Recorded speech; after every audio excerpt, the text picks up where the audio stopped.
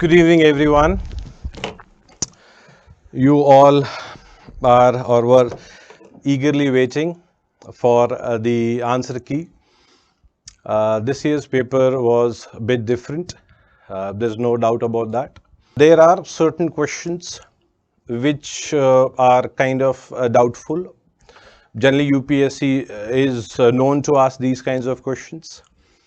However, we'll try to narrow it down कि कौन से लेवल तक, let's say we would try to narrow it down to, let's say we would remove two optional maybe, and we'll keep the two optional, that if these are the two optional, then there is a possibility you may get it right. We'll explain you the concepts also, if at all there is some kind of dispute at all. Hello everyone, so I'm Rachit and I hope all of you are good. So today it was your prelims examination and we as a team of KSG has come together to give you the most authentic answers with proper explanation to understand what was the nature of the paper and what was the exact answers or responses to the questions which were asked. Clear? So let us start with the section of history and culture. I'm discussing about set B, and in set B we'll take the first question related to history, and the question was clear. In set B it was number 1, in A it was 41, C set it was 51, D was 81. Clear? Question says, in which one of the following regions was Dhanya Kot, which flourished as a prominent Buddhist center under Mahasangikas, located? So it is a simple question related to identification of Dhanya Kot and in which part of Indian territory. Clear? In this question, obviously Mahasangikas, if you are learning, you must be knowing about one important dynasty that patronized the Mahasangika sect. That dynasty was the Satavahan dynasty in the Deccan region.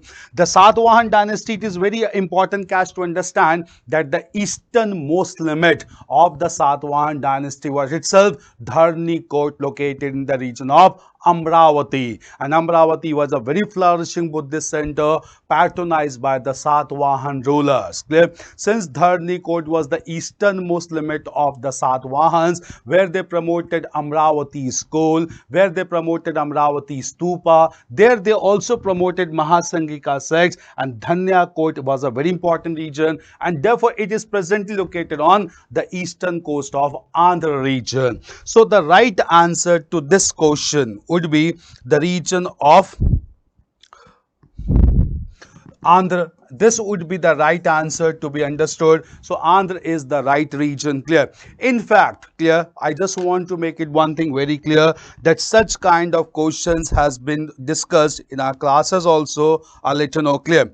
And in these classes we had been discussing such questions earlier as well. If you look into that, I'll let you know. Clear? First of all, this is related to Jainism, the question that has been asked today. Clear? Apart from this, clear, I'll be discussing about other areas as well. Coming to this point, clear. Apart from this, I'll let you know another question related to this topic. Then let us move to this question. Clear? Indo-Greeks, the question has been asked on Indo-Greeks also. Clear this time? Then coming to Satavahans, clear. So we had discussed, we were discussing about Satavahans in the class. We had discussed about Satavahans in the Deccan region, and we also discussed about Shungas and Kanwas. In Satavahans, I had discussed about Dharni Kot in the class, whereby we made it very clear that Dharni Kot was the easternmost limit of the Satavahans, where they promoted Mahasangika sect and even promoted Amravati school. At the same time, the concept of Buddhist religion. So Dharni Kot is located in the region of Andhra. Clear? Moving back to another question. Clear? This question that was asked this time. Clear? And this is related to question number 2 of set B, that is 42 of A, 52 of C and 82. Clear? With reference to ancient India, consider the following statements. The concept of stupa is Buddhist in origin. Stupa was generally a repository of relics. Stupa was votive and commemorative structure in Buddhist tradition. Clear? Now, this question you need to understand very clearly.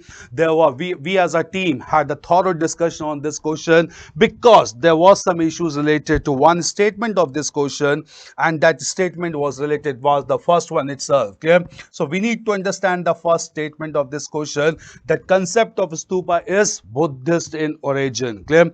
First of all, I'll let you know the concept of Buddha of stupa is not originally related to Buddhism. In fact, this concept of stupas was pre-Buddhist in nature. The first evidence recently only, the Kerala government has published a list of papers in which they have said that such kind of ash mounds, such kind of hemispherical mounds having the burials of human beings were found in the region of Kerala. At the same time, the megalithic burials also had heap around them, and therefore they were considered to be an earlier form of stupas. Clear? So stupas are, or rather origin of stupas, concept of stupas cannot be associated directly with Buddhism. Rather, it has pre-Buddhist origin, which is associated with ash mounds in South India, which is associated with megalithic culture in South India, and therefore it was not connected with Buddhism in origin. So this statement would be a wrong statement. We can generally cut this. Then this stupa was generally a repository of relics. Yeah, Buddhism has relics. Clear? Because stupas are repository of relics associated with the life of Gautam Buddha. This is the right statement. Stupa was a votive and commemorative structure in Buddhist tradition. How many of the statements given above correct? This is also a right statement. It is commemorative structure in Buddhist tradition. Clear? So commemorative means to mark some memorable events in the life of Gautam Buddha. So two statements are correct, and option says only one, only two, all three, and none. So answer would be B, that is only two. This would be the right answer. In fact, clear, stupa was generally a repository of relics. We had discussed in the class itself. Clear? If we look into the classes, I'll let you know. We have discussed this earlier, and we'll come to this point. Look into the class, I'll let you know about the stupas as well. Satwahan's cave, we'll come to Bhaja also. Bhaja has also been asked this time. Pandyas, Cheras and Cholas also. Clear? Coming to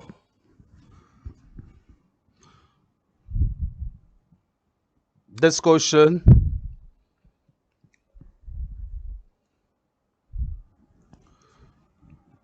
Sangam assemblies. Then Gahadavalas,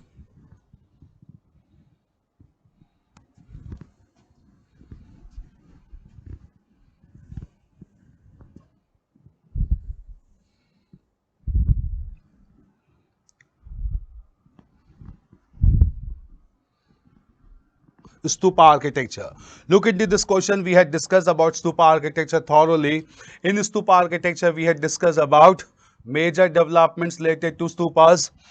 We had discussed about repository in the class with proper diagram. Then we had discussed about the relics of Gautam Buddha kept in this Harmika, then circumambulatory path, Vedika, Toran. This all things has been done in the class that we take regularly. So obviously with this we had been discussing about these issues in class itself, and therefore directly from class such questions has been placed. Clear? So answer to question number 2 would be on two statements which are correct. So we'll move on to these two questions. So only two. Clear? So only two statements right, that it B. Coming to the third question. Clear?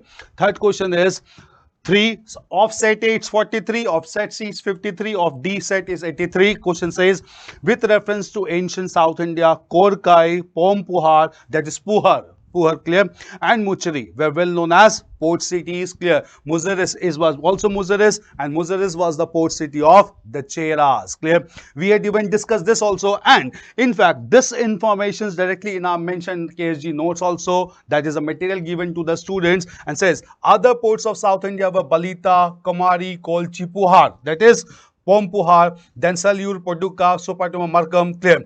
This led to all this, even Muziris also. So this information has been mentioned in the class, in the study material given to you, that has been directly asked, clear. Not only in the study material, in fact, this has been discussed in the class also, clear. We had been discussing in the class itself about this, where we discussed about major developments related to them, and will come to know. I'll let you know, we had discussed that also.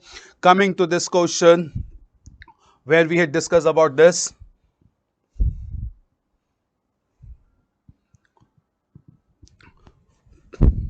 Post-modern period.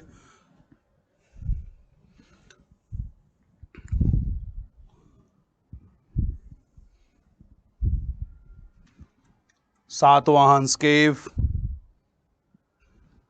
Yeah, Pandyas, Cholas and Cheras. In this we had discussed about major port cities, and we had mentioned about the ports of Puhar, we had mentioned the ports of Cheras, Muziris, and every other important developments and port cities are mentioned when we had discussed about Pandyas, Cholas and Cheras, clear. So time may not be enough to discuss everything, but all these things were there that we had discussed, clear. Coming to another question that was asked this time, clear. Moving to the next one, mention the class notes as well. Question number 4, clear.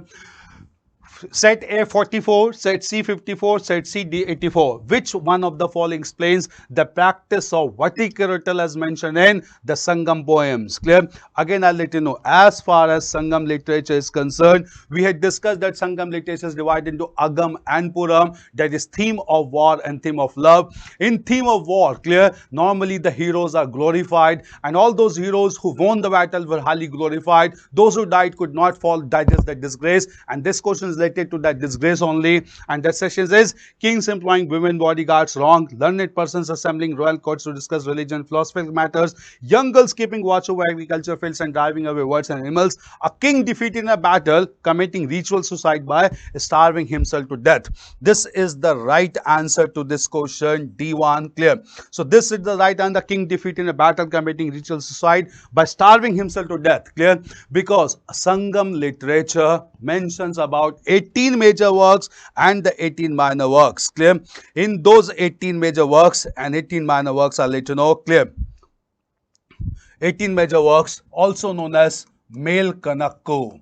In these 18 major works of Male Kanakko, they mentions about the major warriors, in which they have glorified the warriors of Pandyas, Cheras and Cholas.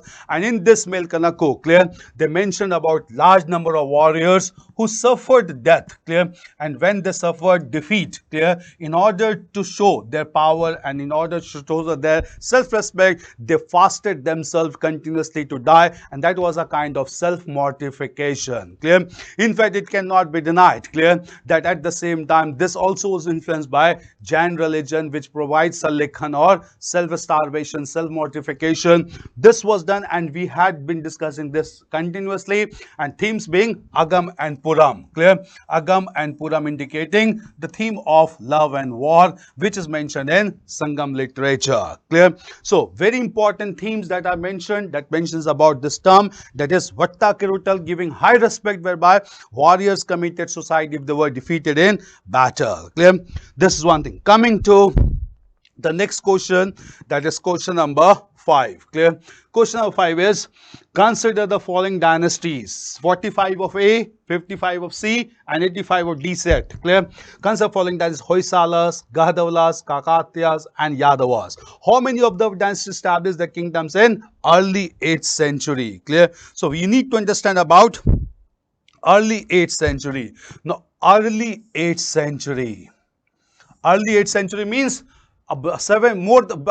before 750 AD, clear. So you have to discuss the event before 750 AD, clear. Now there was some confusion related to this one, clear, that is Gahadavalas, clear, because obviously Gahadavalas was a Rajput dynasty established, clear. Hoysalas were obviously in the late medieval phase, Kakatiyas were in the late medieval phase, and Yadavas, because Hoysalas, Kakatiyas and Yadavas were defeated during the reign of Alauddin Khalji by Malik Kafur. We had discussed in the class, clear. But it is clear that Gahadavalas also emerged on the remains of a large dynasty in 11th and 12th century. And this is mentioned in our notes also. This is Garhwal, clear? And we had mentioned about Pratiharas, Garhwas of Kannauj, clear? In this Garhwal of Kannauj, we had mentioned about the time period also when the Garhwals emerged to take place in the northern part of India, clear? So obviously with the breakup of Pratiharas, number of Rajputs emerged like Gahadwalas of Kannauj, Parmars of Malwa, Chauhans of Ajmer, and we have mentioned about the rise also in 11th and 12th. This is mentioned India in 1050 AD, that is 11th century. So obviously none of them was in the early 8th century, that is D, clear? So Hoysalas, Kakatiyas, Yadavas anyway was later on. Gahadwalas was also later on. So answer would be D, that is none. This is mentioned directly in the class notes of KSG. Clear? Moving to another question. Then another question is question number 6. Clear? 6 is set A 46, set C 56, set C 86. Clear? With reference to ancient Indian history, consider the following pairs. Clear? Literary work and author. Devi Chandraguptam, Bilhana. No, Devi Chandraguptam was written by Vishakha Dutt, and it is mentioned the class notes directly. In our class also we had discussed about that. Clear? So obviously it was written by Vishakha Dutt. Clear? And it's mentioned Devi Chandraguptam. Clear? Devi Chandraguptam and Mudra Rakshasam, written by Vishakha Dutt. It is mentioned the class notes directly. Clear? So it is not Bilhana. This is wrong. Clear? Coming to Hame Mahakavya, Nachandra Suri. This is mentioned the class notes. This is right. Clear? Milind Pano, Nagarjun, Nagasen. So see, don't get confused. I'll let you know. Nagarjun or Nagasen. Clear? Both are same person. Clear? So here if you look into Nagasen, that it is mentioned the notes also. Clear? And you need to understand. Clear? See, the Greek ruler Bactria, Afghanistan, Punjab and occupied them. The most famous Indo-Greek ruler Menander. Clear? He is also known as Milan. He was converted to Buddhism by Nagasen, who is also known as Nagarjun. Clear? So some sources they will give you this wrong statement. No, this is right statement because Nagasen and Nagarjuna are same person, and Milind Pano was written by Nagasen. This is also right. Clear? So this one is also right. Niti Bhagami is written by Sumadev Suri, 15th century. Clear? So how many of the pairs are correctly matched? Only 3 are correctly matched. That is C. Only 1 is incorrect. Clear? So answer would be C. Basis mentioned directly in our study material given to the students directly, so you don't have to go anywhere. These questions can easily be corrected. In fact, in the class also I had discussed about these things. There are videos related to those classes. Clear?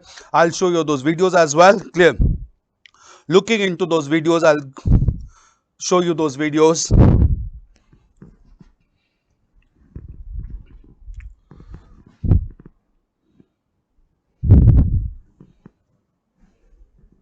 The Sangam age we had discussed. Gahadwalas we had discussed. Just look into that. Clear? We had mentioned about Gahadwalas. Before Chola Empire, we have mentioned about Gahadwalas. Gahadwalas of Kannauj. Let's look into that. Clear?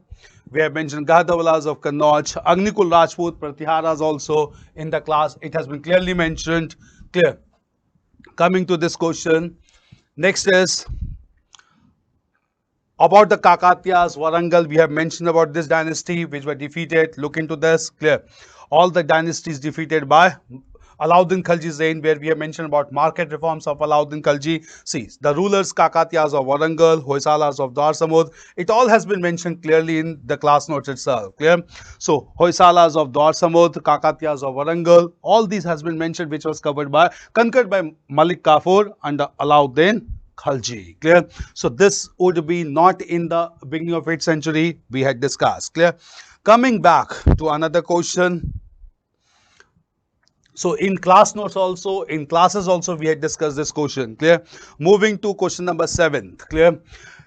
8, set A 47, set C 57, set C 87. Souls are not only the property of animal and plant life, but also of rocks, running water and many other natural objects not looked on as living by other religious sects. The above statement reflects one of the core beliefs of which of the following religion? It's Jainism. Clear? The answer to this question would be Jainism. Clear? Because Jainism talks about the concept of Jeeves and Ajeeves, in which they talked about the souls in the living beings, and those living beings did not try to hurt even the other running water or other materials like rocks, running water, and many other natural objects. In fact, we had also discussed this in the classes itself. I'll let you know the videos also we had discussed about this. Clear? Look into the videos as well.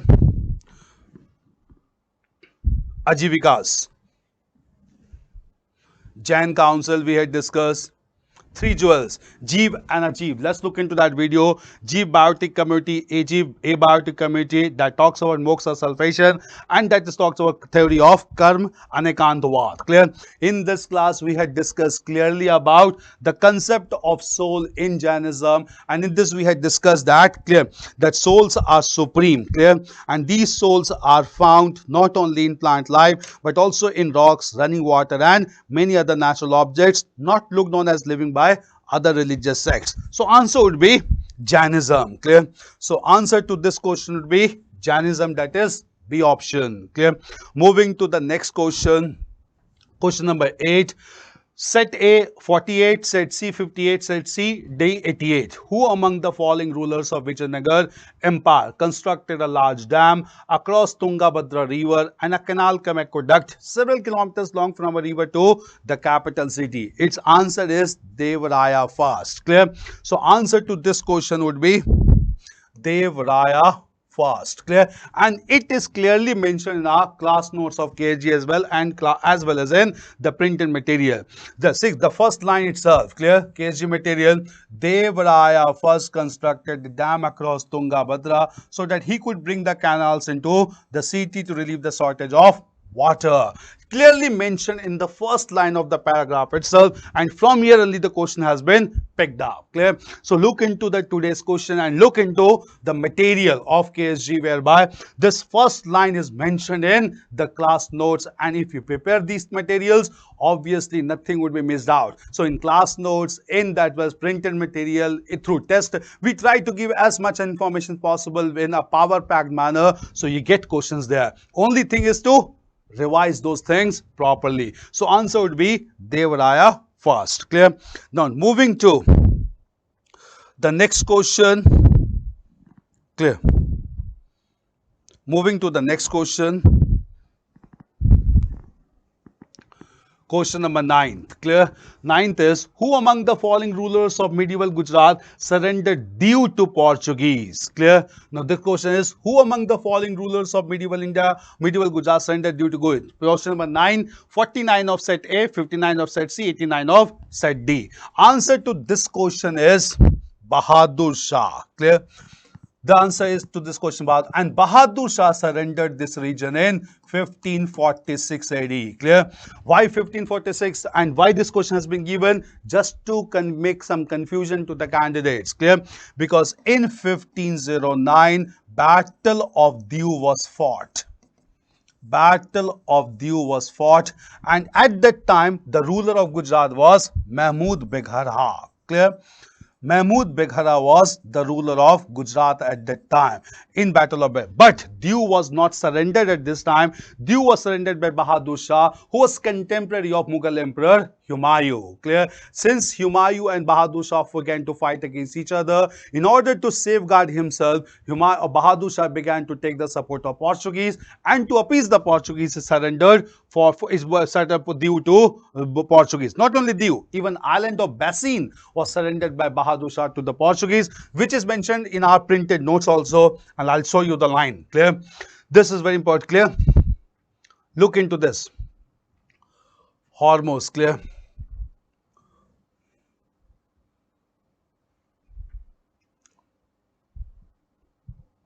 See, Bahadur Shah of Gujarat, during his conflict with Humayun, succeeded Portuguese by ceding them in 1544 the island of Bassein. So in 1554 he ceded the island of Bassein. In 1546 he ceded the island of Diu to the Portuguese. So it is mentioned in the printed material also. It is there in the class as well. Clear? So 1546 answer would be Bahadur Shah of Gujarat. Clear? C would be the right answer. Clear? Moving to the next question, that is question number 10. Now question number 10. Set B10, A50, C60 and D set 90. By which one of the following acts the Governor General of India, by which of the following acts was the Governor General of India declared? Clear? Question is, by which one of the following acts was the Governor General of Bengal designated as Governor General of India? So question says, by which of the following acts Governor General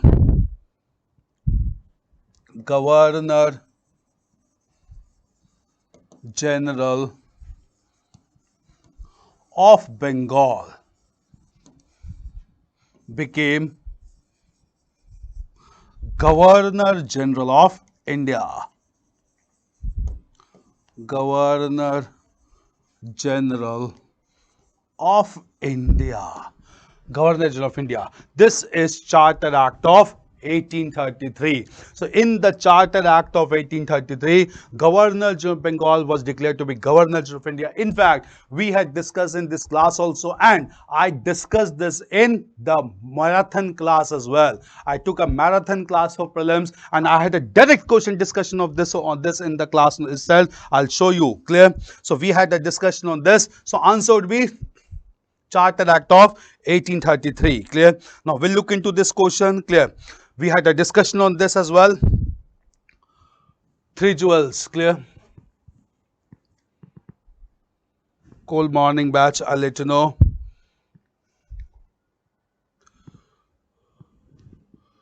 Delhi Sultanate.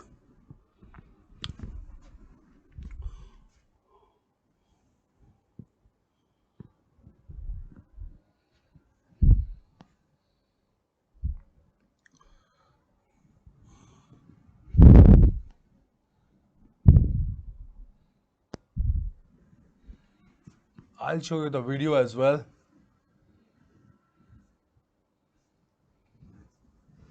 We had a discussion on this in the class itself.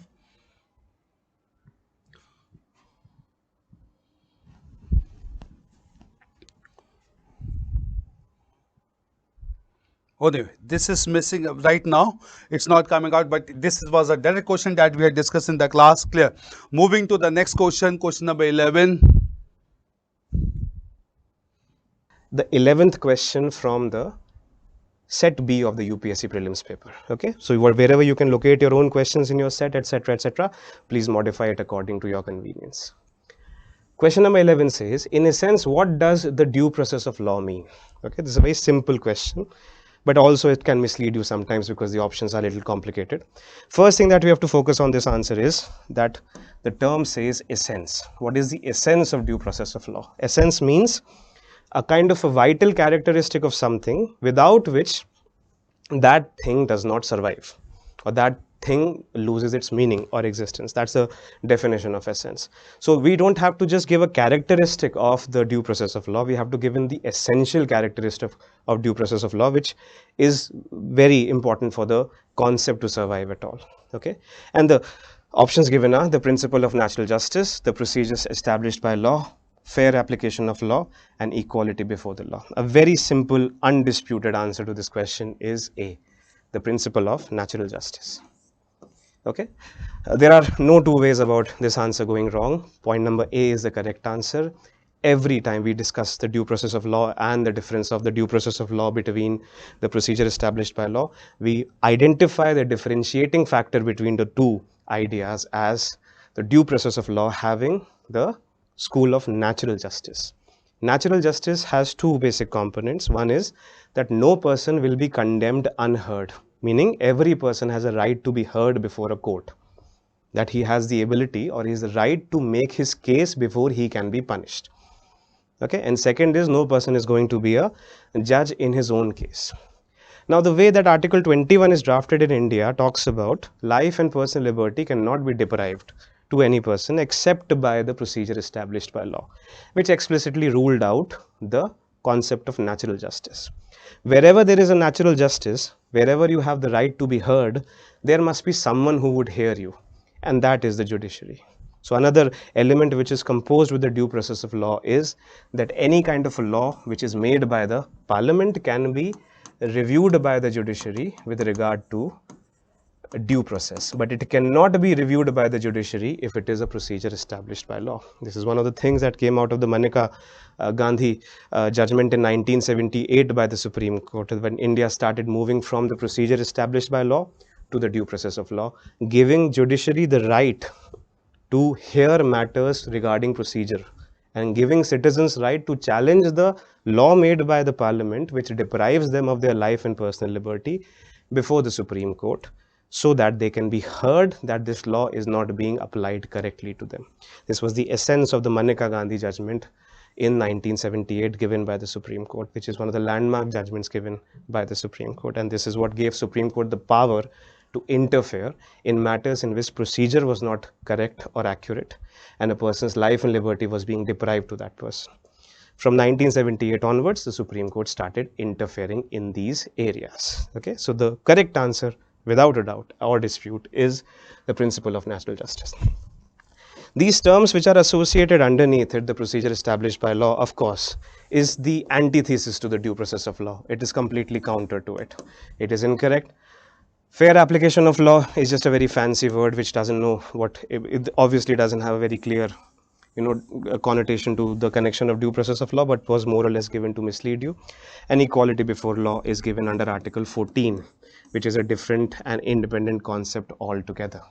Okay, so the correct answer to 11 is 100% A. Let's take a look at the classroom that we had taken on this subject. These are the notes from the KSG classroom session on polity, and very clearly we had mentioned the difference between the due process of law and the procedure established by law, in which we were saying that in the due process of law there is a place for natural justice. Okay, the procedure established by law does not take into account rules of natural justice, very clearly mentioned over here. Okay, and the due process of law takes into account rules for natural justice, like the right to be heard.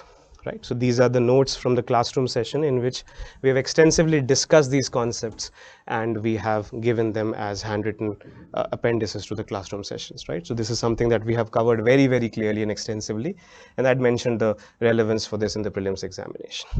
Okay, now let's take a look at the question number 2. Okay, question number 12. In question number 12, you see statement 1 and statement 2. Okay, let's take a look at the statement and then I'll elaborate the entire question. Statement 1 states, in India, prisons are managed by state governments with their own rules and regulations for the day-to-day administration of prisons. Okay. Now, what it says is basically, very simply, that prisons in India are a state subject. And this statement is absolutely correct. Prisons in India are a state subject. Okay, they are enlisted in the second list of the 7th schedule. Right, that is absolutely correct. Statement number 2. In India, prisons are governed by the Prisons Act 1894, which expressly kept the subject of prisons in the control of provincial governments.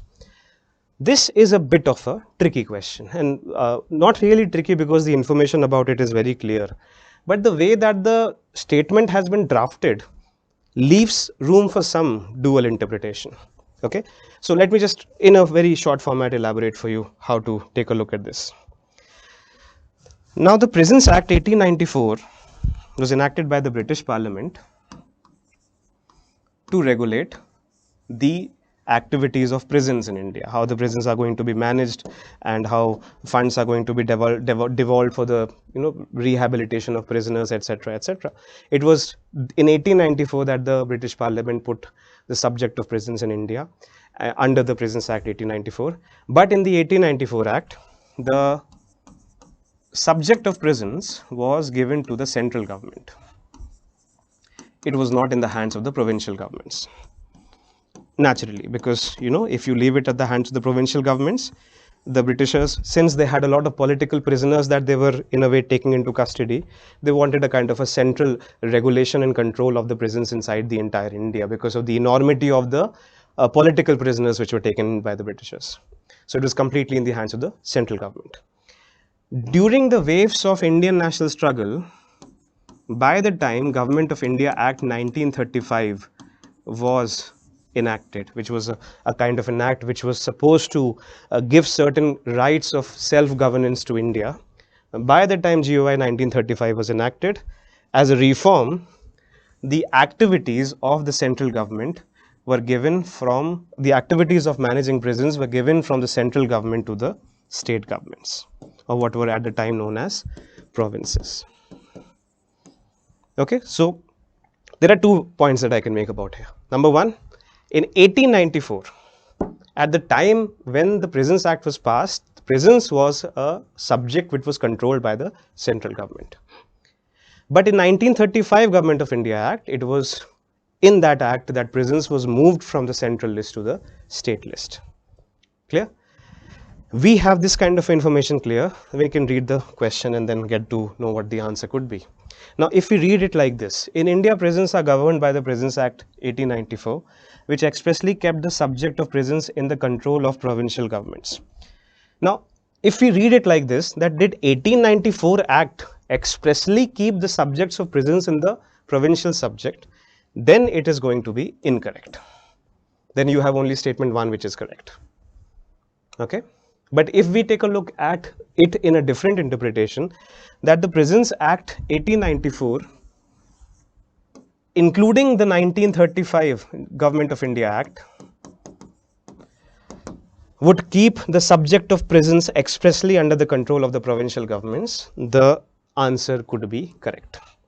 And also not only correct, statement 1 and statement 2 are correct in themselves, but statement 2 is also the reason for statement 1. Because it is indeed in the Government of India Act that the prisons were enlisted as a state subject, and they continue to be so in the Constitution of India. So there was a kind of a connectivity between them, a cause and effect between them. Okay, so if you take one interpretation of this question, which is the first one, then you have a different option which is correct. And if we take the second interpretation, we have a different option which is correct. Okay, let's take a look at this question in the paper.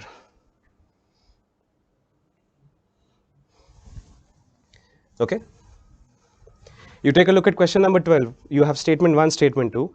Now, if you think about it, that statement 1 and statement 2 are correct, and statement 2 is the cause of statement 1, then you have A as the correct answer.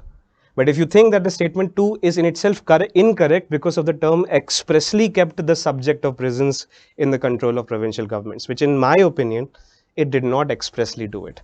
So the term expressly kind of makes me inclined to feel that this statement is correct in itself, or sorry, incorrect in itself. And therefore, my personal hunch to answer this question would be, because of the term expressly written over here, only 1 is correct and 2 is incorrect, which is C. But of course, because the terminology and the grammar of this is not very clear, we are still leaving it open for A to be correct. But if we are reading the term expressly properly in terms of what has been given over here, we, or personally I would feel that C could be the correct answer. But nonetheless, the information of this has been laid out before you. The term expressly kind of makes it a little more difficult for me to get to the concept of A. Okay? So this is question number 12. Moving on to the next question. Then I've told you the inspiration behind this question is, of course, let me revisit that point, that the Home Minister of India has actually now introduced a law which is supposed to be a Model Prisons Act 2023, which is supposed to be emulated by the state governments to model their Prisons Act upon. So this is supposed to be rehabilitative of the way in which prisoners are dealt with in Indian prisons. That is the basis on which this question has been asked, reinforcing a very simple idea that nothing is going to be outside the perspective of the current affairs or the newspaper. Okay? Let me go to the next question. Question number 30. Again, it's kind of a very similar question has been asked in the UPSC prelims paper for the last 8 years perhaps, right? I have been telling students in my classroom sessions in which, this kind of a question is repeated and rephrased almost every year. You take a paper from the last year or paper from the previous year to that, you will find this kind of a question repeated again and again in terms of the drafting of it. Okay, which one of the following statement best reflects the chief purpose of the constitution of a country? Okay, best reflects the chief purpose of the constitution of a country. again what you can say is that what is the essence of a constitution of country. This study sometimes is also known as constitutionalism. What defines a constitution? What is the major reason for having a constitution, right? So basically it can be translated into understanding the concept of constitutionalism, which we all deal with in a classroom session. Okay. Point number A, option number A, it determines the objective of the making of necessary laws, is incorrect. Point number B, it enables the creation of political offices and a government, is incorrect. Point number C, it defines and limits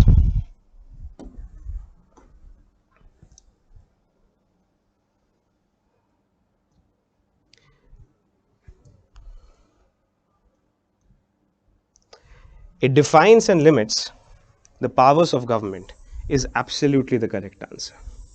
Point number C. Okay. Under the scheme of things of the Indian Constitution, Article 12 gives the definition of a state. State meaning Raj. And state is divided into two categories. One is, for example, the Union Parliament, and second is the Union Government. The Parliament is the legislative organ of the state and the government is the executive organ of the state. And the idea of constitution is that the executive should be limited and accountable and regulated by the Parliament. There are so many provisions of the constitution which reflect this as a basic feature of the Indian Constitution, that the role of the government should be limited, defines and limits the powers of the government. It enables the creation of the government, but also it makes the government accountable to the legislature. It cannot bypass the Parliament. For example, under Article 114 of the Constitution, the Parliament cannot withdraw money, the government cannot withdraw money for the expenditure from the Consolidated Fund of India except by the permission of the Parliament. That is the appropriation bill, and there are all provisions of the Constitution in one way or the other speak about this. It's a very characteristically simple, straightforward answer to a question. Point number C. Okay, you can rely with this kind of an interpretation to check if you've answered correctly or not. This is the reference that I can perhaps cite for you. This is the book by the name of Shorter Constitution of India by Durgadas Basu, and this is a chapter which is called Constitutionalism. Right? Just take a look at the last part of this chapter, which is a Supreme Court judgment that the book has cited. Constitutionalism is about aspirations and limits. Right? Both these things, right? Gives something a power, but also limits its powers, right? To originate something, but also to define the way in which, or the scope within which it can operate, right? We have done the classroom session somewhere or the other about this, and I've had an extensive discussion with the students about how to understand this concept very clearly. Very, very often repeated question in the UPSC prelims examination. Okay.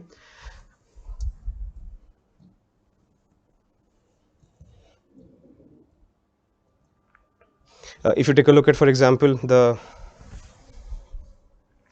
classrooms notes that we had prepared for this part, we had taken a look at how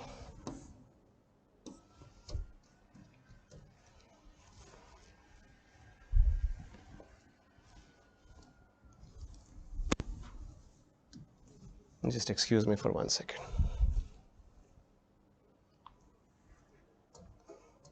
Yeah, so the classroom notes that we had taken a look at in this part, we had very clearly mentioned that one of the ways in which we can talk about constitutionalism or constitutional government is limited government. If you see it right here, it's written limited government.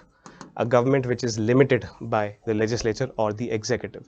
That is the meaning of the term constitutionalism or a constitutional form of government. Okay, so for example, another term which is given in association with this is the constitutional form of government. These are the notes of the classroom that we had taken a look from. Okay, fine, let's move to the next question. In India, which one of the constitutional amendments was widely believed to be enacted to overcome the judicial interpretations of the fundamental rights? Okay, this is the question that we're trying to ask. Question number 14 of set B. Now, the correct answer to this is very simply First Amendment Act 1951. Okay, this was the first amendment made to the Constitution a brief history about this amendment is this, that under Article 19(1)(f), the Constitution of India had made right to property a fundamental right. Right to property was made a fundamental right under Constitution in 19(1)(f). But one of the most important actions that the government of India had to take immediately after independence were land reforms, which included taking land from the zamindars and from the inabdars and the people who were given land grants by the Britishers and redistributing it among the landless laborers. Okay, so this was one of the activities that the government of India had to do. The first thing, it got independent, to live up to the promises of independence, to end the exploitation of the most vulnerable people in the Indian society. But as soon as the government of India wanted to do it, there was some landlord who would go to the Supreme Court of India and challenge the actions of the government of India, saying that right to property is a fundamental right and the government cannot break a person's fundamental right. To, in a way, overcome this kind of a problem, the government of India, the Parliament of India, introduced Articles 31A and 31B into the Constitution, by the effect of which they were able to do some kind of a overcoming of the judicial interpretations of the fundamental rights. Okay, so this is the First Amendment Act 1951, which was later challenged in the Supreme Court judgment of the Shankari Prasad, in which the Shankari Prasad said the Supreme Court cannot interfere in the amendments made by the Parliament. And from there start a series of cases with regard to the amending powers of the Parliament. And the Basic Structure Doctrine comes in 1973. As a response to the Basic Structure Doctrine, the Parliament passes the 42nd Amendment Act. But the 42nd Amendment Act is not a correct question over here, because 42nd Amendment Act was designed to overcome the Basic Structure Doctrine, which the Supreme Court had enacted in the Keshwananda Bharati case. Okay, not the judicial interpretation of the fundamental rights. Judicial interpretation of fundamental rights, what? First Amendment Act. Okay, this is the correct answer. First Amendment Act. You can really rely upon these answers. Very clearly, we have done our part of the research and arrived at this answer. Okay, we've discussed this kind of a thing very clearly in the classroom notes. If you take a look at this part, we've discussed the first Constitution Amendment Act 1951, and we have taken a look at how the land reforms, the agricultural land of the zamindars and distributed to the landless laborers. And we've taken a look at Article 19 in Part 3, included right to property. And therefore, the landed classes started challenging the legislations for land reforms before the Supreme Court under Article 13, citing the law in terms of fundamental rights.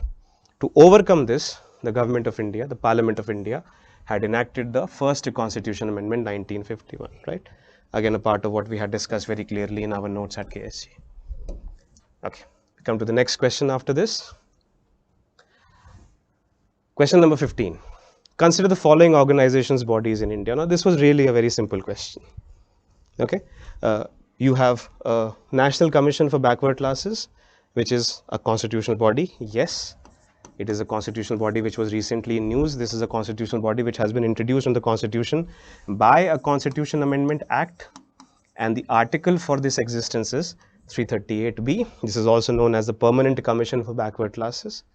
This was also the crux of the judgment given by the Supreme Court in the Maratha OBC case, which was given by the Supreme Court recently, 5-judge constitution bench, upholding the validity of this amendment. So this is indeed a constitutional body. But the other bodies which are mentioned over here are not constitutional bodies. Okay, so the only body which is mentioned over here is a constitutional body, National Commission for Backward Classes, NCBC. National Human Rights Commission, National Law Commission, National Consumer Disputes Redressal Commissions are either statutory or non-statutory bodies. They are not constitutional bodies. Only Article 338B talks about any of these bodies, which is National Commission for Backward Classes. Okay, this was not a very difficult question to attempt. Okay, next one. We have taken a look at a very clear and extensive understanding of what the national backward classes are in the notes. And you can take a reflection upon them by the notes that we upload upon our website. All of these things have very extensively been covered and explained in the classrooms about this. Okay, question number 16. Consider the following statement. if the election of the President of India is declared void by the Supreme Court, all acts done by him, her, in the performance of duties of his or office of President before the date of decision become invalid. Now, this is a question that I am again referring to, has been asked by the UPSC because of the recent events of the presidential elections in India. We have a very newly elected president in India, and therefore 2 questions from the presidential elections are there in the UPSC. You know what you can deduce from this? In 2024, you will have elections at the Lok Sabha, and you can easily assess that if you cover all aspects of elections to the Lok Sabha, you will have about 2 to 3 questions from that part. It is not that difficult to anticipate from which area in polity questions are going to be asked for. Okay, it is not something where the sky is not the limit. You are very clearly getting some amount of pattern from which you can deduce that the questions are being asked in all these years. Okay, take a look at the question again. If the election of the President of India is declared void by the Supreme Court, all acts done by him, her in the performance of duties of his or office of President before the date of the decision become invalid. The statement simply says that let's say if the President is elected and 2 years he remains in office, and then let's say the Supreme Court of India, which has the power to declare the elections of the President as void, in a way strikes down the elections of the President. What happens to all the activities that the President has done so far in terms of signing on bills and giving assent to them and signing government orders? Do they become invalid? Of course not. You don't have to look at a constitutional provision for it. You obviously know by this point of time that presidential is a kind of a ceremonial and a nominal head of the executive. The real power of the executive are wielded by the government of India, which is by the Prime Minister and the Council of Ministers. So therefore, the actions are only namesake done by the President. They have no discretion of the President, and therefore they cannot be undone just because the President is, of course, not clearly legally elected, or there's some problem with the elections, right? So this is this option is incorrect, because it says that the decisions are going to be declared as invalid. Okay, so because of the term invalid over here, option number 1 is incorrect. Election for the post of President of India can be postponed on the ground that some legislative assemblies have been dissolved and elections are yet to take place. Now, all of you know that the electoral college of the president elections is formed out of legislative bodies. Okay, legislative bodies send electors to the electoral college which elects the president. Question is, what if one state does not have a legislative body, or it has been dissolved, which means that the people of that state, the MLAs of that state, cannot participate in the presidential elections? Is that going to be a reason to postpone the presidential elections till you have a Vidhan Sabha in that particular state? The answer is no. Again, the concept and logic is simple. President should be a person who is elected or chosen by the people of India. But in Indian constitution, president is after all a ceremonial head, and the longer points of the government, longer activities of the government cannot stall because the president is not completely elected by the procedure, etc., etc. Okay, you cannot delay the government of India from taking office, or by the president of India in doing his work, just because there is some procedural error, because we cannot take ceremonial and nominal powers given to the president to the point where the entire machinery of the constitution does not work because of one single loophole. Okay. When a bill is presented to the President of India, the Constitution prescribes time limits within which she has to declare her assent. This is also incorrect. This is Article 111 of the Constitution, assent to the bills. And this is where the President of India gets the power of having a pocket veto. So all these options 1, 2 and 3 are incorrect. You can match with the corresponding correct option in the answer over here.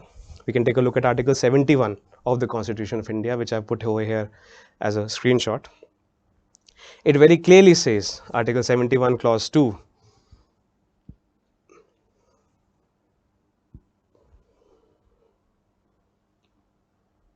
so Article 71 in the clause says that the decision which is taken by the Supreme Court will not invalidate the actions of the President by the fact that the Supreme Court has declared the elections of the President to be invalid or void. This is what you can read in 71 clause 2, invalidated by the reason of that declaration.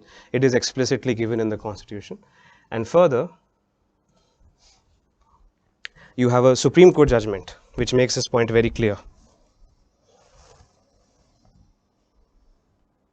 Let me put out the judgment given by the Supreme Court in this regard. The judgment is an advisory jurisdiction order given by the Supreme Court, which is known as refer to the Supreme Court about presidential elections 1974, in which the Supreme Court has very clearly stated that when there is a legislative assembly which is dissolved, the presidential elections cannot be postponed. Very clearly the Supreme Court has given as a interpretation of the Constitution in the presidential elections case 1974, taken to the Supreme Court as a matter of advisory jurisdiction by the Government of India, right? So in this particular part, if you take a look at the question over here, question number 16, this is incorrect, this is incorrect, this is incorrect under Article 111 by the Supreme Court judgment and by Article 71 Clause 2. The correct answer is none, which is D. Okay? Clear?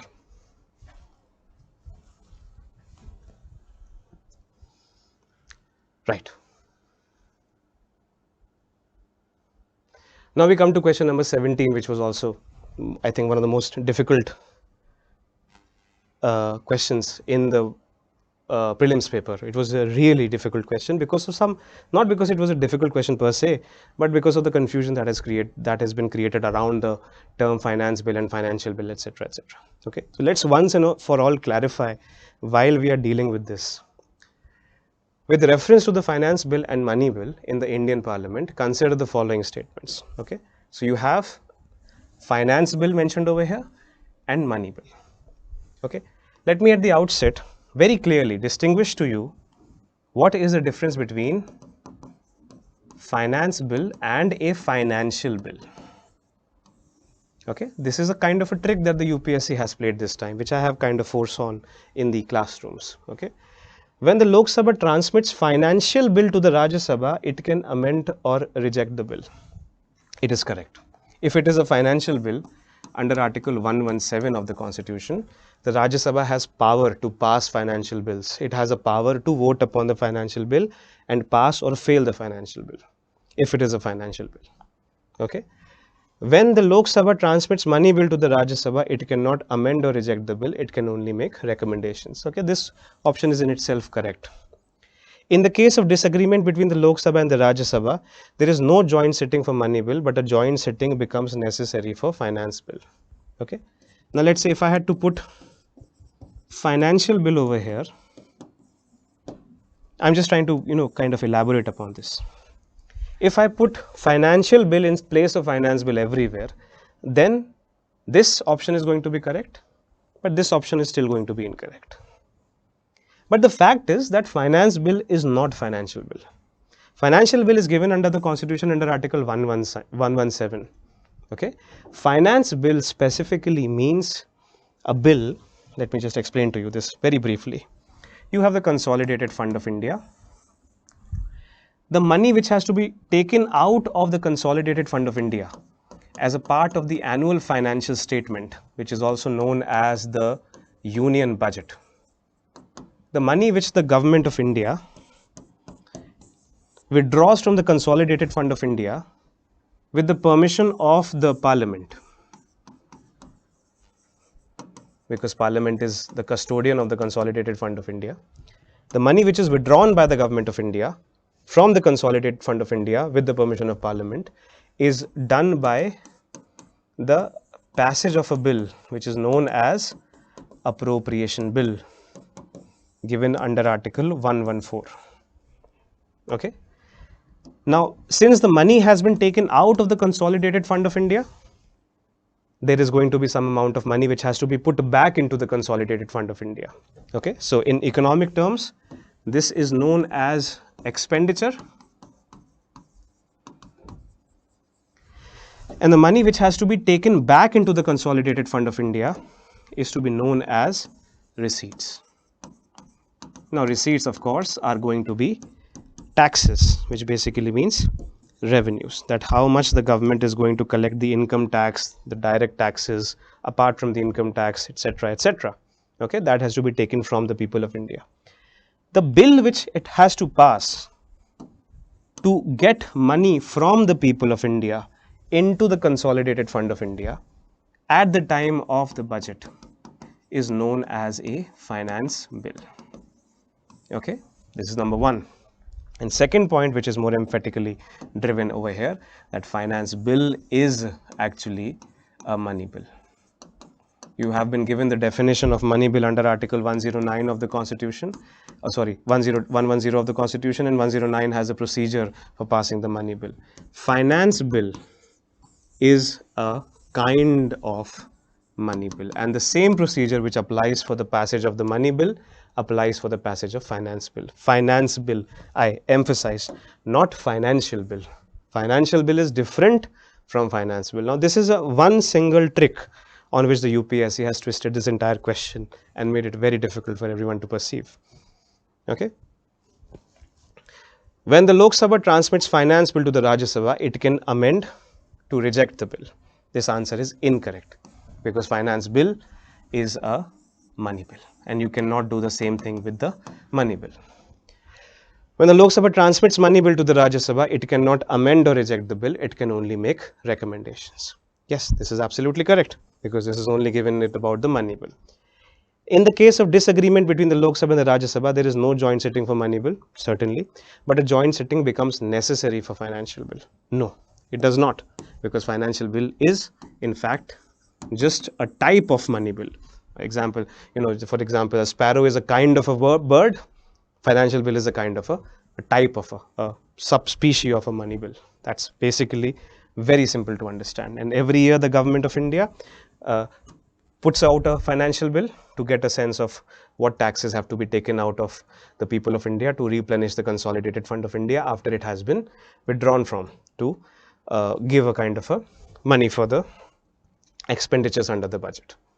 Okay, so you have the current affair this time which made it possible for these questions to be asked. Amid ruckus, Lok Sabha passes union budget without discussion, which basically means that the Lok Sabha had passed the appropriation bills and the finance bills, which are two bills which have to be passed during the budget without discussion, and that is why it became important in the news this time. Okay.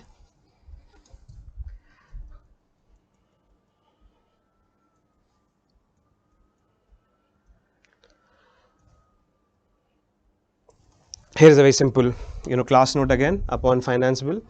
Annual financial statement has two components: estimates of receipts which are presented before Parliament as finance bill, and estimate of expenditure as appropriation bill. Finance bill is not mentioned as a provision of the Constitution. It is a form of a money bill and follows the same procedure as mentioned under Article 109 and Article 111. Under Article 109, you have the powers special procedure for passing the money bill. Article 111 is the assent of President in case of a money bill. So a finance bill is a money bill, right? And it is not I who says, it is the Rajya Sabha Secretariat which has issued a very clear document about stating that the finance bill is indeed a kind of a money bill. Let me just show you that reference so that you can be convinced of the correctness of this answer.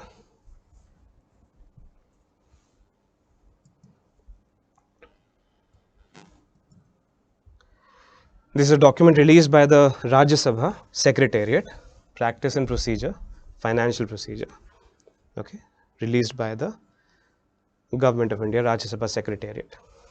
Go to the last part of this document and just read it out for you, so that once and for all in the future terms also confusion can be clarified.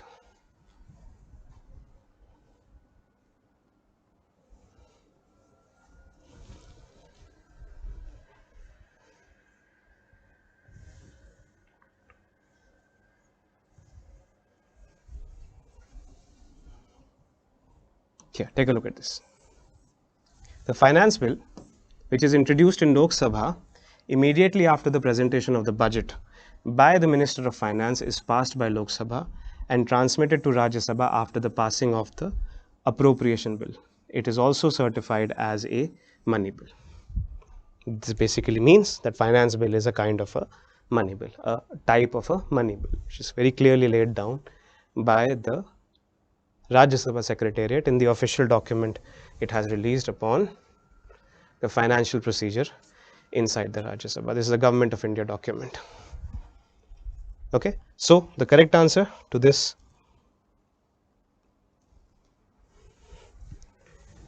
is going to be, let's take a look at the options again.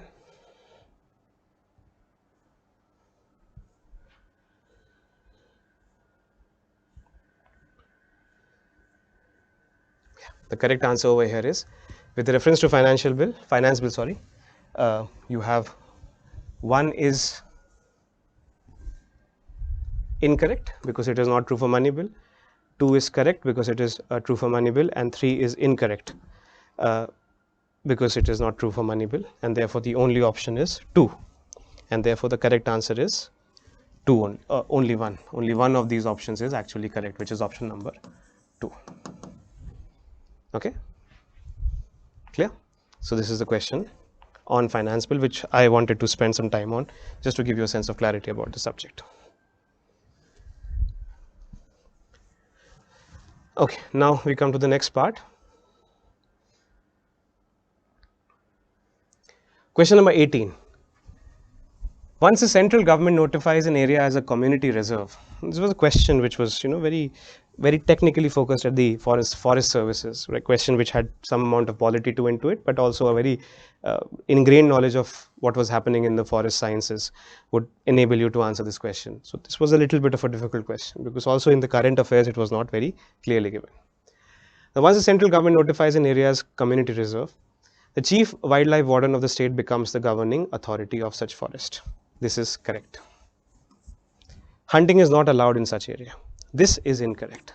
Now, just let me give you a simple idea what a community reserve is. A community reserve is basically the idea that in the ancient times, when the cities had not developed, humans used to live very closely with the wildlife of their areas, especially in the forest regions.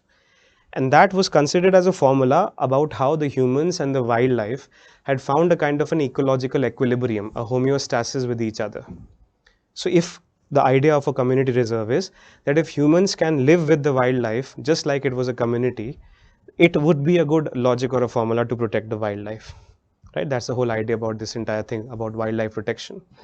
So it was created as a concept in which humans can live inside the wild areas as if there were no interferences made by the state on things.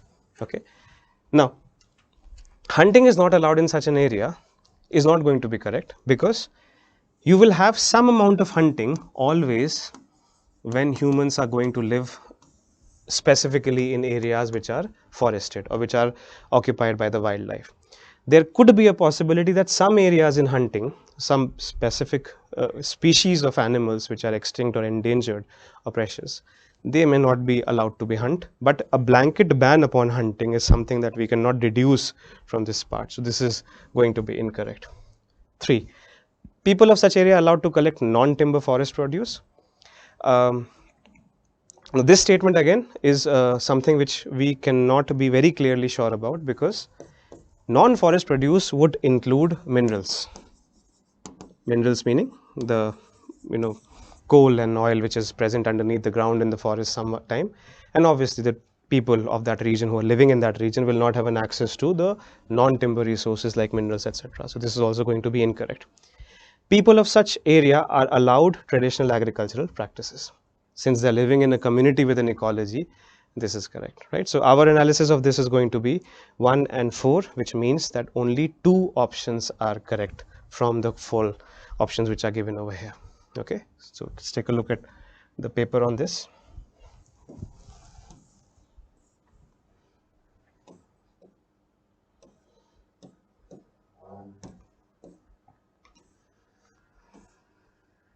The correct answer for this would be given as only 2, 1 and 4. 3 and 2 are not going to be given as correct answers. Okay, clear. Take. Let me take the next question after this.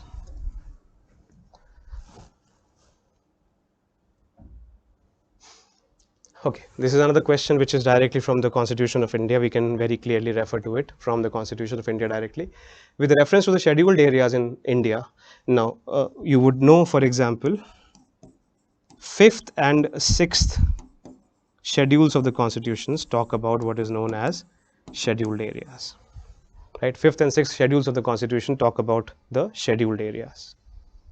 Okay, and therefore this is a question which is related to that part. 19, option 1 says, within a state the notification of an area, scheduled area, takes place through an order of the president. Absolutely correct. Right, if you take a look at schedule 5, the fact that within a state, the state doesn't have any power over the scheduled areas. The power over the scheduled areas, or in fact the power of notifying which area is going to be a scheduled area, is given to the union government, and therefore this is the correct answer. Within a state, the notification of an area, scheduled area, takes place through an order of the president. 100% correct. Point number 2. The largest administrative unit forming the scheduled area is the district, and the lowest is the cluster of villages in the block. This, if you read, for example, para 4 of the 6th schedule, can be analyzed as correct. Para 4th of the 6th schedule states very clearly that you will have a district, and within that district you can have regions, and to govern the district you will have a district council, and to govern the regions you will have a regional councils. And then it says that the regional councils or the district councils can create another smaller area which can self-govern itself, which can be known as a block, which can be a cluster of villages. Okay, and that can be given some powers to govern itself or some judicial powers over itself. So in that understanding, para 4 of the 6th schedule makes it correct to feel that the largest administrative unit forming the scheduled area is a district, then the regional districts, and then you have the cluster of villages, a kind of a set of villages which come together, which can govern themselves under schedule 6 of the constitution. Right, so that way it is correct answer, para 4 of the 6th schedule. The chief ministers of the concerned states are required to submit annual reports to the Union Home Ministry on the administration of scheduled areas. This is incorrect. Okay, this is not given in the 5th schedule the way it has been presented over here. In fact, what has been given in the 5th schedule is that the governor of a state is supposed to report to the President of India on the administration of tribal areas. And also Supreme Court has said that this power of the governor is not to be exercised at the aid and advice of the chief minister, but is actually considered one of the powers of the governor under the discretionary powers. So even by that logic, the governor is not simply acting on the aid and advice of the chief minister. He is actually able to create an independent report upon the administration of a scheduled area and present it to the president. And also, just to keep a kind of a sense over it, the ministry to which this report is submitted is not the Ministry of Home, but it is the Ministry of Tribal Affairs. So all of that kind of make this kind of a question incorrect. Option 1 and option 2 are going to be correct. Okay, so let's take a look at the sources for this.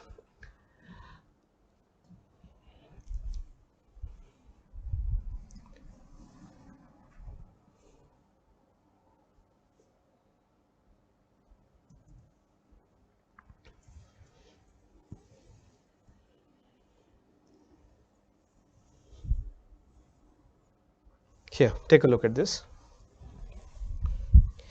This is part of para 4 of the 6th schedule. Okay, it says that a district council for such district or any court constituted in that behalf by the district council shall exercise by the powers of a court of appeal in respect of all suits and cases triable by a village council, cluster of villages, as was written in the option.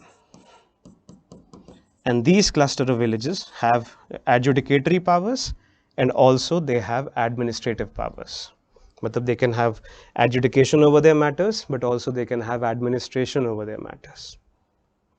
Okay, so this is a part which has been given in para 4 of the 6th schedule, which makes the second option correct.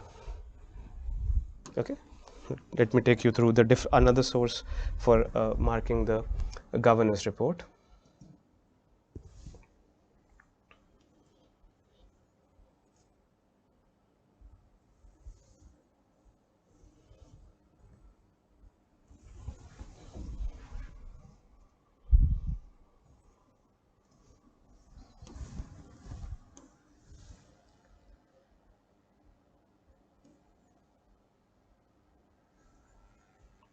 These are the powers which have been given to the governor under para 5, and these powers include the powers to submit to the president the report upon how the management of a scheduled area has been going, right? So this kind of a thing also sets that entire thing in correct order. Okay.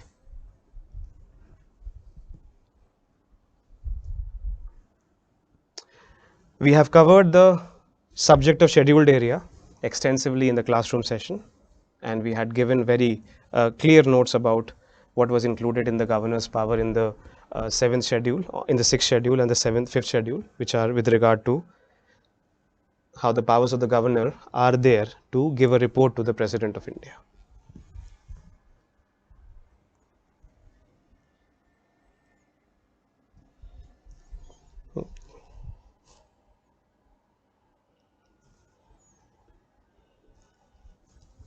Just let me reopen the PPT.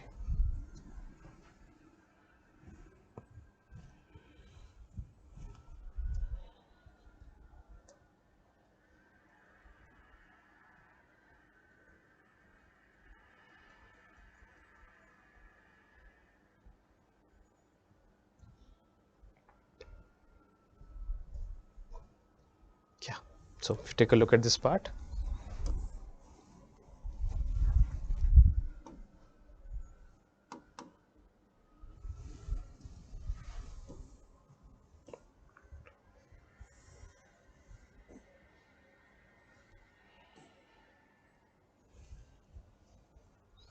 This is a part in which we have given the point about the governor making a report to the president. Okay, this is the subject of the 5th schedule. Take a look at question number 20. Consider the following statements. Statement number 1. The Supreme Court of India has held in some judgments that the reservation policies made under Article 16, Clause 4 of the Constitution of India would be limited by Article 335 for maintenance of efficiency of administration. It is spot on question taken directly from Article 335. A very simple reading of Article 335 would give you an understanding of what the concept of efficiency of administration means, right? It is given directly under Article 335. We don't have to go looking for this answer anywhere. This statement is correct. Statement number 2. Article 335 of the Constitution of India defines the term efficiency of administration, right? This statement is incorrect. Okay, there is no definition which has been given by the Constitution of India under Article 335 as to what efficiency of administration means. Let me simply brief you about the concept of efficiency of administration. The Article 16 Clause 4 of the Constitution of India allows for the reservations of scheduled castes, scheduled tribes and the other backward classes into offices under the state, which is reservations at public employments, which reservations at the state services and the central services. But Article 335 says that such reservations should be exercised in such a manner that they should not compromise the efficiency of administration. That reservations should not come at the cost of efficiency or having a kind of a competence within the administration. So it's a kind of a limiting act on the powers of the government to give reservations, and the limiting factor is that the efficiency of the administration should be balanced. It should not be compromised or be put at the cost of reservation policy. Okay, that is what is given under Article 335. But what it is that can be defined as efficiency of administration, what are the parameters, what are the ways in which you can very clearly identify what do we mean by the term efficiency of administration, has not been defined by the Constitution of India. It has left maybe the courts to give a kind of a proper definition of the efficiency of administration part. It has not been defined by Article 335 of the Constitution. So statement 1 is correct, statement 2 is incorrect. Okay, so this is a part that you can take a look at directly from Article 335, which is very simple to read in itself. So let me go back to the point about it. We have completed questions number 11 to 20 in the polity paper, which are 10 questions, 10 very clearly, tricky questions. Sometimes we can think about it like that. With reference to the scheduled areas in India, the correct answer is going to be 1 is correct, 2 is correct, 3 is incorrect. So the correct answer is B, only 2. Okay, and then we have question number 20, which is about Article 335. So we have question number A as statement number 1 as correct, statement number 2 as incorrect, and therefore the correct answer is going to be C. Statement number 1 is correct, but statement number 2 is incorrect. These are question number 1 to 20 in the subject of polity, right? So let us start. The first question, I think the theme of the question paper you guys understood.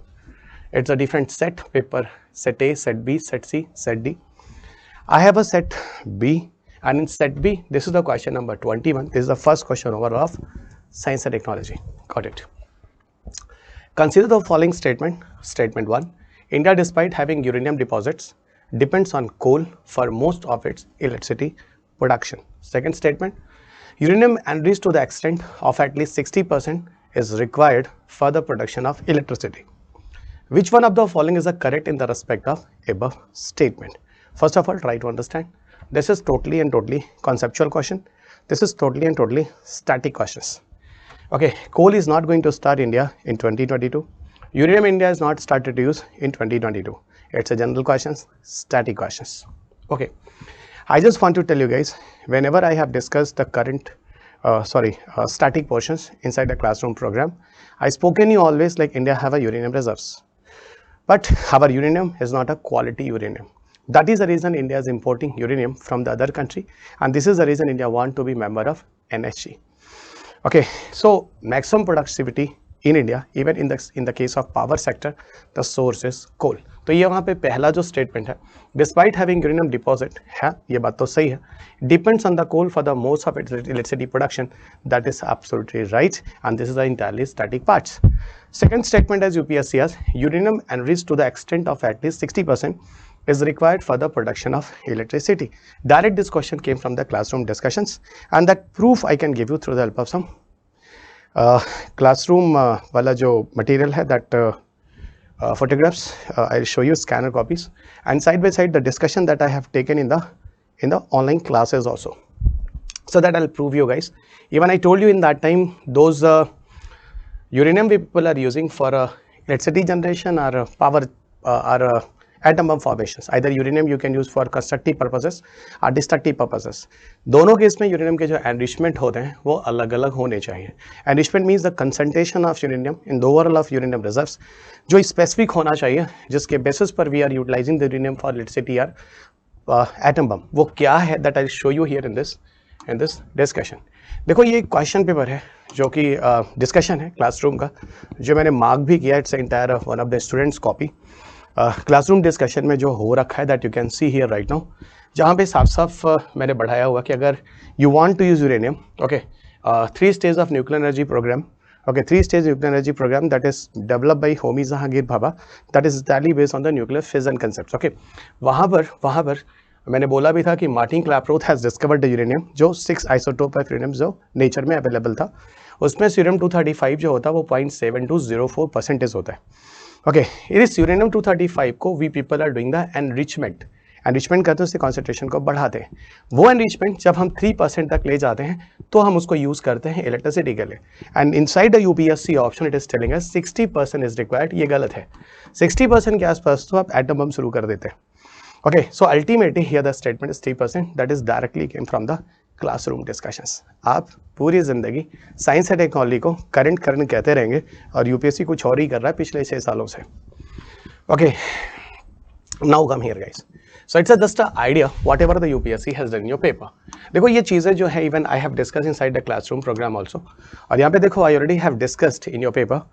Like this is a discussion. You see here guys. So officially even also not mentioned all the 610, officially mentioned only 3 here.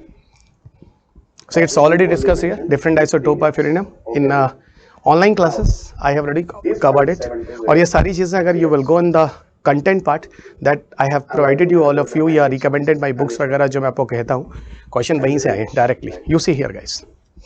What is the meaning of enrichment? We are increasing the concentrations. Listen. What about the meaning of enrichment? We are increasing the concentrations. If it will go up to 3% enrichment, so it will be utilized for electricity. 3% is just on an average.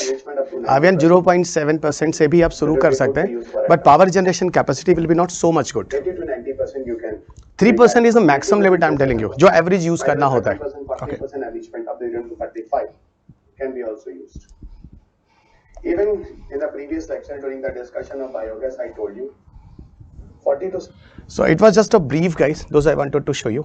और मेरे ख्याल से आप समझ चुके हैं मैं कहना क्या चाह रहा था, ठीक है.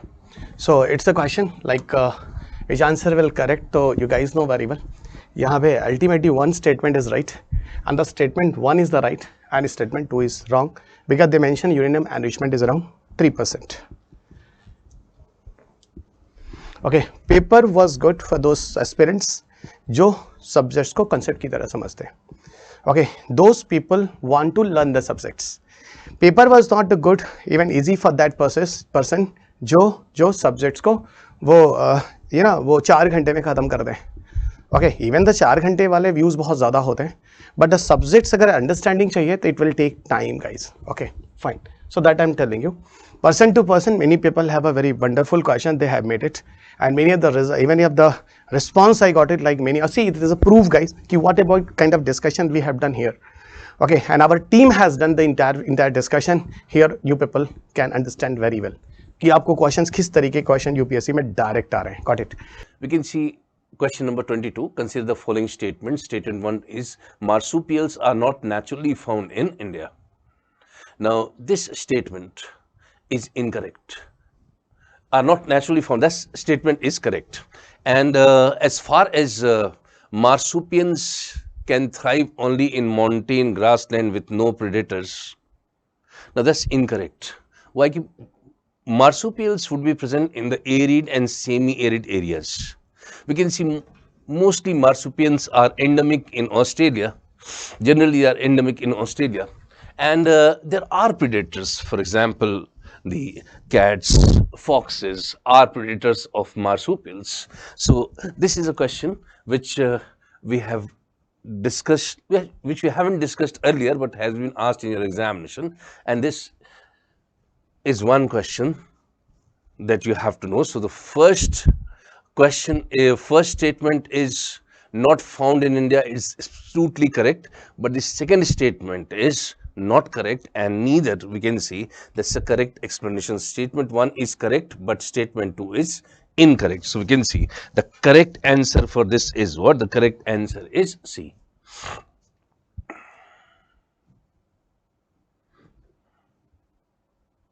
Now let's see question number 23.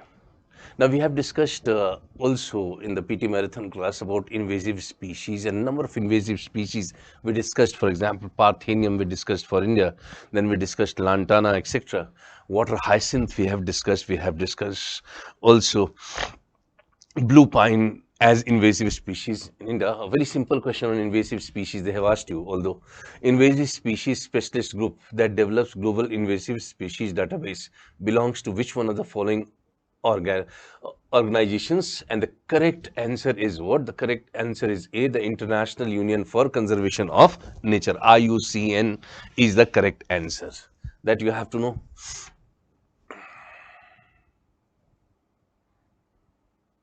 Now question number 24. Now we can see that this question has been asked from a class test also, which was conducted in the KSG batches. And the class test was on protected areas, where this question was asked, roughly the same type of question. Lion-tailed macaw. Now consider the following fauna: lion-tailed macaw, Malabar civet, and sambar deer. How many of the above are generally nocturnal in nature or most effective after sunlight? Now we can see that lion-tailed macaw is not nocturnal in nature. It is only active during the daytime. So this is not in the option. Malabar civet, if we see, now they are both nocturnal and diurnal, but they are mostly nocturnal. So we can consider Malabar civet, and sambar deer is nocturnal. So we can see that only 2 would be the correct answer for this. Only 2 would be the correct answer for this. Now let's discuss question number 25. Which one of the following organism performs waggle dance for others of their kin to indicate the direction and the distance to a source of their food? Now the correct option is what? The correct option is honeybees. Now waggle dance is a part of what? It's a part of swarm behavior. And swarm behavior are shown by these types of insects through which they interact with the environment, and they interact also among themselves. So this kind of behavior is called as what? It is called as swarm behavior. The habitat of honeybees are getting disturbed today because of a type of pollution which is called as microwave pollution, which we have discussed in the class also. So maybe next time they ask you about microwave pollution also. So that's the correct answer, C for 25th question.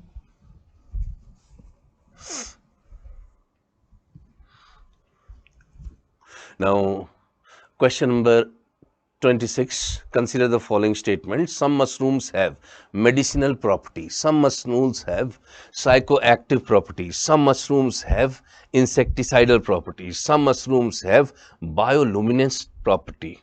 Now, tell me what is the correct answer for this.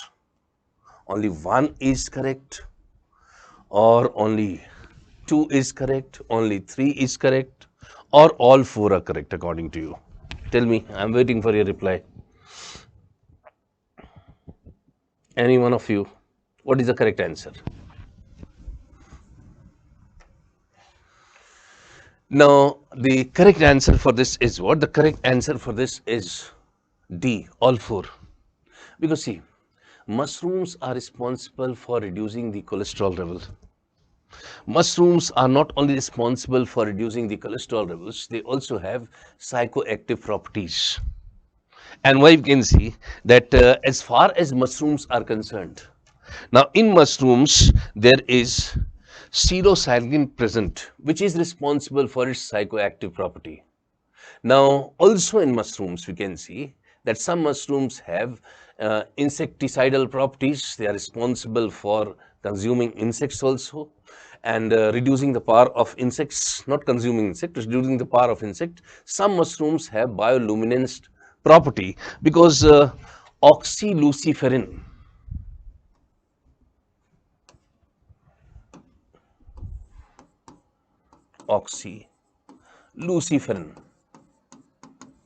Now you can see this is responsible for bioluminescent property of the mushrooms. And as far as medicinal value is concerned, it has medicinal value. I have told you it's responsible for reducing the cholesterol level, it's responsible for boosting the immune system, and they have psychoactive properties also because of the substance that I have discussed. And some mushrooms have insecticidal properties also. Some mushrooms have bioluminescence property also, and that is due to the substance present which is called as oxyluciferin. Clear? So that's all the 4 options are nothing but correct only.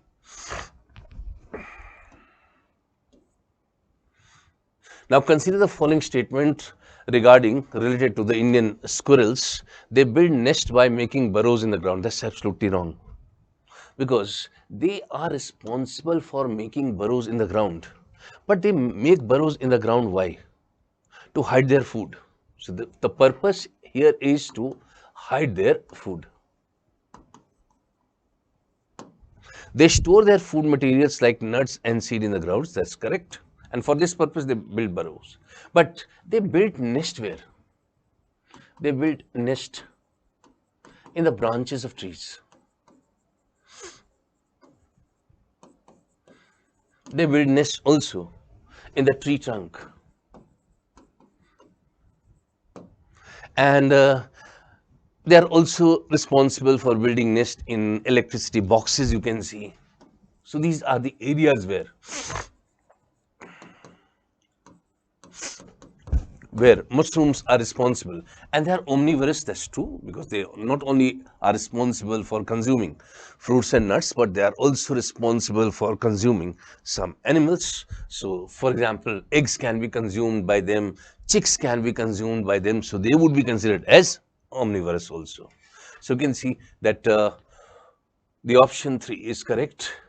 They store their materials and nuts and seeds in the ground. That's correct.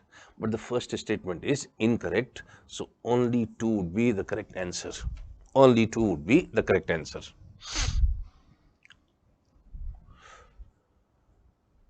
Now question number 28. Consider the following statement. Now you can see that some microorganisms can grow in the environment with temperature above the boiling point. Now these microorganisms are called as thermopiles, some bacteria. They would be growing in temperature. Generally, they grow from they thrive from a temperature of 40 degree to 80 degrees centigrade. But some have the ability to grow at a or thrive at a temperature of more than 100 degrees centigrade. So that's correct. Some microorganism can grow in an environment with temperature below the freezing point. That's also correct. And we can see some microorganism can grow in highly acidic environment with a pH value between below 3. So they can grow in an environment, and these kind of microorganism would be called as acidophilic microorganism, which can thrive within a pH value limit of 1 to 11. 1 to 11. So that's also correct. So all the 3 would be correct answer. You can see all the 3 would be correct answer, and the option would be C. Option would be C. So some are acidophilic because they can thrive in a pH range of 1 to 11. And we can see some microorganisms can grow in an environment with temperature below the freezing point also. And these would be called as psychophilic. And some, they can thrive at a temperature which is above the boiling point of water. So these would be called as thermopiles. So all the 3 options are correct. Which one of the following makes a tool with a stick to scrap insect from a hole in a tree or a log of wood? Now the correct answer is B. And that is what? That is orangutan. Why? Because not only it is responsible for using the stick to scrap insects from a hole, but it's also using the bark of tree for doing this, and it's also using bark of tree for extracting honeys. The trunk also is used by it. Small trunks can be used by it also for extraction of honeys. So that can be done by orangutan. Fishing cat, otter, sloth bear. Sloth bear, they use their hand only. So that's wrong. There are some animals which are responsible for using some tools, and this is one of them. Now consider the following statements: aerosols, foam agents, fire retardants, lubricant. In the making of how many of the above are hydrofluorocarbons used? See, it is used for making of all 4. All 4. And as far as HFC is concerned, we have discussed in the class that HFCs were used as what? It was used as an alternative to CFCs. And it was used as an alternative to CFC, but the problem with HFC is what? That the heat retention capacity of HFC is very high. Because the heat retention capacity of HFC is 1000 times than that of CO2. So that became a big concern as such. And for this, we have discussed in the class that the Kigali Agreement was signed for phasing out of HF. In 31 question number in B, look at here, consider the following statement: Jhelum river passes through Ular lake. This is a very simple statement, but it has 2 important aspects here, you see. As we know, Jhelum is an antecedent river. Second, it passes through the Ular Lake. If it is passing through the Ular Lake, so now the what type of lake is Ular Lake? Ular Lake is an oxbow lake. It is an oxbow lake. It means because of meandering of the river, this lake was formed, right? Now, in the upper reaches of the Himalaya, how it is possible? What are the conditions for the development of an oxbow lake? Oxbow lake generally developed from the mature stage. In the old stage is completely developed. Meandering of the river start in the mature stage. In the old stage you have the development of an oxbow lake. This question is from very simple book NCERT, you will get it, and even in our KSG material it is given. If you will have seen that our book 49 and 44 page number of KSG, this material India Human and Physical Geography, it is given there. In the class also we have discussed this. Oxbow lake generally formed because of meandering of the river. You know that in case of meandering path of a river, there are two important side you are having. This side, in one part you have more kinetic energy of the stream, and here you have development of a cliff. On the opposite side you have development of deposition of sediments and development of a slip of slope. And these particular differences in erosion and deposition in two different banks, this leads to subsequently more and more erosion here, and this side also same erosion will be more, and this will get connected here forming an oxbow lake here.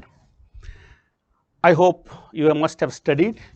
So, the question here is Jhelum river passes through Ular Lake. It is, the statement here is correct. It is a correct statement. And tectonically developed this lake. This lake, the second largest freshwater lake in Asia, one of the major even freshwater lake in India, and this is connected through Jhelum river. Second point is Krishna river directly feeds Koleru lake. Underline here that you can see there, directly feed, I mean directly draining into the Koleru lake. If you will see the map of Andhra Pradesh, you will find out Godavari and Krishna in between these two. A river, two delta you are having at the mouth, you have the Godavari and Krishna, in between the delta regions we have Koleru lake. Koleru lake is drained by two seasonal streams. Okay. One is you have Budameru, Budameru, Budameru, which is originated from Malyavaram hill, a small hill nearby, Malyavaram hill in Andhra Pradesh. It is a consequent river. It is not a part of Krishna river, you remember. Okay. So, this statement is not correct here. Krishna river directly feeds Koleru lake. This particular statement, if you will see, the second statement of 31 question of this series B, we have here, it is completely wrong. I said one river, that is, that river is Budameru. Second, another river is there. This is a very small consequent river, seasonal stream, again Tamimilru. Okay, Budameru and Tamimilru. No need of memorizing this name even, but you remember Krishna river directly not feeding into Koleru lake. There are few canals through which it is linked, but directly it is not feeding. Meandering of Gandak river formed the Kanwar lake. Again read this question carefully. Meandering of Gandak river it is written, not Budi Gandak. There are two rivers, Budi Gandak and Gandak. Both are finally draining into river Ganga.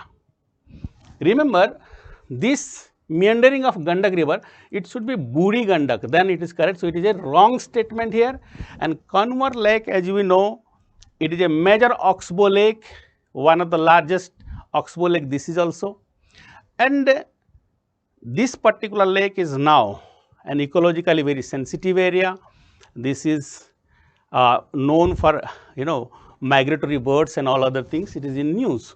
So these two are wrong here. So only one is correct. So what will be the answer here? Answer for this one will be, as I just said, both are wrong, only one is correct. Only one is correct. Okay.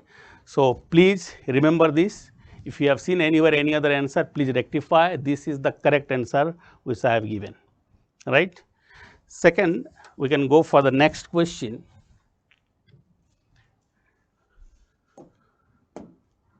Next question is about port and its different name.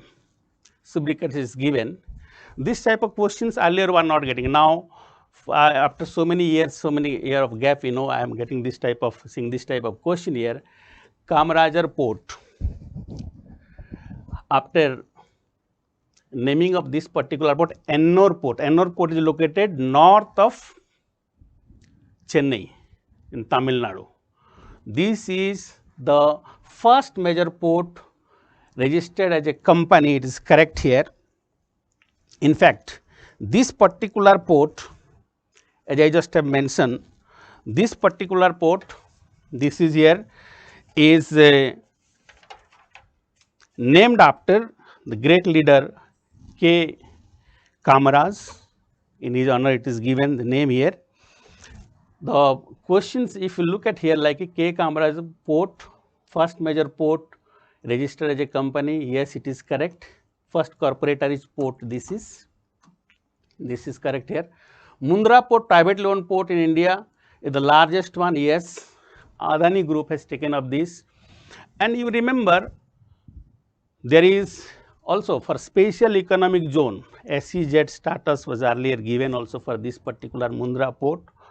Mundra Port plays a very important role on trading, particularly of petroleum product, and these two are correct here. Visakhapatnam, largest container port of India, no, it is wrong.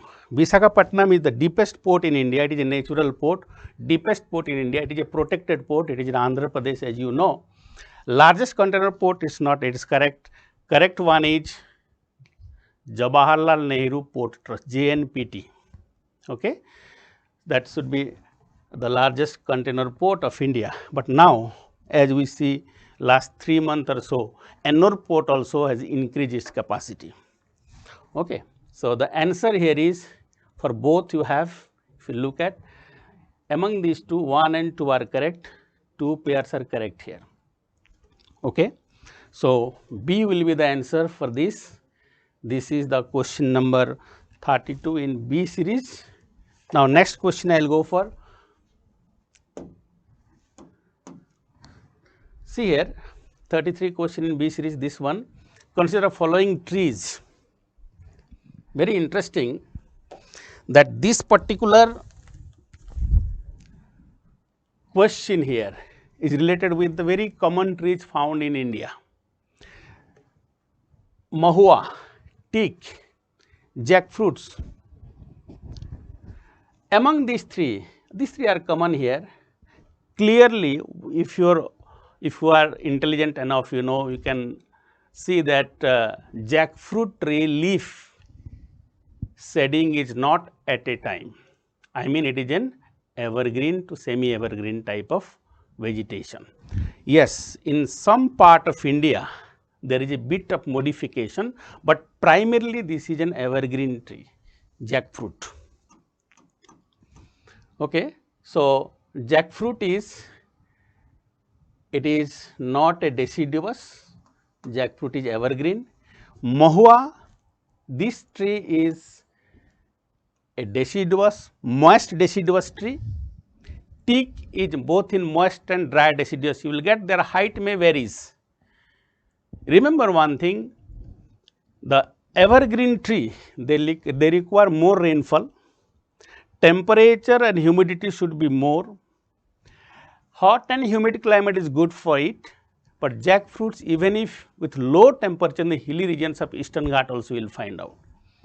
Jackfruit is an evergreen vegetation, mahua and teak are both are, I said, deciduous vegetation. So, two correct statements are here. I hope it is clear to all of you. You can refer your NCERT, you will find out this. Here also in our classroom materials as well as in KSG material, we have clearly mentioned this. All these things are given. I hope you are comfortable with this, and most of you must have done well. इसी पे किसी का भी गलती नहीं होना चाहिए. अगर हुआ है तो look at, introspect yourself what you have done. Cease. Now, the next question is more pertains to geography than environment, that India has more arable area than China. Now, that's a correct statement, but you can say that the proportion of irrigated areas is more in India as compared to China. This is wrong. Why? The reason for this is that the area today in China which is under irrigation is more, and particularly China has worked hard on micro irrigation. So, you can see that micro irrigated area, micro irrigation is more in China when compared to India, and that's why the proportion of irrigated areas in China is more than that of India. The average productivity per hectare in India, Indian agriculture is higher than that of China. Cannot say that because the average productivity per hectare in Indian agriculture is lower than that of China. So, only one would be the correct answer. Clear? And in fact, the agriculture productivity per hectare in India is one of the lowest in the world. One of the lowest in the world. One more thing here. Which one of the following is the best example of, look at again, best example of repeated falls in the sea level, not falls in the sea level, repeated fall in the sea level, giving rise to present day extensive marshland. Okay. If it is there, repetition of this,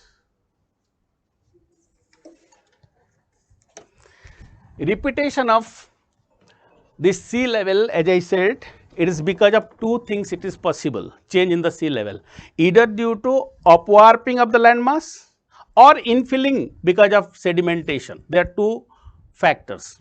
Very interesting, Bhitarkanika mangrove vegetation is in Odisha. This is because of deposition and formation of delta, right? But the question here is repeated fall in the sea level. Fall in the sea level is not because of sedimentation here, very interesting, because of delta formation. This is a swampy area it developed, no doubt, but it is partially submerged. Okay. It is a delta developed by two rivers, east flowing river, Brahmani and Baitarani. These two river deltas, they got converged, and you have the Bhitarkanika, this Kanika island is there, where you have mangrove vegetation, tidal vegetation. During the high tide it got submerged, during the low tide they get exposed, and this is yet the you can say a very important place for nesting of olive ridley turtles, nearby regions in the Bhitarkanika southern part, in fact you have here. But Bhitarkanika is known for salt water crocodile, okay, these regions. Bhitarkanika is not the correct one here, it means it is not because of this, this is a deltaic regions. Marakkam salt pans, this is in your Tamil Nadu, this is also in Veluppuram regions of Tamil Nadu. No doubt the salt pan is developed because of continuous sedimentation. And remember one thing, east coast is emergent coast, west coast is submergent coast, but there are some exceptions.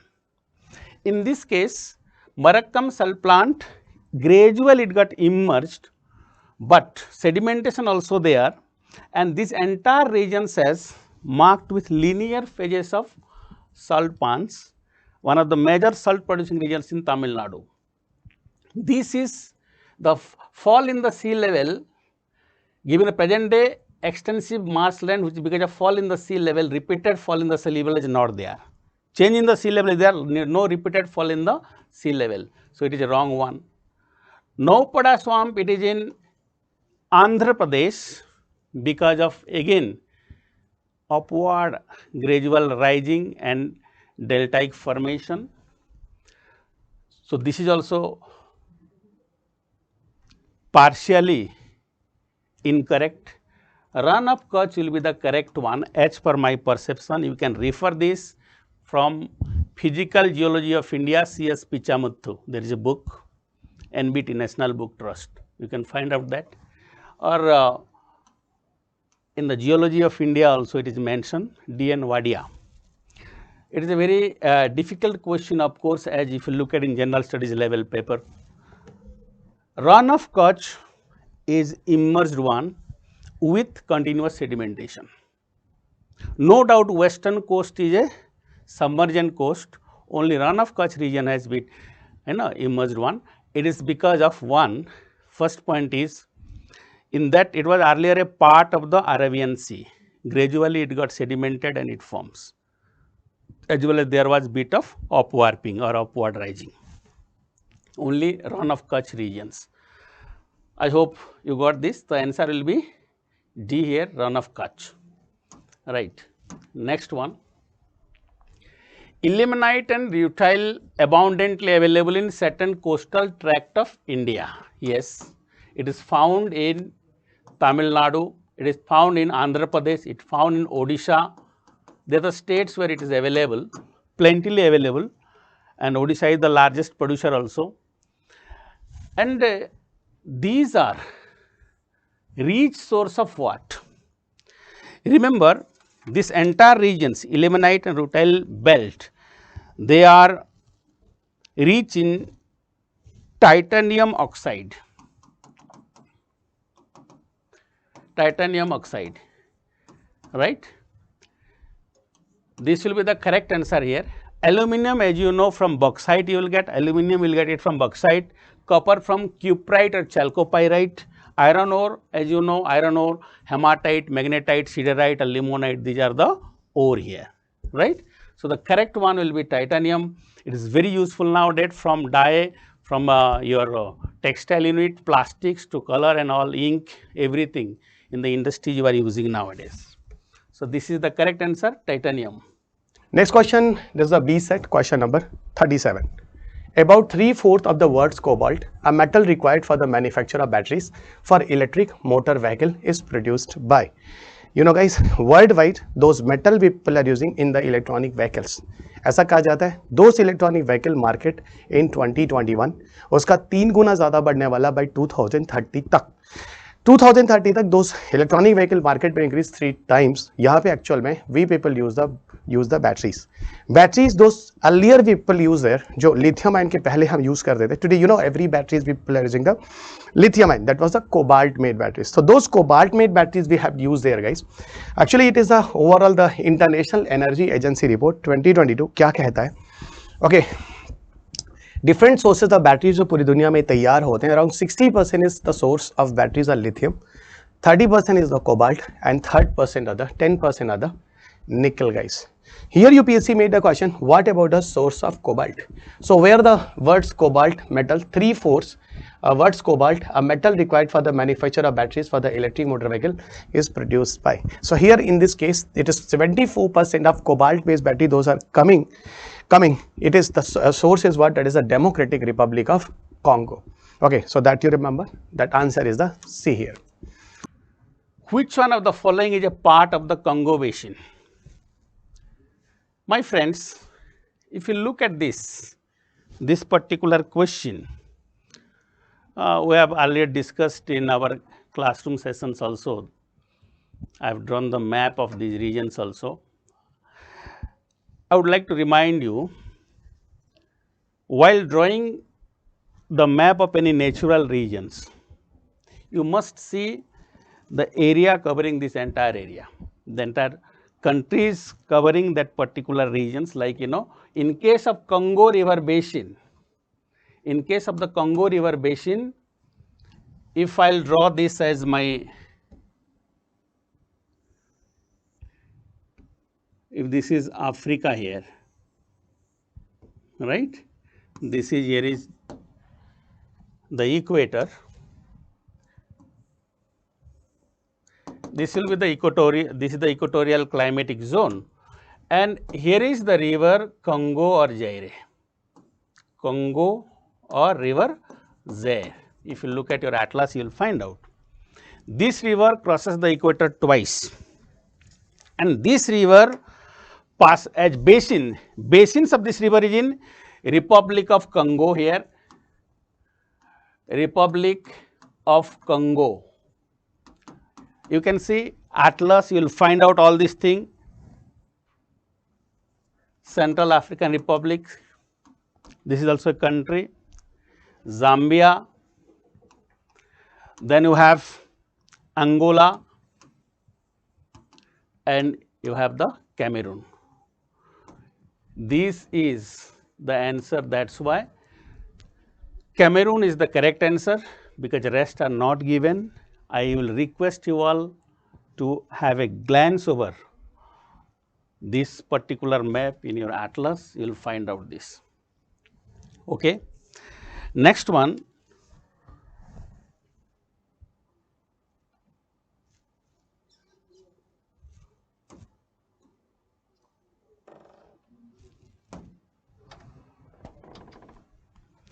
next question.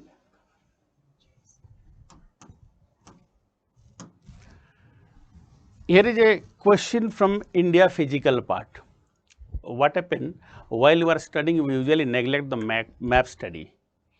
I request you all to see this carefully, that Eastern Ghat, Western Ghat, the Central Plateau, and all the hills and the mountains, uplands of India, if you will see, very interesting one point you can mark.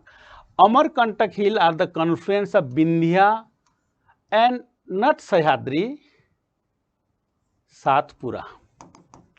Sahyadri mean Western Ghats. It should be Satpura. So, this is incorrect here. Amarkantak Plateau located in Chhattisgarh, Madhya Pradesh border, as we know. And the correct answer will be here, Vindhya and Satpura, confluence of this region, these both are joining here. Biligiranga hills constitute the easternmost part of Satpura range. It should not be easternmost part of Satpura range, rather it will have like, it should be from Western Ghats. If you look at the map, you will find out that Karnataka, state of Karnataka, where it is located, Nilgiri hill, nearby regions, you are having you have your Nilgiri biosphere reserves is located in this particular range. Eastern Ghat and Western Ghat are connected here almost, right? So, this is also wrong here. Southernmost part of Western Ghat, it is Sesachalam hill, it is saying. No, Sesachalam is a part of the Eastern Ghat, not the Western Ghat. So, this is also wrong. All the three statements are wrong here. So, the answer is non-D. D will be the answer here because of this. I hope it is clear. It's clear to all of you. Now, with reference to India's project on, I have taken one question from the current affairs also. Now, with reference to India's project on connectivity, consider the following statements. East-West corridor under Golden Quadrilateral project connects Dibrugarh and Surat. Now, this is wrong option. Why? Because this is responsible for connecting Porbandar,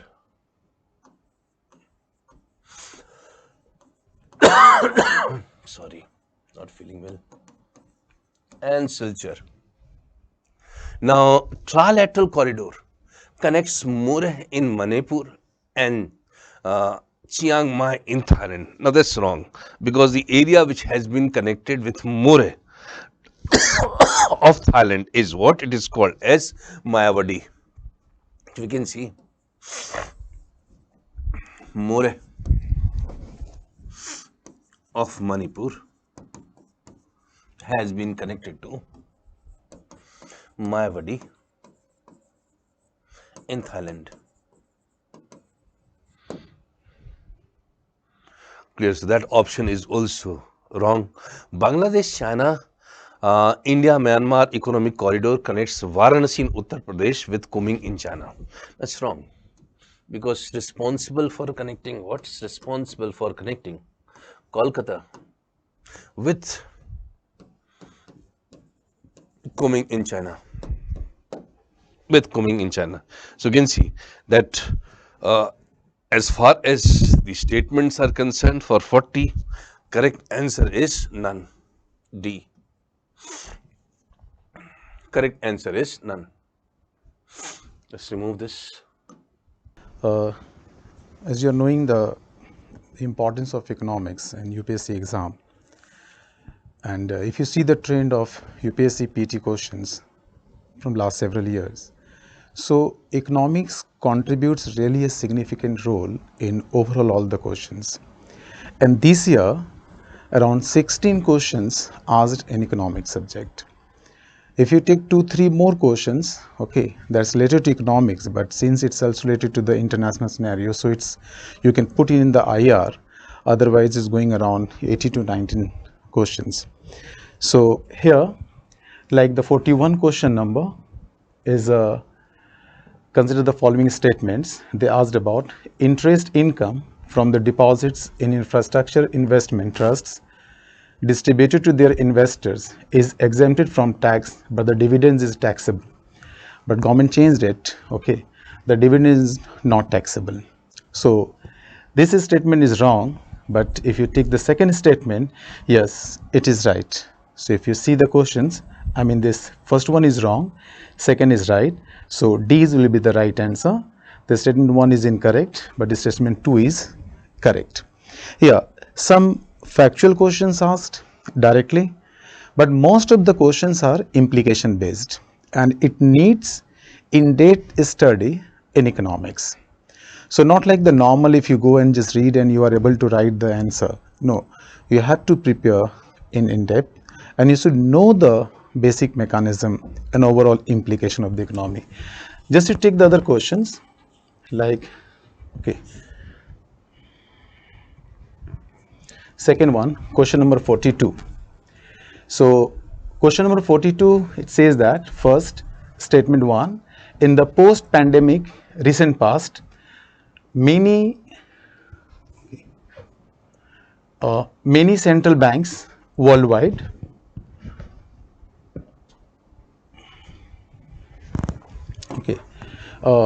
central banks worldwide had carried out interest rates hikes.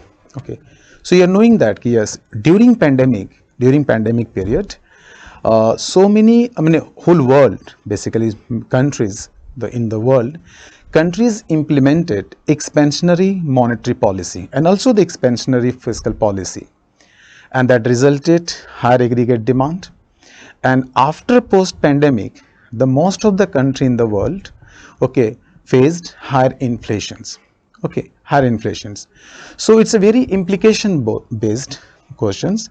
So when there is a higher inflation in the country, any country, and you just think about monetary policy of that country, which generally formulated by the central bank of that country, okay, they are basically responsible to control inflation in that particular country. Like in India, RBI is the central bank and RBI controls inflation. The primary objective of monetary policy is controlling inflation. So RBI controls the inflations. So when there is higher inflations, so RBI basically increasing the policy rates, or any central bank increasing the policy rates, so that they can decrease the liquidity in the economy and they are able to control inflation. Just you take here, yes, second statement they are saying central banks generally assume that, and this part is directly from the economy survey. If you read the economy survey, it's discussed. So when it's discussed, okay, it is the generally part of the questions. But if, okay, so central banks generally assumes that they have the ability to to the rising consumer prices via monetary policy. Okay, it's true. So both 1 and statement 2 are correct, and statement 2 is the correct explanation for statement 1. Okay, because it is a primary objective of the central bank. Scenario is higher inflation, so they are increasing the rate of interest. So here your A is the right answer. Question number 43, on which a lot of confusion is there. Now, first statement is what? Carbon markets are likely to be one of the most widespread tools in the fight against climate change. Definitely this is correct answer. Why? Because all the mechanisms of carbon credit and carbon trading is mainly for mitigating the impact of global warming and climate change. So that's correct. No question about that. But the second is what? The second statement is carbon markets transfer resources from the private sector to the state. Now, if we talk about the carbon market, under the Kyoto Protocol, we can see that there were three mechanisms of carbon credit and carbon trading.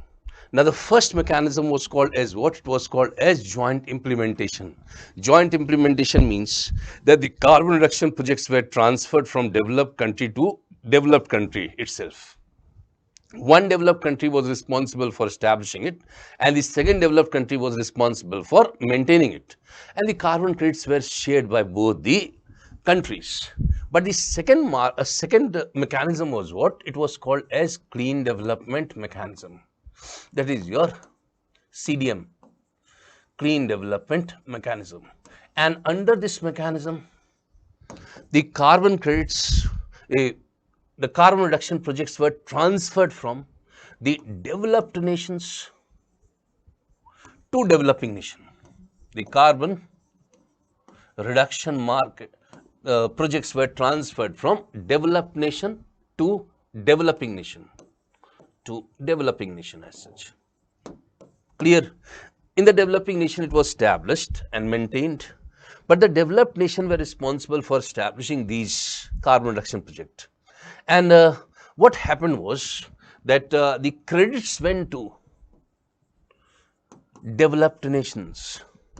But under clean development mechanism, we can see that technology and money was transferred to developing nation, from the developed nation. So, if suppose the developed nation private companies are responsible for transferring technology and also money capital to the developing nation, then certainly we can see that this statement would be considered as correct, because carbon markets transfer resources from the private sector to the state. Private sector from where? Private sector of the developed nation, and state here can be taken as what? Can be taken as developing nation. So, can be considered as a true explanation. Now, both statements are correct, and statement 2 is not a correct explanation because this is not related to it. This is not related to it. But in some context also we can say there may be another option also, that statement 1 is correct, but statement 2 is not correct, because the carbon markets are mainly for the transference of what? Mainly for the buying and selling of carbon credits. So, in a specific manner, this sentence would be considered as correct, but in a generic manner, it may not be considered as correct. But since it is mentioned here that carbon markets transfer resources from the private sector to the state, this statement cannot be considered as completely incorrect. So, we will take this statement as correct statement only, but certainly this is not the correct explanation of statement number 1. Clear? So, we would be considering B as the correct answer. Clear? B as the correct answer. Thank you. Question 44, next questions. Which one of the following activities of the Reserve Bank of India is considered to be part of sterilizations? Conducting, answer is first, conducting open market operations. See, here sterilizations basically word, it's meaning that any country you take the example, suppose you take the example of India, okay, India, And if there is a more inflow of foreign currency,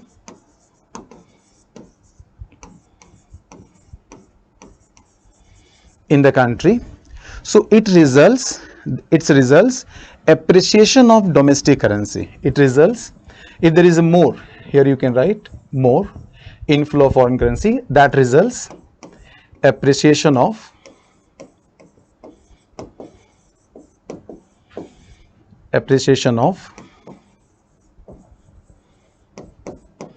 domestic currency.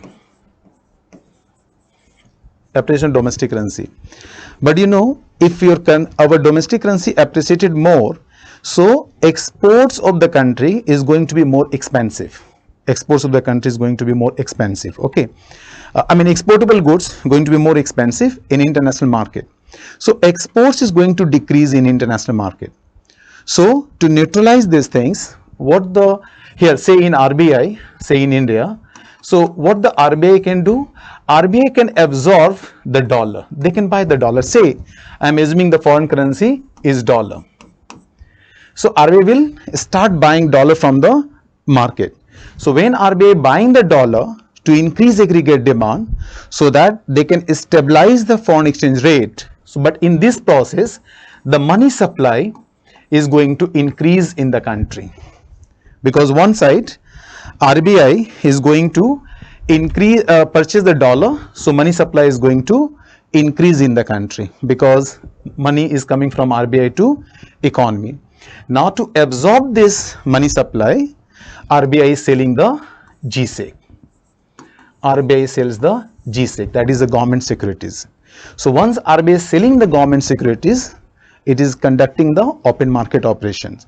And what exactly they are doing that? They are sterilizing the market. So this process is also known as the sterilizations. Okay. So this is it's a very implication based questions they asked. So this will be the A is your right answer. Conducting open market operations. Clear to all? Okay. Now, so if you take 45 questions number, so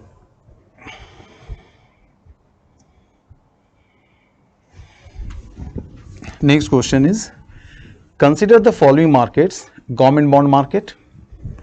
So next is the call money market, T-bills market and stock market. Simply they ask questions, how many of the above are included in capital markets? It's a very basic concept. It is already discussed in the class. Okay, for 5 questions you take it's directly from the class discussions. So government bond market means, government bond means the maturity period of government securities. GSEC, you are knowing that GSEC is not it's known as the first government bond. One is known as government bond, and government bond is also known as dated securities. Dated securities. Clear? So government bond, when you can say government bond when maturity period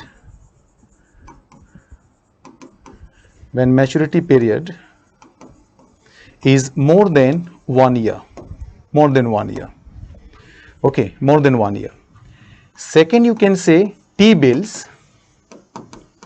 T-bills, yes, again it's a GSEC, but its maturity period is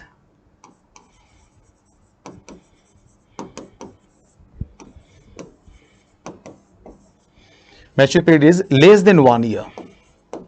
Less than 1 year. Clear? So capital market generally defined as, that is a time period when transaction you are doing more than 1 year, 1 year or more than 1 year. So if you go through this, then government bond market, you are talking about this market, dated securities market, or it is also known as the government bond. It's for dealing with the more than 1 year, 1 year or more than 1 year. Yes, it is a part of your capital market. Call money market, it's a short-term transactions among the banks. So it is not the part of capital market. Treasury bill markets, again treasury bills market means what? Maturity period is less than 1 year. Less than 1 year, T-bills. So again it's not the part of capital market, T-bills. On the basis of the concept, I am saying, on the basis of the definitions, what the way we are defining, okay. The stock markets, yes, it is a long term. So these two are there. So only 2B is your right answer. So in this way you analyze. So you can see that okay, you have to know the concept also. You can, after knowing the things, okay, then only you are able to do that. And not only that, so many things you have to know. So directly they are not asking, they are pulling it, so many concepts, and then they are asking it. Okay, so this one. Now, next question.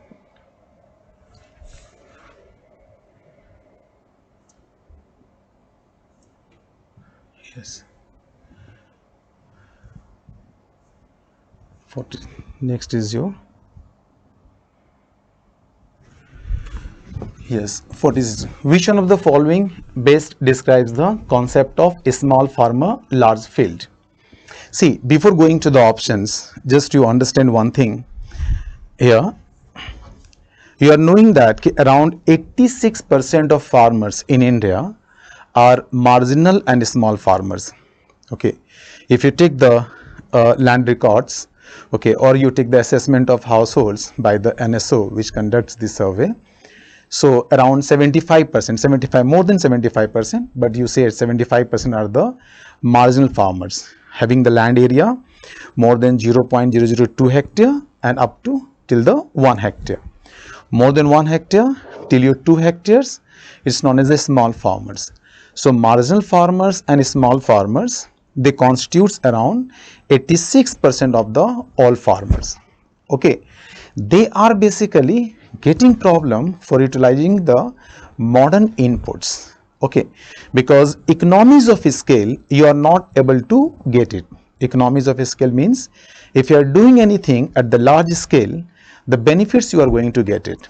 Okay, so one concept, the government started, one concept is small farmers, large field, means you pull small farmers and just combine their land in a large area, and then you decide one particular product and go for the farming.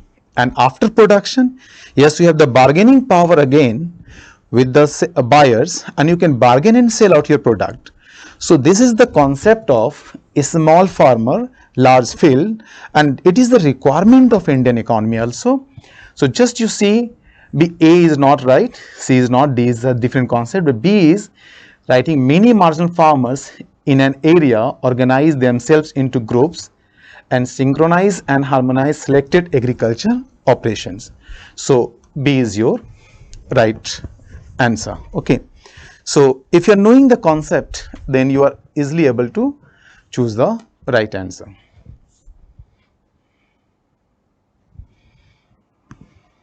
Okay, next is question is this: consider the following statements. The government of India provides minimum support price for Niger. Basically, government of India gives MSP, minimum support price, MSP to 23 crops. Okay, 22 crops and one is the sugarcane. So they are giving MSP 23 crops. Okay, Niger, yes, Niger is under MSP. So government provides MSP. Recently the government had taken decisions कि MSP of this 23 notified crops, the price will be decided, okay, 50% more than the cost of productions. So Niger is yes under MSP, and if it is a yes, it is a kharif crop. It is a kharif crop, and it is also known as okay, kali til. It is also known as. So basically, this some of the tribals, they are also using these crops for cooking one. If you think about AICRP, basically it's a all India coordinated research project on Niger, Jabalpur, 2013. They published an article. So in AICRP in 2013, they published a research report, and AICRP is basically All India Coordinated Research Project on NISA. Actually, CSEM and NISA, okay, Jabalpur 2013. And this report saying that it's already the NISA seed has traditionally been lifeline of tribal people, their agriculture and economy. So yes, some tribal people in India use Niger seeds oil for cooking. So all the three are correct. So C is the right answer. So yes, it's a part of MSP. And second, Niger is cultivated as a kharif crop. And third also right, some tribal people in India use Niger seed oil for cooking. Clear, dear? Okay.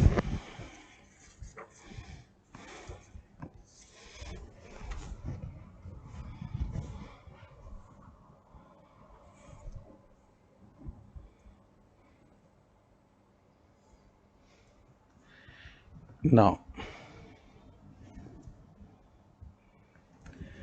next question from economics. You can just see that. Consider the investments in the following assets: brand recognitions, inventory, intellectual property, mailing list of clients. See the government of India's website, the government source. Then yes, the intangible investments, the definition of intangible investments means that is you're investing in intangible assets, okay, and which includes brand recognition, intellectual property, mailing list of clients, but inventory is not the part. Okay, 4 options are given. Intangible investment means you are investing in intangible assets, which includes brand recognition. Also the goodwill is the part of that. Okay, brand recognitions, intellectual property, mailing list of clients, but inventories is the not that intangible, but it's a tangible. Okay, so we are excluding it. So all the 3 are the part of that. So only 3, C is the right answer. Okay, so it's again the very simple questions, but it needs in-depth knowledge and information. So you have to read this, not from the superficial one. Okay, now next they're asking about consider the following: demographic, forest and ecology, governance reforms, stable government, tax and fiscal. They given the options, and they asked for the horizontal tax devolutions. The 15th Finance Commission used how many of the above as criteria other than population, area and income distance? Dear, you remember from central divisible pool. The central divisible pool means it is the central taxes which includes all the central taxes except cess and surcharges. So you exclude cess and surcharges and you take the all central taxes. So these taxes are divided between the center and states. Fine. If you take and for this, and who is going to recommend? So generally Finance Commission, which is the constitutional body under Article 280.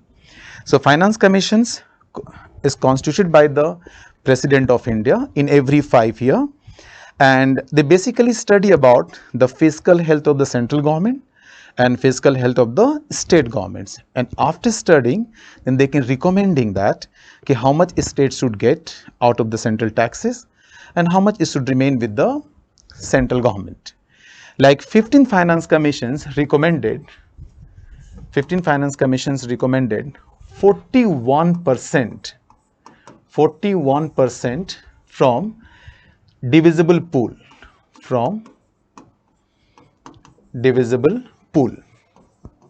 that is, you can say all central taxes, 41% to the states. So this 41% of total divisible pool, that is all central taxes excluding cess and surcharges, this 41% for all states combined together. So from the central government, you just take like this. From central government, to state governments, if you take, so yes, this division is 41%. Yes, one more percent is given to Jammu and Kashmir and Ladakh, extra from central resources, but 41% given to all states. Once you are getting 41%, this is known as the vertical devolutions. Vertical devolution. Clear? And this 41%, when you're distributing among states, then it is known as horizontal devolution among states. So, how you can distribute among states, that is the horizontal distributions. How can you do that? So, each and every finance commissions recommends a formula, and that formula is known as horizontal tax devolution formula. You can see here, that formula is known as horizontal tax devolution formula. Okay. So, when you are going to divide the fund allotted to states among states, you are choosing variables, and that variable is going to be the basis to allocate the funds among states. Okay. So, 15 finance commission, if you see, then 15 finance commissions basically, when government of India constituted the 15 finance commissions, then it was, requested the finance commission to consider only 2011 population data. Of 2011, and that's 2011. If you're considering as a population data for division of resources among states, then southern state they perform better. Okay, they are going to be affected due to this new formula.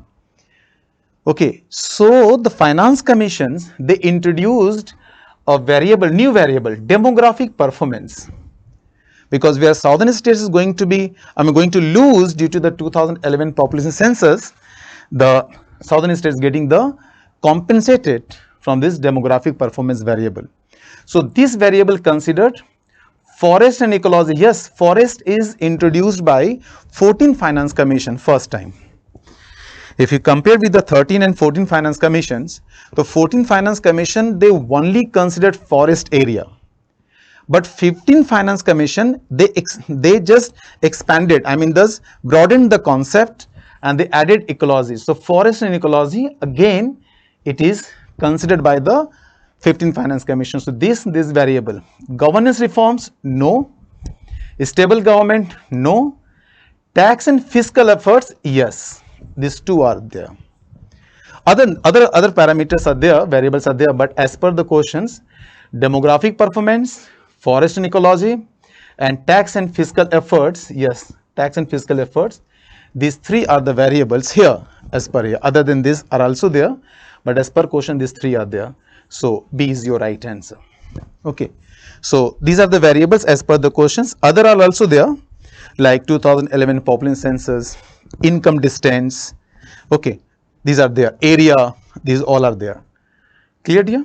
So it just here also written the above, other than population, area, and income distance. It is already there. So these are also the variables. On the basis of that, the funds allotted to all states, it's distributed among the states. Clear here? Okay. Now next is to consider the following infrastructure sectors.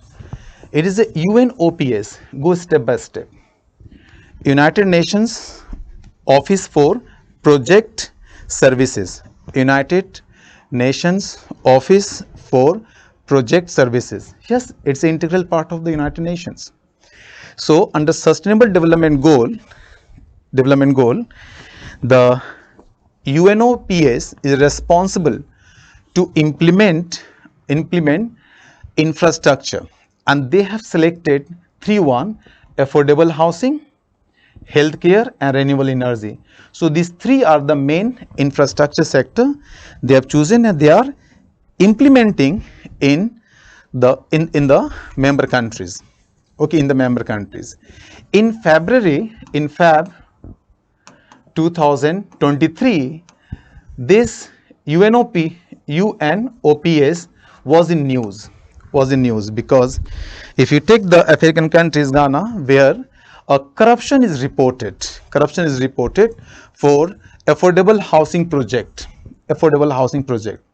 corruption is reported. The board, that is a UNOPS executive board, okay, decided to phase out the former sustainable investment in infrastructure and innovation. It is also known as S3I. S3I, we are using this, that is sustainable investments in infrastructure and innovation, that is S3I initiative. So it was in the news, so it's framed the questions, and under these three: infrastructure, affordable housing, healthcare, renewable energy, these three are chosen. This question is framed on that. Simply they are asking on how many of the above does UNOPS, Sustainable Investment Infrastructure and Innovation Initiative, focus for its investments. So only 3. Yes, C. So your mass rapid transport system is not the part of this UNOPS. Okay, dear. The question is, with reference to home guards, consider the following statements. Home guards are raised under the Home Guards Act and rules of the central government. देखिए अब ये context क्या आता है, यहाँ पे state governments हो जाता है ये, तो इसकी वजह से यहाँ पे ये गलत हो जाता है। ये स्टेट गवर्नमेंट यूटी के कॉन्टेक्स्ट में भी आ सकता है कुछ चीज़ें, but it's not in context of the central. Now next is the role of the home guards is to serve as an auxiliary force to the police in maintenance of internal security. Yes, additional force in context, उनके main के support के context में आ जाते हैं। When you look into the third statement, so this is wrong, this is right. To prevent infiltration on the international borders of the coastal areas, the border wing home guards battalions have been raised in some state. We've got n numbers of the let's say border wing home guards battalions आ चुके हैं हमारे पास, तो ये भी सही है, ये भी सही है, so only 2 आ जाएगा इसका answer. To number 52. Okay. Now question number 52 talks about match the following and asks which of the following has been correctly matched. So for example, the provision that unauthorized wearing of police or military uniforms is punishable is given in which act? And the answer which is given over here is the Official Secrets Act 1923. Okay, so it's a very simple question that I can mark it out. 1 is correct. Okay. 2, knowingly misleading or otherwise interfering with a police officer or military officer when engaged in their duties, Indian Evidence Act. This is not given in the Indian Evidence Act. This is in fact given in the IPC 1860. Indian Penal Code is where the activity of misleading a police officer when he is doing investigation is considered an offence that is given under the Indian Penal Code 1860. And then point number 3, celebratory gunfire which can endanger the personal safety of others. This has been produced as an amendment to the Arms Act in 2019. It was introduced in the Arms Act that any person who is doing a kind of a celebratory gunfire in a barat or somewhere, and if it hurts someone, that offence is going to be punished under the Arms Act as amended by the 2019. Okay, so the correct answer is 1 and 3, right? You have 3 options which are correct in this part.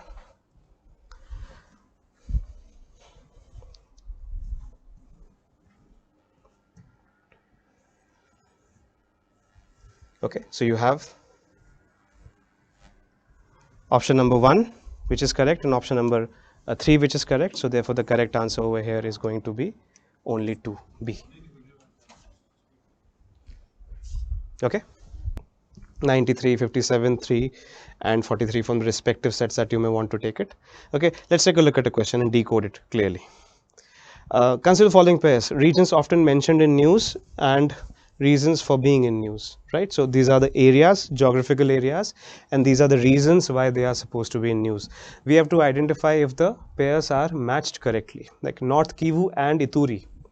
The option which has been given over here is war between Armenia and Azerbaijan. Now there was a war between Armenia and Azerbaijan happening in 2020, and we have seen the end of that war in terms of having a kind of a temporary settlement between the two countries recently. If you take a look at the map over here, you see the point which is given over here is Armenia, Azerbaijan, and the region which was under dispute, or the site of the war in this particular segment, was the Nagorno-Karabakh region. The Nagorno-Karabakh region has been given in option number 2, but option number 2 has been associated with Mozambique. In fact, it should have been option number 2 with 1, which makes 1 incorrect. If you can take a look at the map, you have Azerbaijan, Armenia. These are 2 Caucasus countries. You have 3 Caucasus countries, as we have discussed in the class many times: Georgia, Azerbaijan, and Armenia. And when we were discussing about a little bit of fragments of the internal conflicts between Armenia and Azerbaijan, we saw the areas which were marked as Nagorno and Karabakh, which were the disputed areas between the 2 countries. Just right opposite to them are the Caucasus Mountains. Above them is Georgia, and there starts the Black Sea, and the Ukraine conflict is going on there. This entire geography was very clearly detailed in front of you. Okay, so you are looking at this particular part, which is a incorrect option over here. North Kivu and Ituri in the map of the world are present in the Democratic Republic of Congo, right, and the border of Uganda and Rwanda that it has with Congo. So the North Kivu and Ituri are not in Armenia and Azerbaijan as mentioned over here, but in the Democratic Republic of Congo, and having certain border disputes with Uganda and Rwanda. These 2 areas are the disputes. And similarly, for example, Kherson and Zaporizhia is something that I have mentioned multiple times in the class. I think this has been mentioned so much, you have a very clear understanding of how important these regions are, Kherson and Zaporizhia. We have, for example, taken a look at the map of Ukraine. Just 1 second. If you think about this as Ukraine, you have Belarus on top of Ukraine, and this is the Crimean Peninsula over here,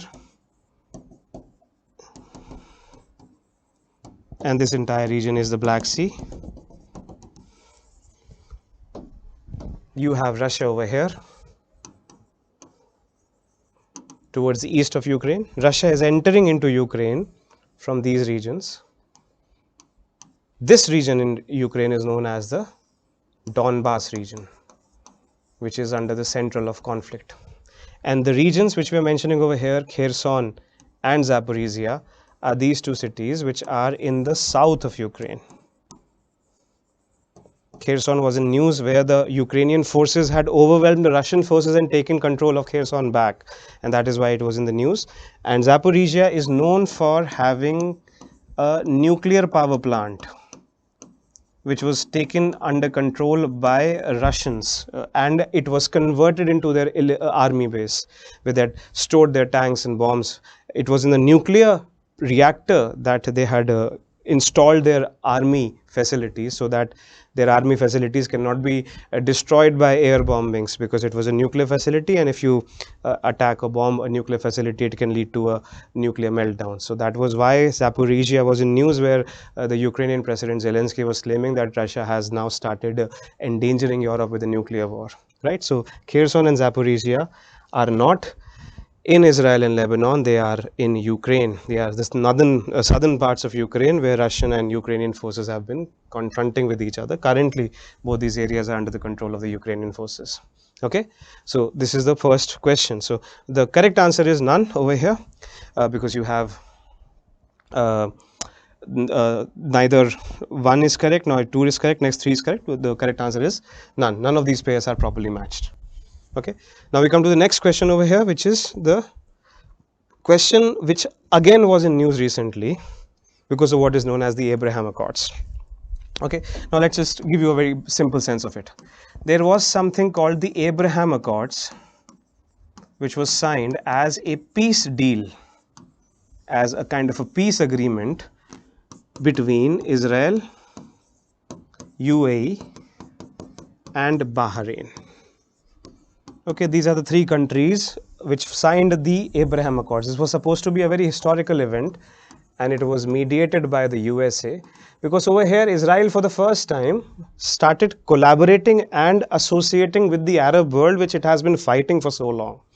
Okay, it was the first instance where the Arabs and the Israelis are coming together into forming some kind of a situation of alliance, and that is why the term Abraham Accord has been used over here, because Abraham is supposed to be the father of the Semitic religions, the Christians, the Islams, and the Jews, right? So Abraham Accords means that the Semitic religions are all coming together into one association once again as they started, and the signatories to this Israel, UAE and Bahrain. Okay, out of the Abraham Accords also came another organization which was I2U2, which was recently in news and also asked by the UPSC in the mains examination recently, in which you have Israel, India, USA and UAE. Right, so this was something which was in news recently, and one of the things which have been asked are this. Also, because it was in news, there's another news of what had happened in the year 2002, which was the last time there was a kind of an initiative which was made to have a coming together of Israel with the Arab nations, and this was known as the Arab Peace Initiative or Arab Peace Deal. This was proposed by the Arab League, and it was supposed to find a solution to the problem of Israel and finally ending the tensions and hostilities in West Asia between Israel and the Arab nations. Okay, that is basically what the question was about. Let's take a look at the statement. Israel has established diplomatic relations with some of the Arab states. Yes, under the Abraham Accords, it has done it. Previously, UAE, Israel did not have diplomatic relations with each other because of the constant fighting between these two nations, but now they have diplomatic relations. This statement is correct. Arab Peace Initiative mediated by Saudi Arabia was signed by Israel and Arab League. Now, the Arab Peace Initiative was indeed mediated by Saudi Arabia and it was initiated by the Arab League, but it was not signed by Israel. Israel did not sign up to the Arab Peace Initiative. Okay, you can take a look at this. This is a 2002-2003 news article. George W. Bush becomes the first US president to call the creation of Palestinian state living side by side with Israel in peace and security. Saudi Arabia presents Arab League endorsed plan for a full Israeli withdrawal from occupied territory and Israel acceptance of a Palestinian state in return for normal relations with Arab countries. But Israel in 2002 did not sign this agreement. Therefore, the correct answer is only statement 1 is correct, which is regarding the Abraham Accords, right? Israel did not previously give any of its written consent that it is going to withdraw its forces out of Palestine. And in fact, if you've read any amount of history after that, it is very clear for us to see that Israel did attack Palestine after that quite significantly. Let's see another one that is, okay, this is related to sports. Major Dhyan Chand Khel Ratna award, अगर आप लोग regularly जो current affairs पढ़ रहे थे, you might have notice that controversy arise हुई थी regarding the change of name Rajiv Gandhi Khel Ratna award into Major Dhyan Chand Khel Ratna award. So current affairs जिनका सही था उस कॉन्टेक्स्ट में they could pick it up. Now in this context, yes, we've got the statement is right. For the most spectacular and outstanding performance by a sports person over a period of last 4 years. Then we see Arjun Award for the lifetime achievement by a sports person. ये annual, ये उस year का context में आता है, तो lifetime के context में नहीं है. First right, second wrong. Dronacharya Award to honor eminent coaches who have successfully trained sports person or teams. Yes, Dronacharya Award. One is right, this is right, this is wrong. Rashtriya Khel Protsahan Puraskar to recognize the contribution made by a sports person even after their retirement. No, generally not to the sports person, but generally to the organization. So what we find is this is right, this is right, these two are wrong. So only 2. Okay, here's a question number 56 in set B, 96 in A, 6 in C and D 46. Consider the following statements in respect to the 44th Chess Olympiad 2022. Okay, now this is not technically a part of international relations, but a part of general current affairs. Okay, so it is a part of general current affairs. Option number 1, it was the first time that Chess Olympiad was held in India. This is correct, absolutely correct. Option number 2, the official mascot was named Thambi, since it was happening in Chennai. A local term was used to identify the official mascot. 1 and 2 are correct. 3, the trophy for the winning team in the open section is the Vera Menchik Cup. This is incorrect. The trophy for the winning team in the women's section is the Hamilton Russell Cup. This is incorrect. In fact, the only reason why this becomes incorrect is because it is written over here, Menchik Cup, it should be over here, and Hamilton Russell Cup should be over here. They have just what simply they have done is they have swapped the options. and that is what has made these points incorrect. If they would have been organized like this, the way that I'm mentioning them through the cursor, they would have been the correct answer. So 1, 2 are correct, 3 and 4 are incorrect, which makes only 2 questions correct from this part. So I just want to take question number 57 here. 57 again is a question which is from the geographical and political framework. Okay, area of country where conflict is located, area of conflict mentioned, and country where it is located. Okay, Donbass, I have mentioned to you, is in Ukraine, not in Syria. Okay, so this is one thing which is incorrect. Option 1 is incorrect. Donbass, I have shown you in this map over here, is something which is mentioned, which is on the eastern frontier of Ukraine, which Russia is currently under possession of. This is known as the Donbass region. The 2 oblasts present in the Donbass region are the Luhansk and Donetsk oblasts, or districts in this region, which was in Newskansk. So Donbass is in Ukraine. The Kachin area was in attack recently, which we were looking at, for example, some of the classes in international relations when we were discussing Myanmar. We took in, taking a look at how a kind of a Jallianwala Bagh kind of a massacre has taken place in the Kachin region of Myanmar. So for example, this is a news article that you can take a look at. You obviously are aware at this point of time that there is a kind of a military dictatorship of the junta in Myanmar, JUNTA. And what we have seen is since the beginning of the year 2021 that the democratically elected government of what was known as the National League of Democracy, NLD, was overthrown by the junta, the army of Myanmar, and it was taken under the control of the police authorities, and the junta had declared itself to be the government of Myanmar after a coup. What we have seen recently was that the democratic parties in Myanmar were organizing a kind of a resistance movement against the predominance of junta as a military objective.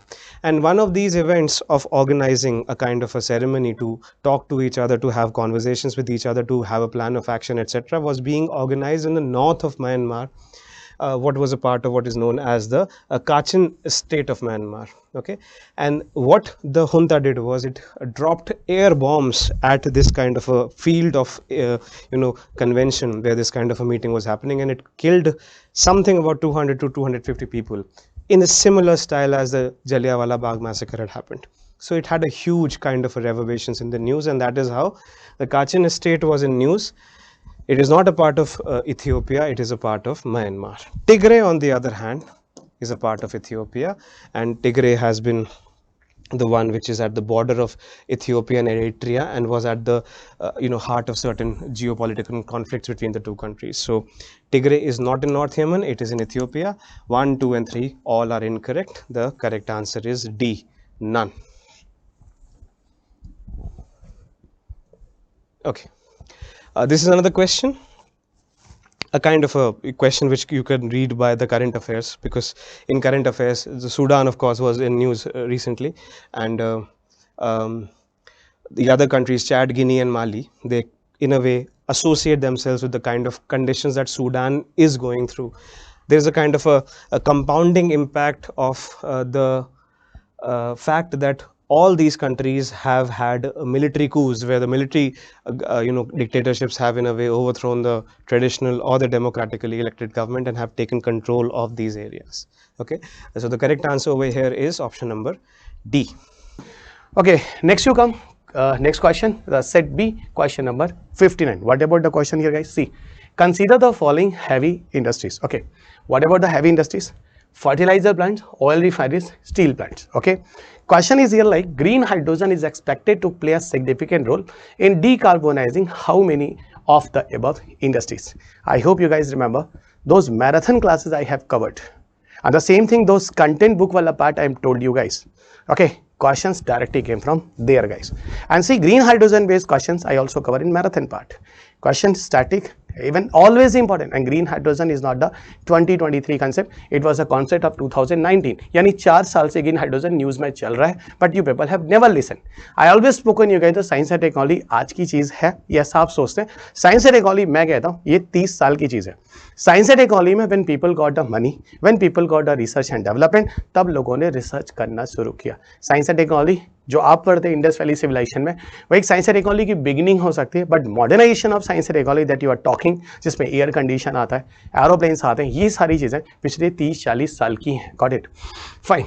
So consider the following heavy industries where the green hydrogen expected to play a significant role in decarbonizing. I'm just telling you, when you people use the hydrogen, okay, and hydrogen sources are renewable energy, many other sources of energy we can use for the production of electrolysis process. Actually, when people utilizing the water molecules under the electrolysis process, then water molecule is going to produce the hydrogen.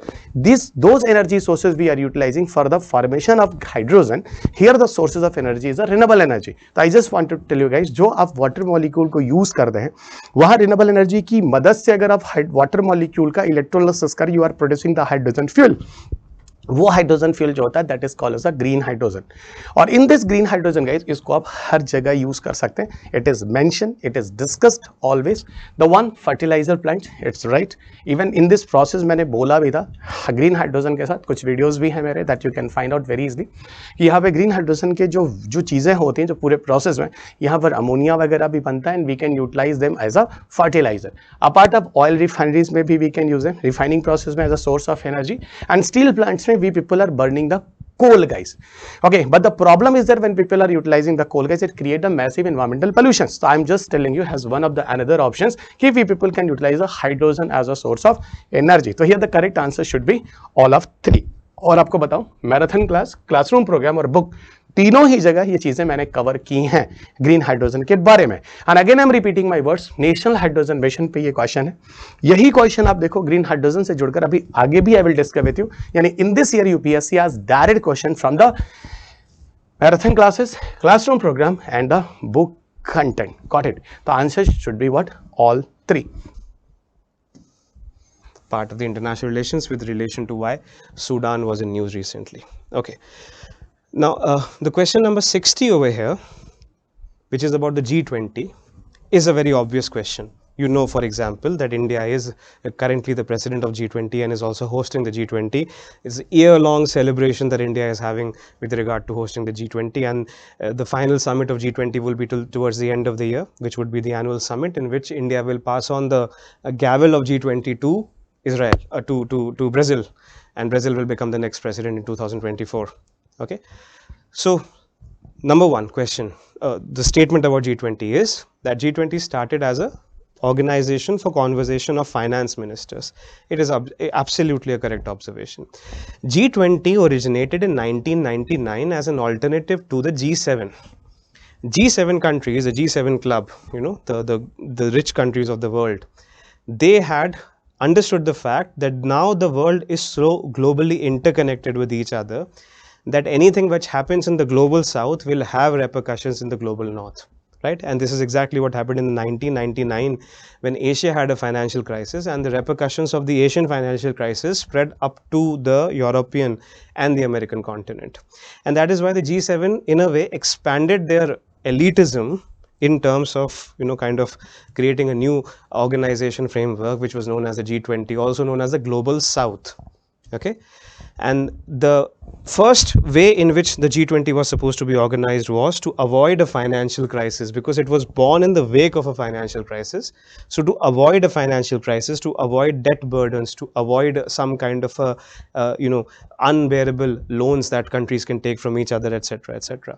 So for that reason, G20 initiative was initially a kind of an initiative for the finance ministers and central bank governors to discuss the international economic and financial issues.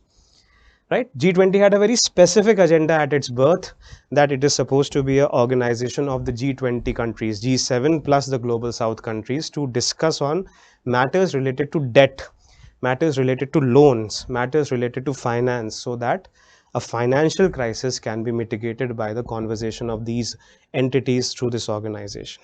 okay, initially. Later on, the G20 also developed itself into another wing, which is known as the Sherpa wing, in which meetings of political leadership also started happening. Okay, so today G20 has two modes to it. One is the finance ministers meeting, and the second is the Sherpa meeting. In with both of these things, G20 exists parallelly. Sherpa meeting is one where you have discussions about politics, about culture, about society, about international relations, and of all problems which are facing the world today. Financial meetings are where you discuss the questions about finance, debts, repayments, loans, interest rates, etc., etc. Okay, for example, the Sherpa appointed by the government of India is by the name of Amitabh Kant, who is supposed to be the supervisor of India's missions at the G20. So this is correct.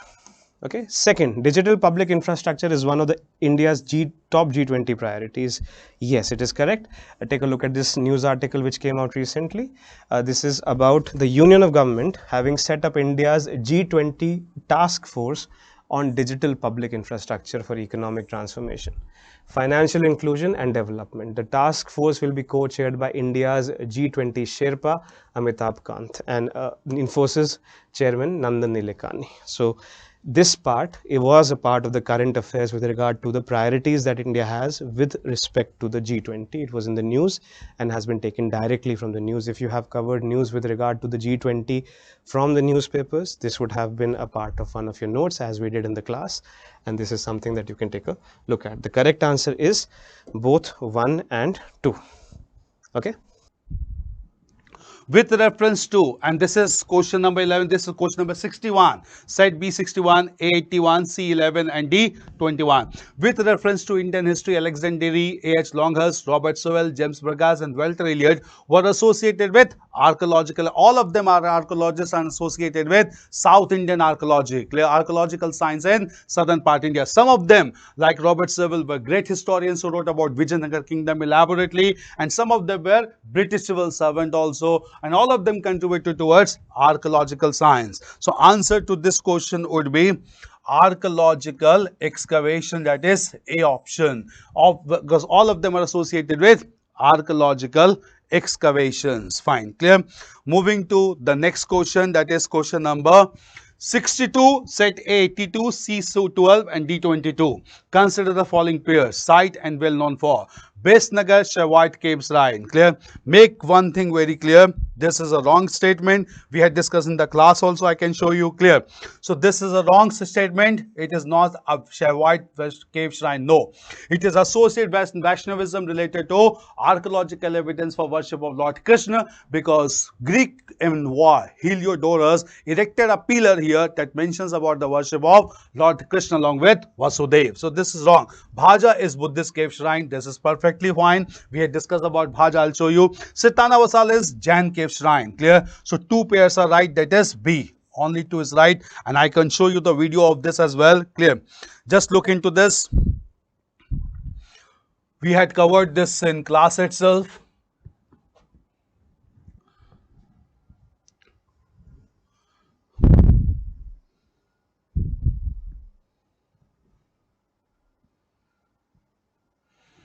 Pratiharas and Kannauj,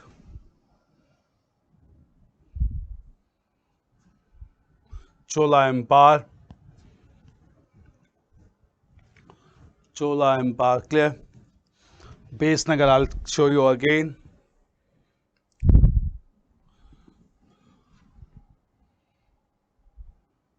Shravan Belgol, clear. Here only I can show you post-Mauryan phase as well. Mauryan Empire, Stupa architecture, post-Mauryan phase. See, here only we had discussed Indo-Greeks, Menander, Gandhar school and Mathura school. Yeah, Vasudev, Kanva, Heliodorus, Besnagar pillar, inscription Vidisha. We had discussed in the class itself that Kanvas were led by Vasudev, and Chalcidas, the Greek king, deputed Heliodorus, Besnagar pillar inscription that is related to Vaishnavism, that is related to Vaishnav, not Shaivism. So that would be a wrong statement, clear. So moving back to our question, so obviously this would be a wrong statement. So this is a wrong statement. Bhaja is a Buddhist cave shrine. We had discussed in the class itself, and Jat cave shrine. So 2 pairs is right. That is only 2. B would be the right answer to this question. Clear? Moving to the next question. Question number 12. Question number 13. Clear? There's another question to be discussed in the class. I'll let you know about that question also. In fact, I'll write that question to understand. Clear? And the question is, I'll let you know. Clear? Another question has been asked from this history section related to national movement, and that question is two statement.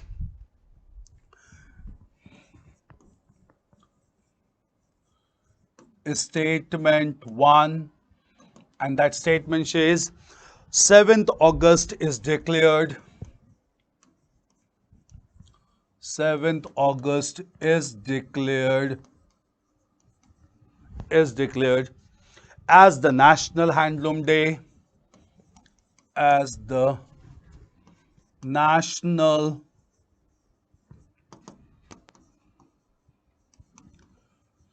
Handloom Day. Clear? Second statement to this question is,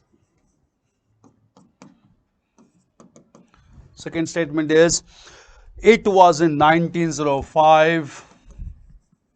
It was in 1905 that the Swadeshi movement, the first mass movement, that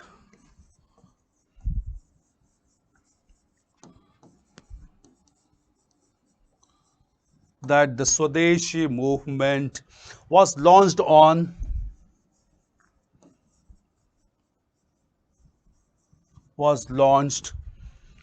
on the same day. On the same day. Clear? So both two statements are, and options are, both one statement and two statements is right, and second is the correct explanation of A. Both 1 and 2 is right, but 2 is not the correct explanation of A. 1 is right and 2 is wrong. 1 is wrong and 2 is right. Clear? These are 4 options. Clear? Again, I'll let you know. Clear? First of all, coming to this question, I'll let you know. Do understand statement 1. 7th August is declared as the National Handloom Day. Clear?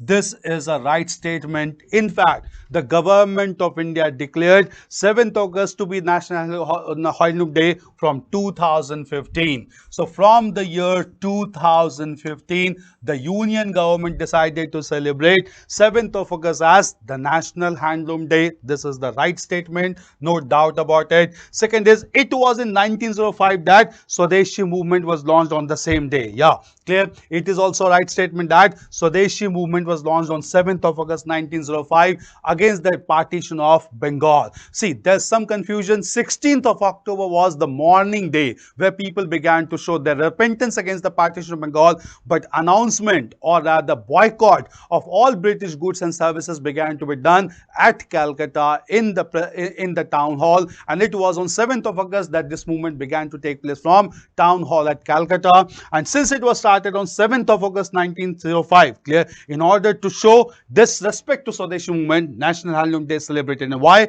Because during Swadeshi movement, indigenous goods and indigenous culture began to be promoted. That is, Swadeshi goods and Swadeshi culture began to be emphasized on the principle of Atma Shakti. Since Swadeshi goods and Swadeshi culture began to be promoted by several personalities like Rabindranath Tagore, Abanindranath Tagore, Achar P.C. Ray, Nandalal Bose, several other personalities. Clear? At this time, since emphasis was on production of Swadeshi goods, that is indigenous goods, clear, largely related to handloom and cottage productions, clear, just to give respect to that only, on the same day, on 7th of August, Government of India since 2015 began to celebrate National Handloom Day. So obviously both the statement 1 and 2 is correct, and second is the right explanation of A. Clear? And therefore the answer would be answer, that is B. Answer is A. That is, both statement 1 and 2 are correct, and our second statement is the correct explanation of A. So answer to this question would be A. Clear? So A would be the correct answer to this question because both the statements are right and second statement is the correct explanation of statement 1. So A is the right option to question number 63. Clear? So all these questions, 13 questions were there altogether from history and culture, and all these questions are very important, whereby there has been attempt to understand what is the potential of candidates related to this module. See, one thing is very clear. Question was on a tougher side, no doubt, but the most important thing is we as a team at KSG has been giving you the right guidance, the right material, the right test, because directly you can see questions has come from the class notes, question has come from the classes, question has come from the study material, and still questions has come from the test series as well. So with all these efforts in different directions, clear, we are converging at the right direction, whereby we are getting questions from in UPSC from all these sources combined together, and therefore the approach of KSG is on right track to give you the best possible and effective guidance to crack the toughest examination in this country. Question number 64. This is a very simple question again, but not simple in terms of because why it was expected in the UPSC, but the way that we can answer this question. Consider the following statements in respect of the national flag of India according to the National Flag Code. Statement number 1. One of the most standard sizes national flag is 600 mm into 400 mm. This statement is incorrect according to the National Flag Code. This is not one of the dimensions which is given. Statement number 2. The ratio of length to the height/width of the flag shall be 3:2. This statement is correct. Statement 1 is incorrect. Statement 2 is correct. You can mark your answers accordingly. Okay. Question number 64. This is the screenshot that I've taken from the National Flag Code. The standard sizes which are given over here are these, which does not include 600 millimeters into 400 millimeters. These are the standard sizes which are given over here. But the ratio of the length to the height is 3:2, which is the correct answer. Screenshot taken from the National Flag Code itself. Question number 65. Consider the following statements in the respect of Constitution Day. Again, very simple question. The Constitution Day is celebrated on 26th November every year to promote constitutional values among citizens. Absolutely correct answer.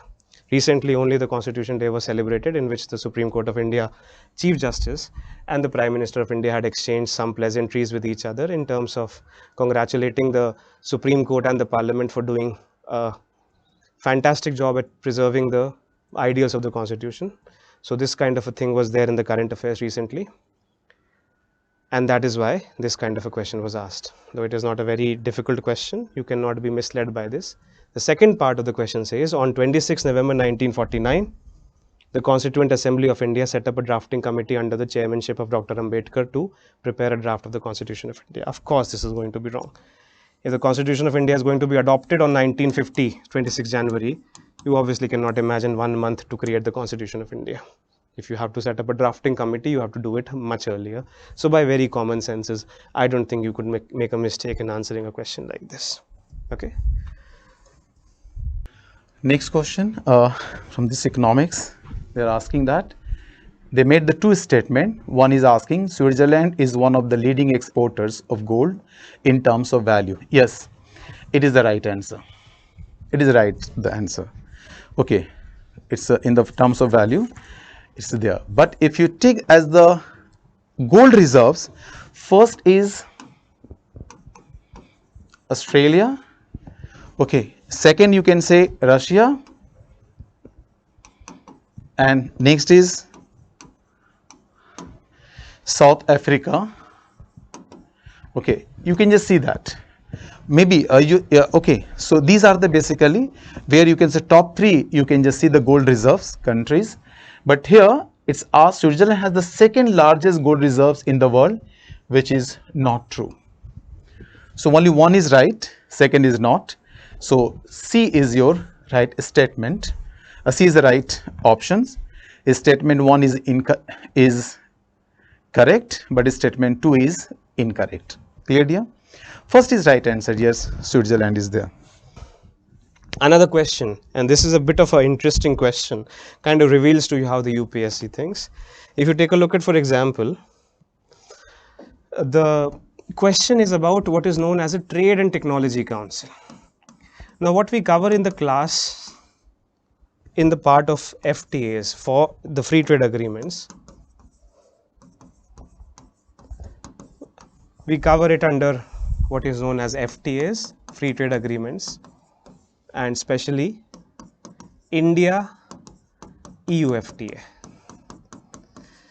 Now, India EU FTA is currently under negotiation, but what has been formed between the two countries is a Trade and Technology Council. A TTC was formed between India and European Union recently, a Trade and Technology Council. Okay. Now, when we were teaching about this kind of a thing in the class, we also mentioned the fact that the TTC, which has been signed by India between itself and European Union, is the second such TTC which European Union has signed. Okay, the second TTC was signed with India by the European Union. The first TTC was signed with USA very recently. So the question was not asked about TTC with India, but the question was asked incidentally about a TTC with the USA. TTC between European Union and United States of America. Now, this is how the UPSC flips. Question is not only about TTC with India, because that's simple, because that was being covered in the current affairs anyway because of the free trade agreement talks that India was having with European Union. The question was whether TTC is also there between European Union and USA. And if you take the notes upon what we have read about the TTC, we mentioned very clearly that the only country apart from India from which TTC has been signed by European Union is the United States of America. So that way the question was asked, and you can take a look at these two things. This is April 2022 when we have seen that the India EU TTC was launched. You can see the Prime Minister of India with European Union representatives, and this is the TTC that India has signed. And the first country with which European Union had signed a TTC before signing it with India was with the USA. So the question was not asked on this, but question was asked on this. That's the point that I'm trying to make. UPSC in a way puts a layer into a question, makes a question a little more difficult, makes you want to read a little better in the newspaper. Okay. All right. Now, the statement number 1 is correct. Statement number 2 is incorrect. Now, the EU and USA TTC, what it says is to bring technological progress and productivity under their control. Okay. Now, TTC is not supposed to control the performance of technology or control the activities of technology. It is not an organization which is, for example, titled with dangers of artificial intelligence and how to mitigate them. It is a promoter of technology, not a controller of technology. That's the term which makes the second statement incorrect. Okay. What it says over here is that USA and EU claim that through this they are trying to bring technological progress and physical productivity under their control. TTC is not about just controlling, it is about maybe regulating but also promoting. It sounds like the technological aspects are getting out of hand, and TTC has been created as an organization to bring them under control, which is not what the TTC is as an international organization. So the correct answer over here is C. Statement 1 is correct, but statement 2 is incorrect. Okay. Here you can see this one. They're asking about India accounts for 3.2% of global export of goods. Okay. We are roaming around, around below 2%. 2%. So many government documents, even economy survey you read. Okay, last year economy survey, this year economy survey, then you will get this. Yes, if you take the India's exports of goods in context of global market, it's constituted around below than 2%, around 2% you can say, not 3.2%. So it's not right. Statement 2 says that many local companies and some foreign companies operating in India have taken advantage of India's production linked incentive scheme. Yes, it's true. They are getting because it is a scheme what government introduced.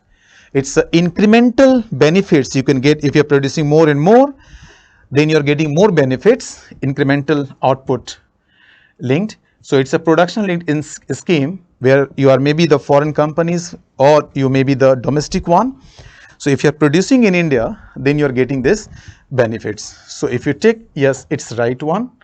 So B, D is the right answer. Statement 1 is incorrect, but statement 2 is correct. Okay, so just it's a simple one, but yes. Next is consider the following statements. The Stability and Growth Pact of the European Union is a treaty. Now, ye basically this is actually, if you look into this statement, ये बहुत clear statement आ जाता है that there's actually a continuation that the Stability and the Growth Pact of European Union is a treaty that limits the level of budgetary deficit of the countries of the European Union. ये सही है. Makes the countries of the European Union to share their infrastructure facility, nothing to do with infrastructure. Enable the countries of the European Union to share their technologies. नहीं, it's basically fiscal areas में जा रहे हैं, budgetary deficit में infrastructure technology से context में कुछ चीजें नहीं आती है, ठीक है, only one आ जाता है ये. Let's look into the next one, that is consider the following statements. Recently, all the countries of the United Nations have adopted the first ever Compact for International Migration, the Global Compact for Safe, Orderly and Regular Migration. देखिए ये all countries नहीं है, around 150 odd countries had done it. So all countries context में ये statement गलत हो जाती है हमारी. The objective and commitment stated in the GCM are binding, नहीं non-legally binding है. This is also not right. So ये भी गलत है, ये भी गलत है. अगर आप इस context में देखते हैं तो all three तो आ ही नहीं सकता है. All true, ये दोनों अपने आप ही out हो जाते हैं. You are left with only two options. Question like this has to be attempted जब 50-50 होता है. Let's see the third statement. The GCM addresses internal migration or internally displaced people. Now, it is basically internal नहीं है, ये internationally context में आता है, between different countries, not within the country. So ये भी गलत हो जाता है. So all three are basically wrong. So you will have it like none. Consider the following countries. Again, you look at your map, you will find out in your atlas. If you will see the border of this continent called your Ukraine, if I will draw the map of Ukraine here,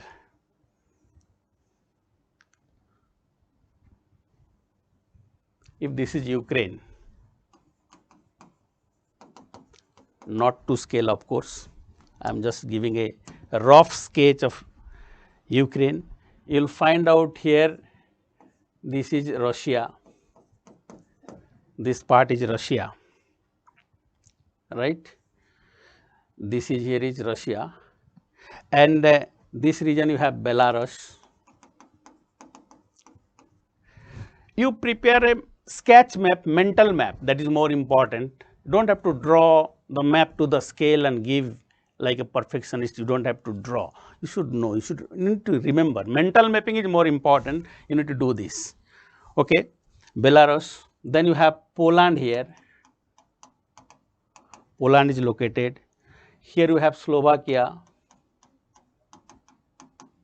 Can you see in your atlas? Here you have Hungary. Hungary. Then here you have Romania. Romania. And here you have Moldova. Moldova. Now you will find out what is this. This particular regions, we have one island like this. This is also here. It is like it is.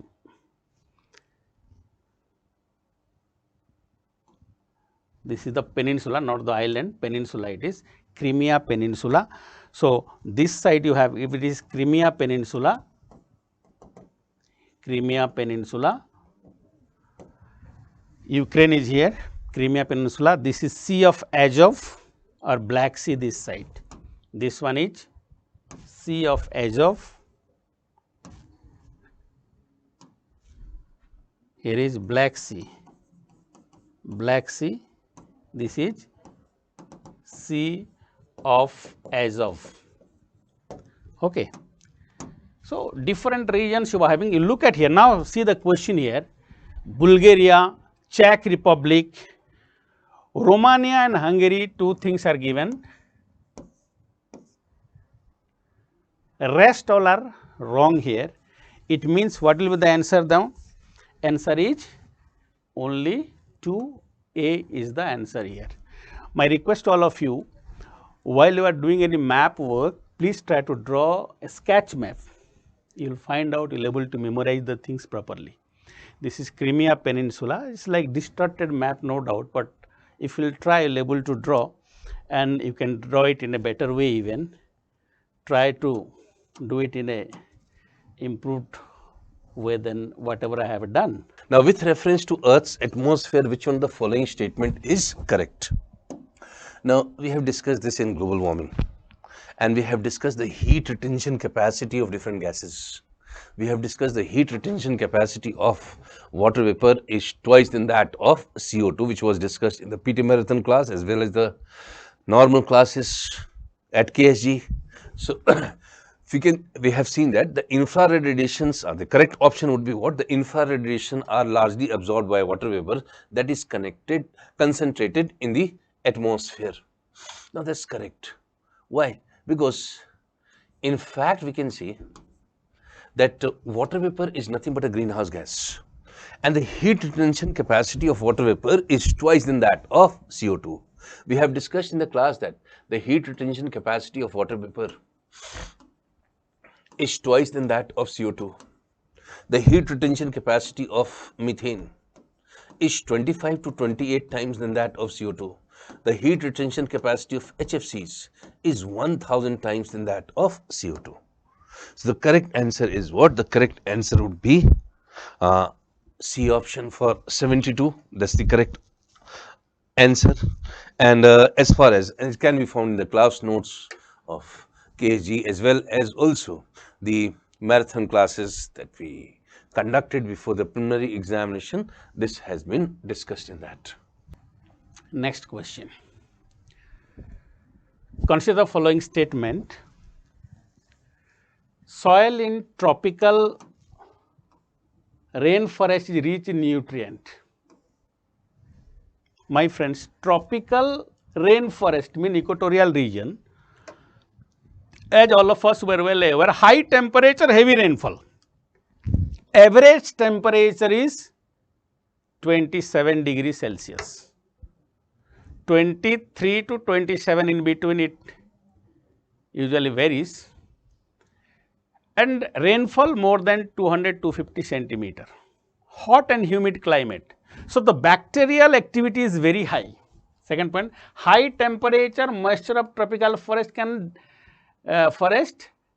dead organic matter in rich soil decompose quickly. Yes, because of decomposition, weathering will be very fast, physical weathering will be very fast, decomposition will be very fast. Because of this, it is correct that you have high temperature, this process is there, of course, but because of heavy rainfall, you remember all the nutrient they will get leached away, leaching of all the nutrient. A soil has a soil layer, as you know, soil horizon. I hope you remember that. We have a soil horizon. In the soil horizon, let me draw this here. A soil has different soil horizon, I hope you remember if you have studied. This is the topmost layer, O layer or A0 layer. This is A layer, B layer, C layer, like this. These are the soil horizon. What happened? Because of more rainfall,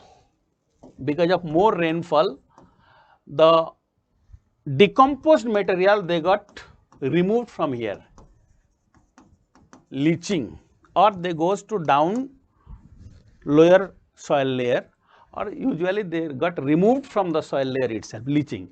So, the fertility of the soil declines because of this. Though you have more rainfall, high temperature, and the rate of decomposition is much high, still you will not have a proper good quality of soil. So, forest regrowth or regeneration rate is very slow. This is the major cause here. This is the major cause. Okay. So, in this case, what will be the answer? First statement, rich in nutrient, no, it is wrong. Statement second is correct. So, what will be the answer? Now, you check it out, you tell me. D, statement 1 is incorrect, but statement second is correct. This is the correct answer here. I hope you got it. Now, I will go for another question. I hope up to this it is clear to all of you. Right. Here, a very interesting question. Those of you who have studied well in the NCERT book, particularly Principles of Physical Geography, old NCERT, Oceanography, Hydrosphere part, it is clearly mentioned there, this particular question statement is there, old NCERT, you will find out. The statements here, the temperature contrast between continent and ocean is greater during the summer than the winter. My friends, if we will carefully observe these things, you will find out that the continent cool down quickly, heats up quickly. The water bodies get time for warming up and it releases the heat also gradually. There is a time lag. I hope you know about this. And you must be remembering that land bridge and sea bridge phenomena. Now, what happened? Continent ocean is greater during the contrast between temperature during the summer rather than in winter. No. During the winter season, it should be during the winter it is more, in the summer it is less. This is wrong here, because there is a time lag between these two, and the water body generally traps the heat energy, it stores for a long time, gradually it radiates. The continent cools down very quickly, heats up also very quickly, that is the cause. Differential heating and cooling. One more point, the specific heat of water is more than that of land surface. Correct it is? Definitely, and that is why we have cooling and heating differences is there for that cause only. So, second statement is correct, first statement is wrong. So, what will be the answer here? D. Incorrect first statement, second is correct.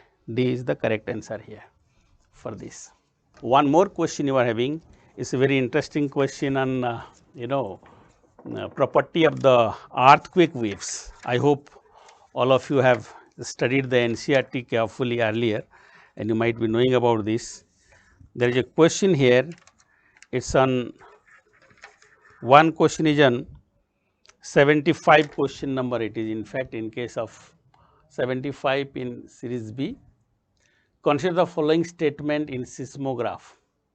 P wave are recorded earlier than the S wave.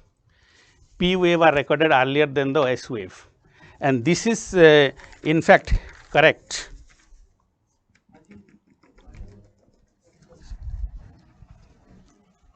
Okay. This particular statement is correct and it is given, this I have taken from our booklet, it is given in your NCERT book also, you will find out properties of this. In seismogram, P wave are recorded faster because it moves fast, solid, and where the particles are closely spaced, it moves very quickly. And if you look at this, like property is given here exactly, in P wave, the individual particles vibrate to and fro in the direction of wave propagation. Yes, to and fro it will go, compression and push and pull like. And the S wave particles vibrate up and down, right angle direction of the propagation, up and down. Yes, it is true. Weaker one is S wave, stronger one is P wave. I hope you remember this.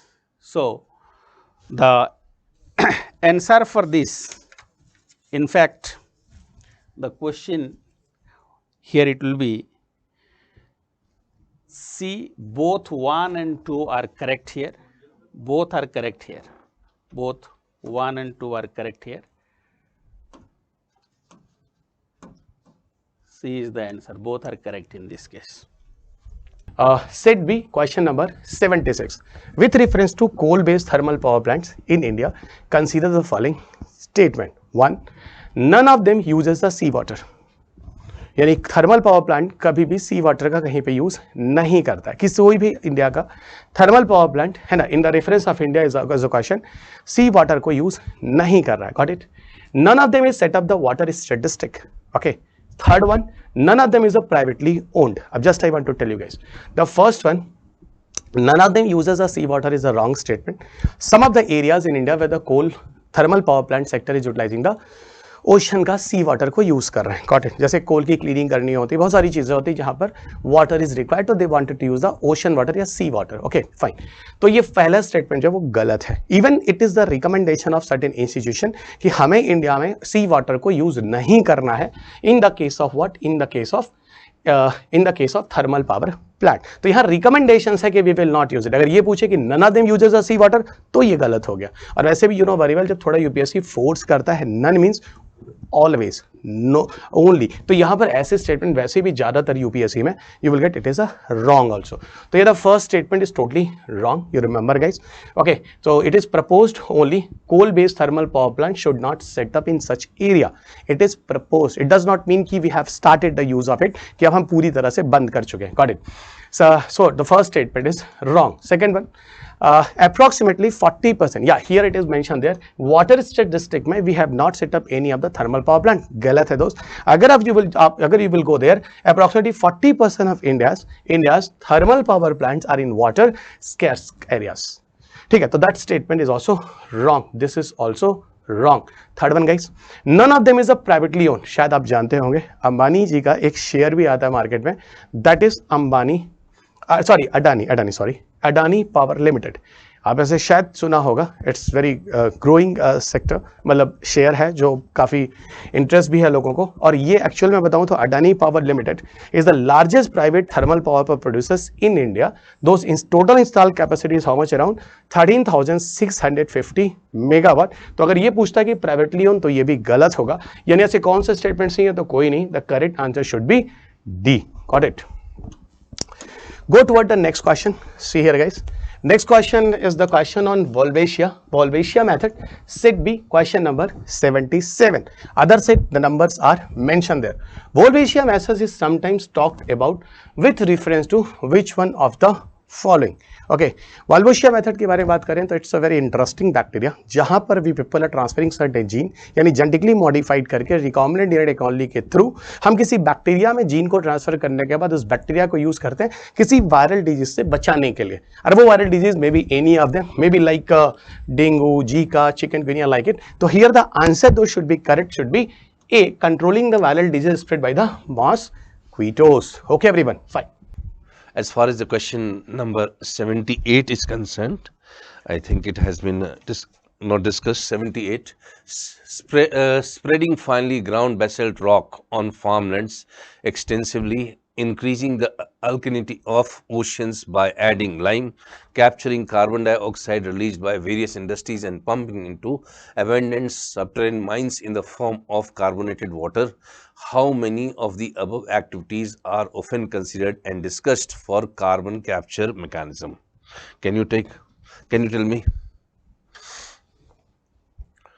Can you tell me what is the correct answer for this? What should be the correct answer for this? The correct answer is all three. All three would be considered as correct answer. See, increasing the alkalinity of oceans. Why? Because acidification of ocean would be responsible for reducing the carbon sink. Why? Oceanic acidification is responsible for reducing the carbon sink, and oceanic acidification takes place due to global warming. Capturing carbon dioxide released by various industries and pumping into abandoned subterranean mines. Definitely, because abandoned mines should be used for establishment of carbon sink. And when we are talking about carbon sequestration, it's a more comprehensive phenomenon that we have discussed in the class. It not only includes the carbon sinks, natural and artificial, but also includes all the methods which the adverse impact of global warming can be reduced. All the methods which the adverse impact of global warming can be reduced. So all these things we have discussed in the class, and we have discussed in the class in the topic which is called as carbon sequestration. We have discussed this in the class, and as well as the PT marathon session also, that what is carbon sequestration and what kind of carbon sinks are included in that, and what are the methods through which the adverse impact of global warming is reduced. One concern is what? One concern is that as far as CO2 in atmosphere is concerned, CO2 in atmosphere cannot be directly absorbed, because it's a costly affair, as a percentage of CO2 in atmosphere is only 0.04%. And that's why it would incur a very high cost to capture CO2 from the atmosphere by compressing air, which would be an energy intensive process. It's a part of biotechnology. You can connect with the health and disease chapter. Next one, guys, aerial metagenomics best refers to which one of the following situations? So set B, question number 79. Okay, so aerial metagenomics best refers to which one of the following situations? बहुत दिन पहले एक topic of discussion I have done, जिसका आपने नाम सुना होगा शायद. The topic of discussion was environmental DNA. वहाँ मैंने ये बोला था कि जो इन्वायरमेंट में जो सैंपल्स होते हैं ना, उनको गैदर कर, उनको इकट्ठा करते हैं, उनके सैंपल्स को लेते हैं. And this sample we people are taking, उन सैंपल्स के अंदर जो सेल्स वगैरह या उनके बॉडी पार्ट्स होते हैं, हो सकता है एनी ऑफ द बर्ड्स के फर्स हो सकती हैं, या any of the animals excretas हो सकती हैं, those are becoming dry and they are spreading in the air, है ना, इस तरह की चीजें होती हैं. तो we can take their own samples. उन सैंपल्स के अंदर दे हैव अ सेल्स, उन सेल के अंदर देयर इज अ डीएनए, और उसकी मदद से दोस्त we are trying to identify about the organisms, उस एरियाज में कौन कौन से रहते हैं. Okay, and in that way we can find out to check the diversity also. Even UPSC made one of the question, अगर आपने देखा है, similar question UPSC has 2021, जहाँ पर UPSC when asked one question in UPSC prelims 2021, here UPSC asked one of the question कि भाई ये बताओ कि हम जो whale fish होती है, got it, whatever through expiration is going to release outside, the droplets, cell particles, tissues that is going to come outside from the fish body, उनके जो samples होते हैं उसको लेकर उसके cells के अंदर के DNA की study करते हैं, वो सारी की सारी चीजें ये बताती भी हैं कि well fish is suffering which kind of diseases also.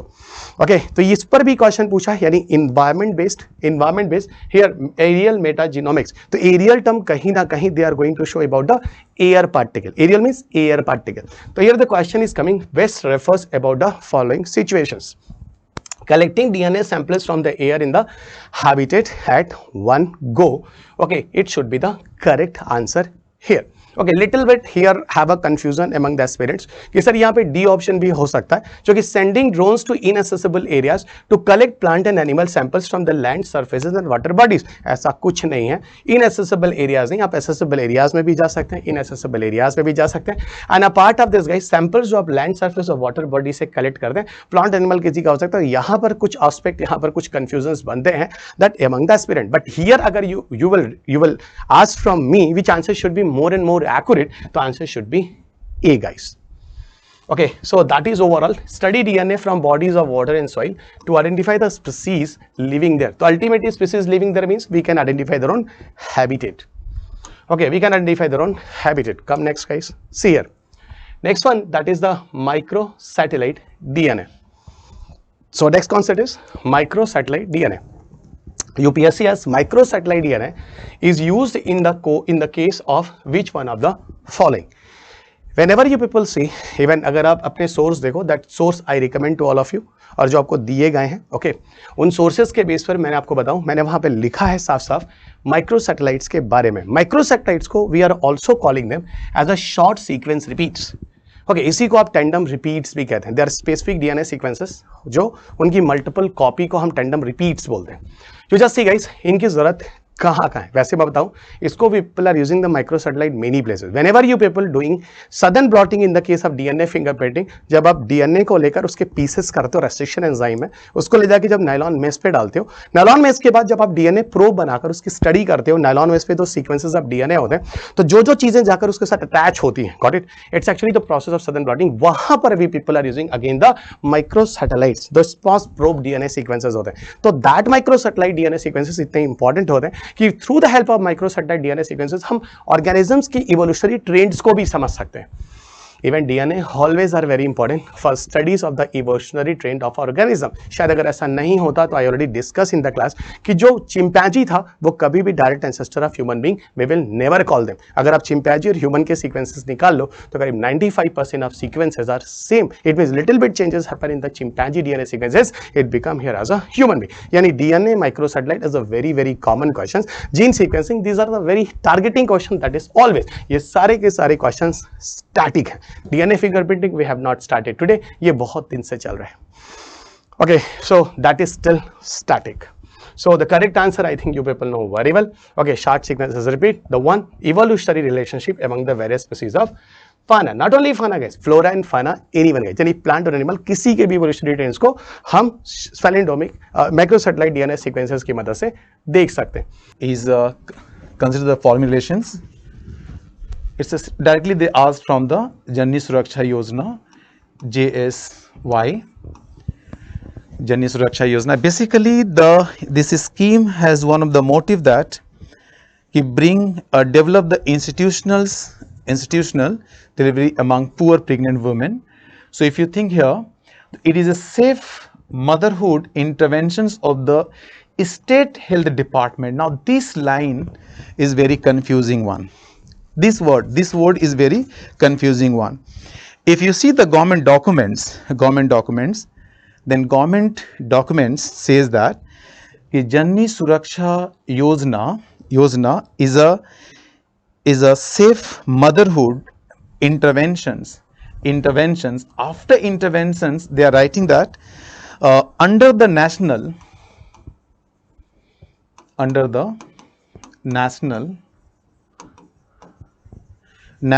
health mission.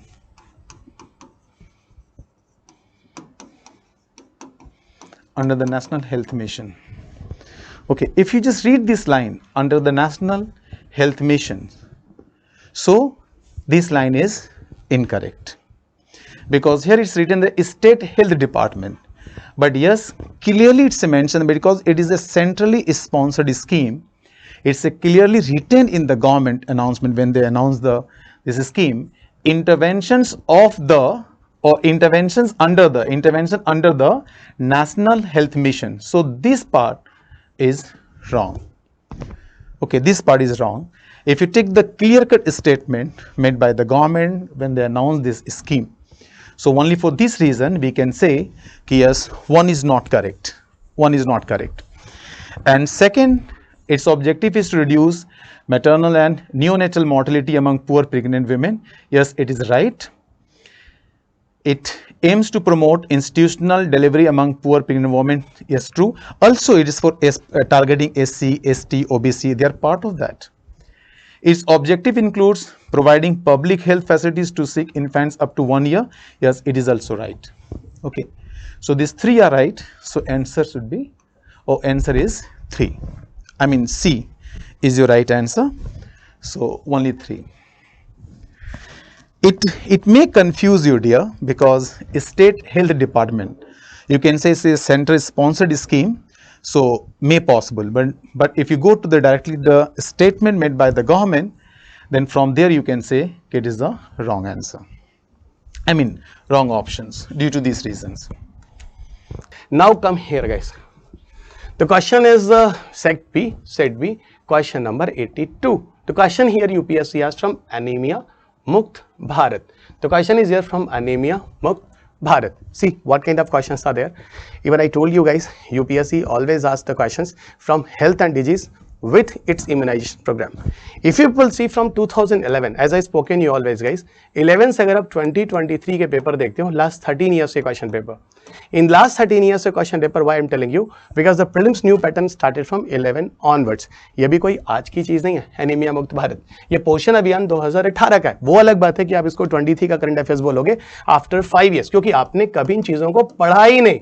अगर आपने बुक देख लिया होता तो ये क्वेश्चन आपको डायरेक्ट वहां से उन चीजों को मिल जाता. Got it. I just want to tell you guys, anaemia Mukt Bharat strategy जो है, listen, it provide a profiled calcium supplement for pre school children, adults and pregnant women. अगर थोड़ा सा भी आपके पास दिमाग था लिटिल बिट, तो यू कैन आइडेंटिफाई एनीमिया जो है वो आयरन का इशू है, कैल्शियम का बिल्कुल नहीं है. तो first statement already wrong. Second question, it runs a campaign for delay the cord clamping at the time of child birth. Exactly guys, cord clamping delay का जो process runs a campaign for delayed cord process, यहां पर इसको use करते हैं. Third one, it provides for periodic deworming to children and adolescent. ये भी बहुत ज्यादा जरूरी है कि वहां पर जो वर्म्स वगैरह होते हैं, they can also create a massive problem for the survival of the infant. Okay, worms. तो यहां पर डीवर्मिंग का कंसेप्ट भी एक पीरियोडिकल मैनर में लाया गया. And third one guys, next one, it addresses the non nutritional cause of anaemia in endemic pockets with special focus of malaria, haemoglobinopathies and fluorosis. ये चीज भी यहां पर सही है. Got it. तो I just want to tell you guys, the first statement, it should be the iron here, but UPSC has given the calcium, so it's a wrong. It's a wrong. Second statement, promoting the practices of delayed clumping, ये सही है. Third statement यहाँ पे सीधा कहा जा रहा है कि यहाँ पर डीवर्मिंग का जो रिलेशन है, okay, so periodical deworming to the, है ना, no relation of deworming, killing of worm infant children below the 18 years of age. ठीक है, that is here. Blue iron folic tablet provide once a week, deworming tablets every 6 month. ठीक है, तो यहाँ पर no relation of deworming, sorry, यहाँ पर relation of worming है, रिलेशन ऑफ डीवर्मिंग है. ओके, अगर देखो यहाँ पे थोड़ा सा ये नो थोड़ा सा ध्यान रखना, अगर यहाँ पर रिलेशन ऑफ डीवर्मिंग है मतलब वर्म नहीं है, नो रिलेशन तो वर्म हो जाएगा, तो बाई मिस्टेक यहाँ पे नो हुआ है, तो that you paper remember it. ठीक है, तो डीवर्मिंग टैबलेट एवरी 6 मंथ पर दिए भी जाते हैं, that is very very important. तो यहाँ पर दो answer is the C, that is the right. Okay, fourth one is what? Fourth statement is always right, that I told you guys. It is not only for the non-nutritional anemia, even a part of this malaria और बाकी चीज़ों के लिए भी ये focus करता है. तो here second, third and fourth are right. यहाँ पर UPSC asked the question only 3. तो कितने यहाँ पर स्टेटमेंट हैं जो सही लिखे पता है? This type of things has been started from the last year 2022 onwards. If you people see 2022 onwards the question paper, अब यूपीएससी ने उस तरह के स्टेटमेंट देने कम कर दिए, जहां पर होता क्या था, जैसे first statement A B C सही है, second statement A B C D सही है, third statement B C D सही है, और फोर्थ स्टेटमेंट जहां पे होता था ए बी और डी, और वहां पे क्या होता था, अगर एक चीज आपको पता लगा कि सी तो पक्का नहीं है, सी पक्का नहीं है, तो आपको ये लग जाता था ये भी नहीं हो सकता, ये भी नहीं हो सकता, और यहां पर पीपल टिक देम. अब जो लेवल है, इवन एलिमिनेशन का जो प्रोसेस है, अब आप उस तरीके से नहीं कर सकते. Those people were very very smart earlier, and कहते हैं ना यूपीएससी सॉल्व करने के लिए ये जरूरी नहीं कि you people know very well each and every question directly. Okay, यहाँ पे बहुत क्वेश्चन ऐसे होते थे, जो स्टूडेंट्स होते थे, एस्पिरेंट होते थे, they solve it through the help of elimination process. तो उस एलिमिनेशन प्रोसेस को फायदा हो जाता. अब यहाँ पे क्या होता है, या Archi, this is the experiment that UPSC started from the last year. Okay, last year याद रखना, इवन मैंने बार बार क्लास में बोला है कि whenever you people are give the examination, उसके बाद आते हो 80% बच्चे यही कहते हैं, दिस ईयर यूपीएससी है चेंज द पैटर्न. जरा कॉपी पे देखना what I have dictated there, कि सर यूपीएससी हर साल कुछ ना कुछ नया करता है. Even I started to dictate in the class because of my experiences, कि आपको पहले दिन बता दूं कि those experiment UPSC is doing, you are not the only one, it is going to be happen with all the 8 to 9 lakh people, those are going to fill up the forms. Okay, so that you must be clear guys. Okay, fine. So here you people understood what should be the correct answer. 3 statements are actually correct here. Go next. The next question here guys, about consider the following statements. Carbon fiber, and here the set B, question number 83. What about the questions?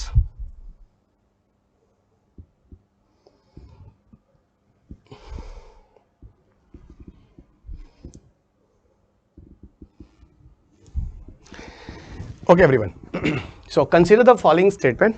Okay, carbon fibers are used in manufacture of component used in automobiles and aircrafts. ध्यान देना, during the discussion of nanotechnology in static topic, I told you guys carbon fibres को हम use कर सकते हैं. Okay, in the case of to making the component of automobile and aircraft, मैंने बोला था पर उसमें एक काम करना होगा.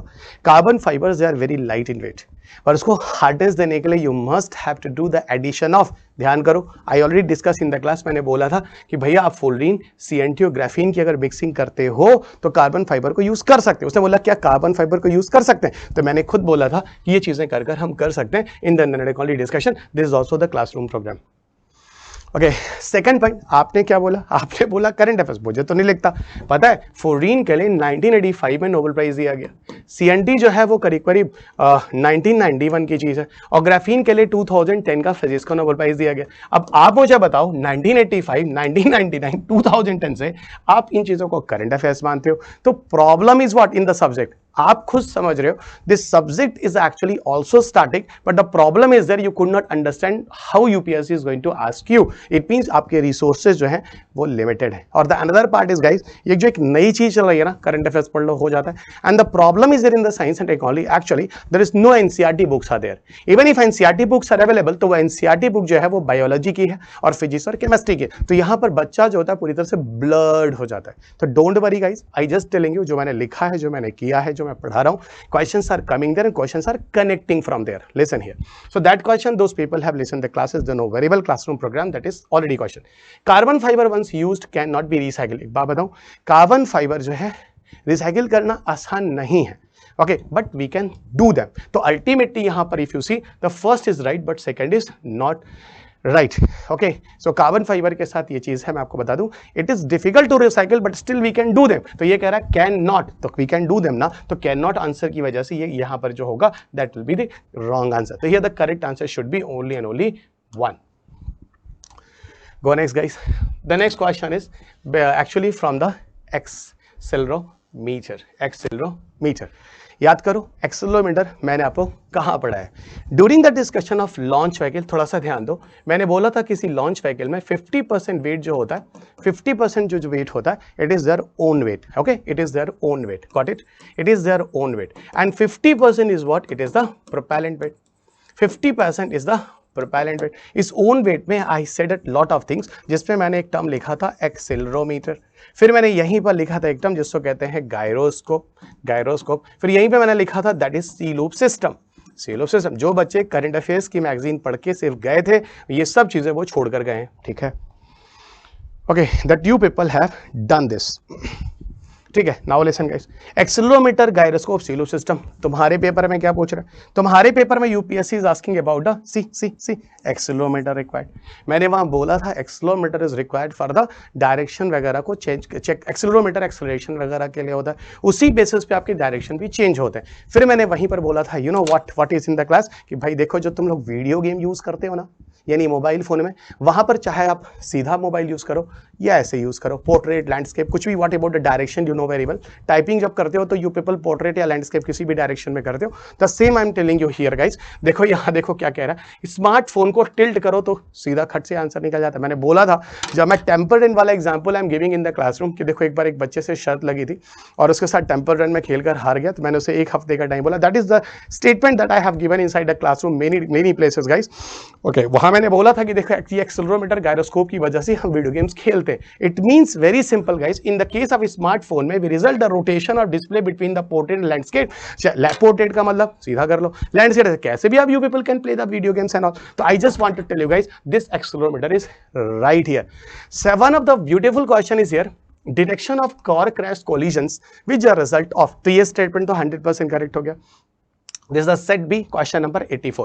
Detection of car crash collision which result in the deployment of airbag almost instantaneously. ठीक है, तो whatever the instantly happen guys, the airbag is going to open. See, आप ध्यान देना, in the miscellaneous chapter I discuss with you about one of the topic that is called safety on wheels. जाके देखना, book भी देखना जो आपको मैं बोलता हूँ, safety on wheels, okay. Safety on wheels में मैंने एक टॉपिक मिसलेनियस चैप्टर में I have discuss one of the topic safety on wheel, और वहां सेफ्टी ऑन व्हील में I told you about the passive safety, about the passive safety. Passive safety means what, okay, passive safety means what, if any casualties are going to be happen, so to minimize the casualty, if any accident anything is going to be happen guys, so to minimize the casualty, those system in our vehicle is used, just like a airbag is going to open. पता है accelerometer जो होता है वो airbags की speed को decide करता है, इसके बेसिस पे within a milliseconds में airbag is going to open. तो यहां पर भी द स्टेटमेंट इज राइट, और देखो almost instantaneously happen everything, 1/10 of the second, around 30 millisecond में आपका एयरबैग खुलता है,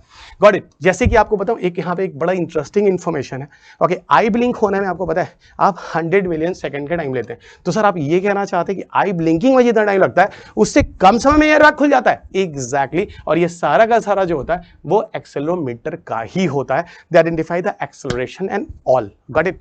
दूसरा, detection of accidental free fall of a laptop towards the ground which result in the immediate turning off the hard drives. याद रखना, not only hard drive, even जब आपके laptops गिरते हैं तो not only hard drive, through the help of hard drive and soft drive, even जो software होते हैं सब कुछ सेव करने का काम एवरीथिंग ही is doing by accelerometer. So crash sensor होता है, that is called as accelerometer. Crash sensor जो होता है जिसको हम कहते हैं एक्सेलेरोमीटर, बच्चा you just come here.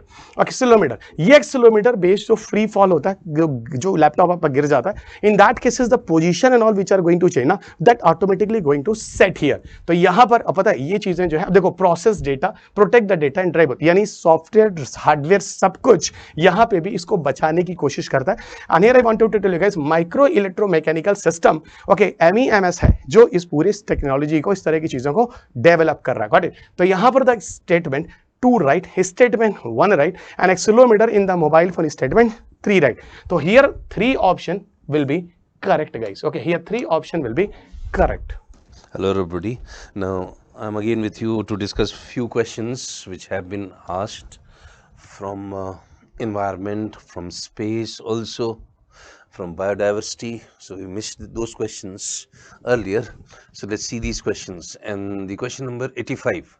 With reference to the role of biofilters in recirculating aquaculture system, consider the following statements. Biofilters provide waste treatment by removing uneaten fish feed. That's correct. Biofilters convert ammonia present in fish waste to nitrate, because ammonia is nothing but a type of contaminant, so it needs to be removed.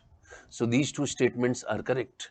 But biofilters increase phosphorus as nutrient for fish in water. That's incorrect. Why? Because if phosphorus is increased, then we can see that eutrophication would take place. And eutrophication would be resulting in what? It would be resulting in algal bloom. And algal bloom would be causing dead water zones. So dead water zones would be formed in the water body, and that's the reason why we would be considering statement 3 as incorrect, because phosphorus biofilters are not responsible for enhancing phosphorus as nutrient for fish in water, and this is the reason. Eutrophication, you know that it is the process through which sediments are deposited in the lakes, which enhance the nutrient content of the lakes, and they are responsible for not only enhancing the nutrient content but are also responsible for aging of the lakes. Now let's see the question number 86, which pertains to space. Now we can see, consider the following pairs objects in space and description we have to match. Now Cephids are what? Cephids are star which brighten and dim periodically. Now those would be called as Cephids. And nebulae is what? It's giant cloud of dust and gas in space. So that's true. Now this is matched with what? Matched with this one, and nebulae is matched with the first one. Pulsar is neutron star that are formed when massive stars run out of fuel and collapse. And they collapse, why? Because their mass becomes 1.4 times than that of sun. And that is what? That is nothing but the Chandrasekhar limit. Chandrasekhar limit, because of which it collapses. So as far as the pairs are concerned, we can see only one pair is correct, and that is 3. So only one would be the correct answer, A. Only one would be the correct answer. Clear? Another one. Which one of the following countries has its own satellite navigation system? Okay, the one is the Australia, second is Canada, third is Israel, and fourth is the Japan. आपको पता होना चाहिए. During the discussion, I told you in my classroom program कि 2 ऐसे country हैं. Okay, even worldwide, if you go in the global GPS system, तो 4 global GPS system I have discussed after the India's satellite program. Okay, here those I am telling you. Global GPS is the classroom discussion, guys. Even I have a click of the photo photograph because last moment it was very difficult to connect with the students to take their own copy based photograph. So I got photograph of some of the students that I had discussed inside the classroom program. Now STAR is the first global GPS that US has developed 1970s onward. ये सारे list में आपको class में कराता हूँ. ग्रोनास जो Russia का है, बैडू जो चाइना का, गैलीलियो जो है यूरोपियन यूनियन का है. तो world wide if you people talk about the global GPS, so these are the 4 only. Okay, but यहीं पर कुछ कंट्रीज ऐसे हैं जिनके पास अपना सैटेलाइट नेविगेशन सिस्टम है. What are them? एक मैंने बोला था जापान, और मैंने बोला था इंडिया, और मैंने बोला था फ्रांस के बारे में भी सुनने में आ रहा है कि France has also done this. Okay, जो इंडिया का है that Gagan and IRNSS that I already discuss with you, or IRNSS already UPSC asked earlier around 2017 in your prelims paper, and IRNSS was also the UPSC question paper in your mains paper. Okay, got it. यहाँ पर पूछ रहा है which country have own satellite navigation system. Own satellite means सिर्फ अपना, means it is the regional. Here UPSC is not asking you about the global. यहाँ पे देखो जो आंसर मैं कह रहा हूँ जापान का है, that is a quasi-Janis satellite system. ये क्वेश्चन मैं आपको दिखाता हूँ because this photograph somebody has sent of my classroom students. Okay. Okay, classroom student. तो सी हियर गाइस, ये भी दिखाता हूं आपको. Okay, see here, see yes, see here. This is the question, this is the discussion that I already have done. Even students, I generally said inside the classroom, I never asked UPSC will ask this type of question, which country have. So I said guys inside the classroom, when I discuss the GPS, okay, here I said the regional GPS में 2 और country हैं, Japan और France.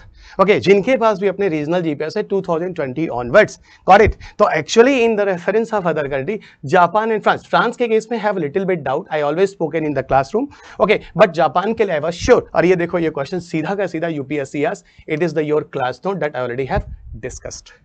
And that time I also told you those India have a IRNSS as a GPS. Okay, उसका कोई भी global होने का भी concept नहीं है. The reason this was the question paper of 2018 prelims also. पर problem क्या है? आपने तो current affairs देखा होगा, और current affairs ही किसी मैगजीन में 100-200 पन्ने में तो दिया ही नहीं था, क्योंकि आपने तो साइंस एंड टेक को करंट अफेयर्स समझ रखा है. अब you people decide the UPSC science and tech is the current affairs, या यहाँ पे भी यूपीएससी चाहता है you must have to knowledge. Got it? One more thing. Okay, one more thing. See here guys, it's a proof, it's a proof. Got it? It's a proof. See, I think this video at least now it will enough to open your eyes. Okay, open your eyes. See, after it come next. See, next one. Set B, question number 88. Question: consider the following statement. See, this question also came from the classroom discussion, but the nature of this question, as I got it guys, 2 chapters clubbed together. What are these 2 chapters clubbed together? Classroom discussion और plus book को अगर ले लो तो ये chapter 2 subject से जुड़कर आया. Got it? The one ballistic missile are the jet propellant, okay, at subsonic speed throughout their flights, while cruise missiles are rocket powered only in the initial phase of flight. Okay, one question. पहले इस पे थोड़ी सी बात करते हैं. देखो, ballistic missile, I always told you guys कि ballistic missile जो होते हैं actual they are going in parabolic path. याद रखना, इस टॉपिक को समझने के लिए you must have to understand my subject that I already discuss in the space technology and defence technology. अगर दोनों चैप्टर्स के नॉलेज है then you can understand very well. आपको पता होगा इन द क्लासरूम प्रोग्राम, इसी द क्लासरूम के discussions है और same thing mention in the book also. मैंने वहां पर आपको 3 types of jet engine discuss in the class. थोड़ा सोचो, question you can solve it. Jet engine में I told you there are 3 types of jet engine guys. I think you remember the one was turbojet, second was a ramjet, and third I already discussed with you about a scramjet. Or that time I told you scramjet is a very very important question. Those I am expecting in your coming year examinations. अब सुनना, कह रहा है ballistic missile जो होता है वो jet propellant होता है. देखो, जेट प्रोपेलेंट का मतलब होता है jet engine. I already discuss with you कि जेट इंजन जो होते हैं they are in the stratosphere. देखो, थोड़ा सा अगर सोचते तो ये क्वेश्चन आप लगा सकते थे, क्योंकि I discuss the concept inside the class और those people have listen the properly concept inside the class. और जो क्लासरूम के डिस्कशंस हैं ये सारे question directly UPSC asked from your paper. Okay, अभी देखना अभी क्या चल रहा होगा. अभी people give the examination, current affairs पढ़ लो, साइंस टेक हो जाता है, कुछ और पढ़ने की जरूरत नहीं है. साल भर साइंस टेक चुपचाप बैठे रहो, लास्ट में कुछ मैगजीन आएगी 10 दिन के 10-100 बनने के क्वेश्चन 100 पेपर के करंट अफेयर्स पढ़ लेना. ये कहीं भी चीजें नहीं लिखी हैं. Again I am telling you, next year फिर मैं आऊंगा, next year again I will come, again I will take your class and again I will tell you the same word. और फिर वो आप सुन रहे होगे this you people are doing from the last 7 years. Got it? 2017 onwards, UPSC has turned 70-80% plus questions even start to make in the static paper. Got it? See here guys. Statement 1, what are here? connecting topics, space for defense, both if you connect. I told you guys, see, I told you the jet engine generally they are flight under the stratosphere height. Stratosphere is that height where oxygen is available. पर सुनो, ballistic missile वहां से जाता है, मान लो ballistic missile is going in parabolic path, और ये हिमालय है, it's India guys, it's China. अब आपको इंडिया से चाइना में भेजना है तो हिमालय के ऊपर जाएगा तो ऑक्सीजन नहीं होता है, तो सीधा मतलब कि जेट वाले में तो ऑक्सीजन होता है. यहाँ पे बैलिस्टिक मिसाइल तो उतनी हाइट पे जाता है ऑक्सीजन होता ही नहीं है, तो ये दोनों एक दूसरे के साथ कॉन्ट्राडिक्टरी है. ये अपने आप में यही स्टेटमेंट गलत हो गया. अगर आगे का you will not have a knowledge still you can guess it. अब देखो, अगर ये विल नॉट हैव अ, क्यों? क्योंकि आप तो बिजी करंट अफेयर्स में हो. यूपीएससी ने जनरल क्वेश्चन पूछा, those people are listening even my words they can understand. Yes sir, ये तो बहुत आसान सा क्वेश्चन था. स्ट्रेटोस्फीयर से आई कैन अंडरस्टैंड, और आपने बोला था jet plane move in the stratosphere. Stratosphere is that area where oxygen is available. इसीलिए कभी भी जेट इंजन एक्स्ट्रा ऑक्सीडाइजर या प्रोपेलेंट लेकर नहीं जाते. Got it? So that is here. Fine. So its statement is wrong. Second one, Agni 5 is a medium range. You recall guys? मैंने क्या बोला था? 5 अग्नि पढ़ाए थे और बोला था छठा भी है, that अभी टेस्ट होना बाकी है. What was that? See guys. Again this question came directly from the classroom program. Agni 5 was what? Agni 5. देखो मैंने बोला था Agni 1, Agni 2, Agni 3, Agni 4, Agni 5, Agni 5, Agni 6. फिर मैंने बोला simple way to remember the distance. Remember 1000, 2000 kilometre, 3000 kilometre, 4000 kilometre, अग्नि 5, 5000, अग्नि 6, 6000 kilometre. ये मैंने जनरली बोला था. Got it? Then I told you guys, अग्नि के सारे स्टेजेस में those propellant we people are using, यहाँ पे सॉलिड है, यहाँ पे सॉलिड है, solid solid solid solid, but difference is there. Agni 1 में people are using the 2 stage propellant. अग्नि 2 इज व्हाट? 2, 3, 4 जो है ना, ये 3 स्टेज प्रोपेलेंट है. और 5 onwards is what? That is the okay. एक काम करो, प्रोपेलेंट छोड़ो, क्योंकि प्रोपेलेंट पे जाना ही नहीं है. When you people can guess the answer with the medium range. Okay, when you people can identify the answer on the basis medium range, तो क्यों जाएं? अग्नि 5. अच्छा, फिर मैंने क्या बोला? मैंने बोला देखो, जो डिस्टेंस होता है, अगर मान लो एक तो होता है शॉर्ट रेंज डिस्टेंस, किसी भी मिसाइल, देखो सब कॉन्सेप्ट है, सब कॉन्सेप्ट है. जैसी defence technology I started, I discuss with the basic concept of missile, short range. फिर मैंने बोला भाई देखो सेकंड होता है मीडियम रेंज. फिर मैंने बोला देखो तीसरा डिस्टेंस होता है, that is called intermediate range. Then I told the fourth distance, that is called intercontinental range. ये देखो, दोस पीपल हैव लिसन और रीड द बुक, दोनों मैं बोल रहा हूं, बुक और मेरी क्लास डिस्कशन दोनों काम हुए. अब देखो, शॉर्ट रेंज में मैंने क्या बोला था क्लास में? 0 to 500, बुक उठा के देखना, 0 to 500. मीडियम रेंज 500 प्लस, और 500 प्लस से अप टू 2000 किलोमीटर. सीधा सीधा देखो, intermediate is what? 2000 plus up to 5000 kilometre. और बच्चा what about the intercontinental? 5000 kilometre plus. ये देखो, अब आप एक जरा दिमाग लगाओ, आपके पेपर में क्या कह रहा है? अग्नि 5 इज द क्वेश्चन. अग्नि 5 5000 kilometre. 5000 kilometre is the medium range या 5000 इज द इंटरकॉन्टिनेंटल रेंज? तो सर एकदम कंफर्म हो गया, ये ऑप्शन गलत है. फिर मैं कह रहा हूं, try to understand the subject. UPSC made very easy question, and these all the question you have done the error जो आप आसानी से कर सकते थे अगर you have a logic. Even Khan sir told you guys, what told you? He just told you guys, if you have a understanding of the concepts, if you can connect the concepts, okay, you can solve every questions. This UPSC is not the game of current affairs only. those you people made, और खास तौर से science and take में तो I can tell you proudly, ये 70 to 80% question, not less than that. Okay, UPSC directly asks the question from my content, from my classroom program, from my materials, and it is the proved guys. Okay, fine, just a minute. Why you miss it? It is your problem. Okay, Question number 89, and we can see that earlier in the class we have discussed mercury pollution, and mercury pollution takes place why? We can see oceans are a source of mercury pollution. Mercury is also present in permafrost region, so global warming and climate change would be responsible for mercury pollution of the oceans. And the type of mercury which is present in the atmosphere is called as what? It is referred to as legacy mercury. But the question is not concerned about this. So that's called as legacy mercury. The question says that, first statement, gold mining activity is a source of mercury pollution in the world.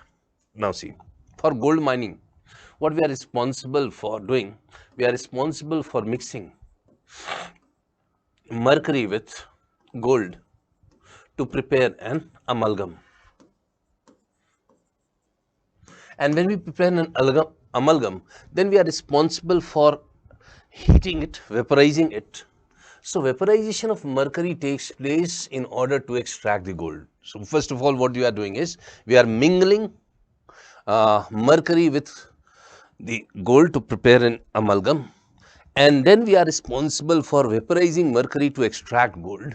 Now this would be resulting in what? Mercury pollution of the air, atmosphere.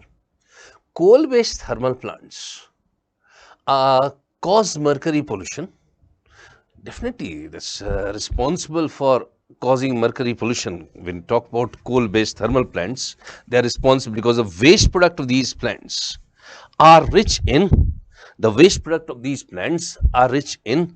iron, and is the waste product of, rich in mercury. And that's why the waste product of these plants, which is rich in mercury, for this purpose, sometimes we are responsible for using a gas called bromine, which would be responsible for reducing the mercury content of the coal-based thermal plant waste, because the mercury content of coal-based thermal plant waste is very high, So we can see that is correct. So gold mining is a source of mercury pollution in the world. Coal-based thermal plants cause mercury pollution. That's true, because the mercury that we get from CFL, the amount of mercury which is present in the waste of the coal-fired thermal plant is roughly 10 to 15 times than that. So very high content of mercury present in coal-fired thermal. One of the adverse impact of coal-fired thermal plant is not only the emission of CO2 in atmosphere, but also the presence of, it enhances mercury contamination. There's no safe levels of, there's no known safe levels of exposure to mercury. Now, this is a statement which is correct. Why? Because the safe level varies from one place to another. So you can see all the three statements are correct. All the three statements are correct. And this we have discussed when discussed global warming, and we discussed mercury contamination of the oceans also, and how mercury contamination of the oceans would be enhancing due to global warming and climate change, because the source of mercury is also the permafrost region. Clear? And this is the last question. See, this is the set B and question number 90 with reference to green hydrogen. I told you guys green hydrogen based 2 questions UPSC has. Consider the following statement. I brought some of the clip also because last moment of time it was very difficult, but kuch clips I have to collect it. Okay, in that way many clips I can show you, but I need more and more time. So एक और clip आपको दिखाता हूँ green hydrogen वाला, जहाँ पे 2 question आपको सीधा का सीधा. Even green hydrogen was the marathon classes also. I mentioned there जो KSG पे ली गई है classes, class discussion book हर जगह ये चीज लिखी गई है. अब सुनो, green hydrogen used directly as a fuel in internal combustion. Exactly guys, hydrogen you can use directly in the combustion engine. In that way hydrogen fuel are working, hydrogen fuel vehicles are working. This is right. It can be blended with the natural gas. दिखाता हूं ना, 2018 का एक topic है जो मैं अपने class में डिस्कस करता हूं. 2018 क्वेश्चन पेपर 2013. तो सर आप 5 साल पहले की बात बता रहे हो? हाँ, लेकिन आप 5 साल पहले की चीज करंट अफेयर्स बोल रहे हो ना, यही तो मुझे नहीं समझ में आ रहा. इधर देखो, मैं आपको बार बार बताता हूं एक question, this question repeated in 2018 prelims also. उसमें मैंने बोला था कि हाइड्रोजन और सीएनजी की मिक्सिंग करके दिल्ली में IOCL Indian oil corporation limited और दिल्ली गवर्नमेंट, केजरीवाल गवर्नमेंट ने एक प्रोजेक्ट लॉन्च किया था जहां पर 50 बसेस को चलाया गया था. ये देखो hydrogen CNG, and they have given the wonderful response, and those CNG was used there. It's a CNG में क्या होता है? नेचुरल गैसेस होते हैं, तो जो नेचर में पाए जाते हैं. What about the sources of CNG? सब स्टैटिक है, तो या तो कोल बेड मीथेन हो सकता है, सेल गैस हो सकता है, other sources also there. Fine. तो ultimately here what is this? Natural gases के साथ we can blend it and we can use it. It is a further repeated question of 2018 and further UPSC has after 5 years in 2013. The second statement also right. Third one, it can be used in the hydrogen fuel cell to run vehicles. देखो बच्चा, hydrogen fuel UPSC not as the one time. पहली बार जाके देखना, UPSC ने hydrogen fuel cell पे 2012 में question पूछा है ना. उस समय UPSC आज the question microbial fuel cell. फिर जाके यूपीएससी ने 2015 में फिर क्वेश्चन पूछा, फिर उन्होंने पूछा फ्यूल सेल. और इस माइक्रोबियल फ्यूल सेल और हाइड्रोजन और फ्यूल सेल में हर जगह हमने हाइड्रोजन ही यूज किए. And that is the reason in the static discussion I told you, this is the reason fuel cell also called as a hydrogen fuel cell, because fuel cell में main source of energy जो होता है fuel, वो hydrogen ही होता है दोस्त. तो ultimately I can tell you कि hydrogen fuel cell run vehicle. Exactly. तो ये क्वेश्चन भी आपका रहा स्टैटिक. तो UPSC in this year all question that asked, शायद ही 1 या 2 क्वेश्चन आप चाहें तो जबरदस्ती you can tell as a current affairs, but I will tell you around 90% to 100% questions are static, और सबके लिए आपको सीखना पड़ेगा science and tech. It was overall the 14 question that UPSC asked in the last. Again I will tell you, मैंने आपसे बोला था दिस एग्जामिनेशन को don't give this exam as exam, you just go and enjoy this exam. और मैं फिर बोलता हूँ, please try to learn the subject and don't try to be hurry in this examination. कहीं ऐसा ना हो बच्चा कि आपके 6 अटेम्प्ट ऐसे ही खत्म हो जाए और आफ्टर 4 और 5 ईयर्स यू रियलाइज, मतलब अटेम्प्ट यू रियलाइज कि करना क्या था, कर क्या रहे थे. And the main problem for the new generation is what, you people have a lot of content and notes, you people have a lot of YouTube videos, और इतने पीडीएफ आजकल चल रहे हैं इतने यूट्यूब पे. Okay, that is the reason now the new generation is getting more and more confused. So we all the entire teams, those we all are working time to time, Khansar is also coming and connecting with all of you with all the recommendation, even with all the information those are required for your examinations. Our teams are totally dedicated, totally passionate to do something in the UPSC, especially for all of you. So kindly trust us, and in that way I am going to complete my lessons here. Thank you guys, all the best, God bless you. Here just you see next one. Consider the following statements with reference to India. According to the Micro, Small and Medium Enterprises Development Act 2005, the medium enterprises are those with investment in plant and machinery between 15 crore and 25 crore. Dear, remember, in 2020, okay, in July 2020, MSME Act Development, MSME Development Act 2005, you can just check. Okay, it's basically amended, and after amendment for medium, small, it's a micro, it's a small, it's a medium.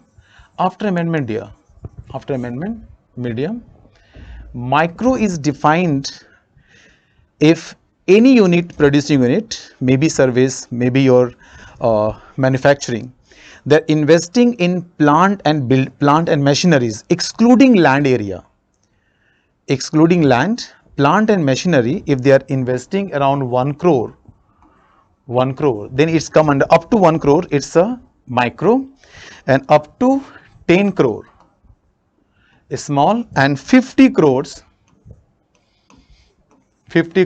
then it's a medium.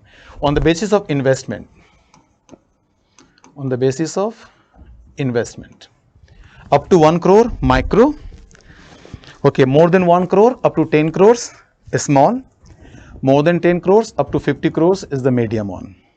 Okay, but question asked about medium one. Here's plant and machinery between 15 crore and 25 crores. So it is a range, maximum they are giving 25 crores, but 25 crores is 15 crores to 25 crores. If you take these options, so it's a maximum limit, okay, it's maximum limit is 50 crores. So yes, it can come to the medium one.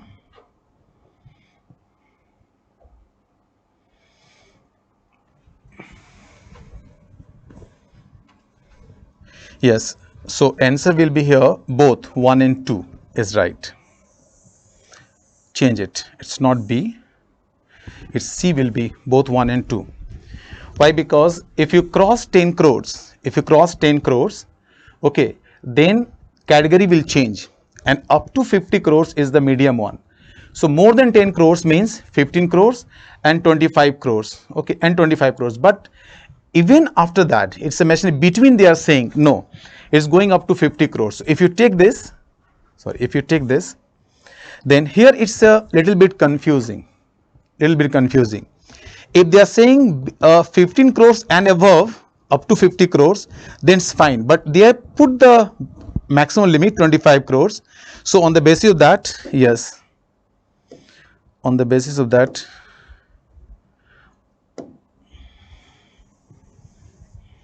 just a minute.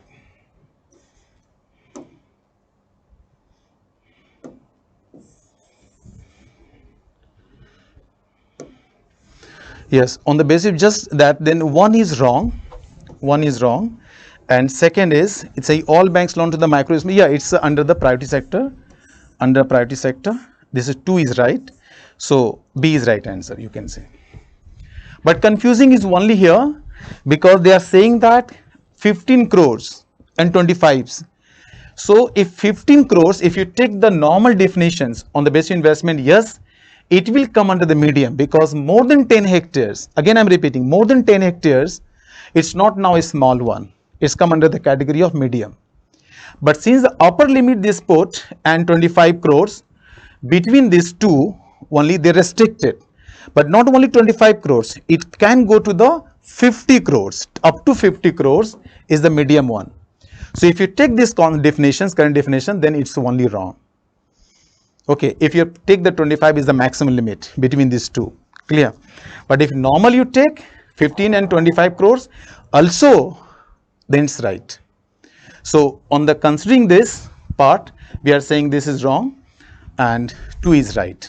Okay, so this is the one of the little bit confusing here. So you consider that in this answer. Fine, dear. And if you go to the turnover,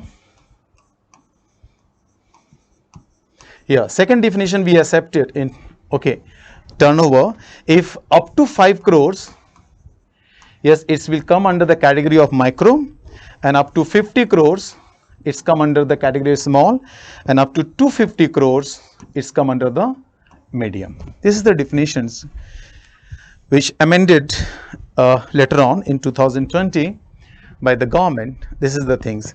So get it this point. I just clear it. Okay, if you take this definition, then it's wrong. But okay, due to the only maximum limit, if 15 crores part is clear, 25 crores is also clear. But if you getting the space up to 50 crores, then it's right. If you take only this, then yes, 15 crores and 25 crores also they come under the medium enterprises, because more than 10 crores will come under the medium one. So yes, this is a little bit confusing options, but take this, clear?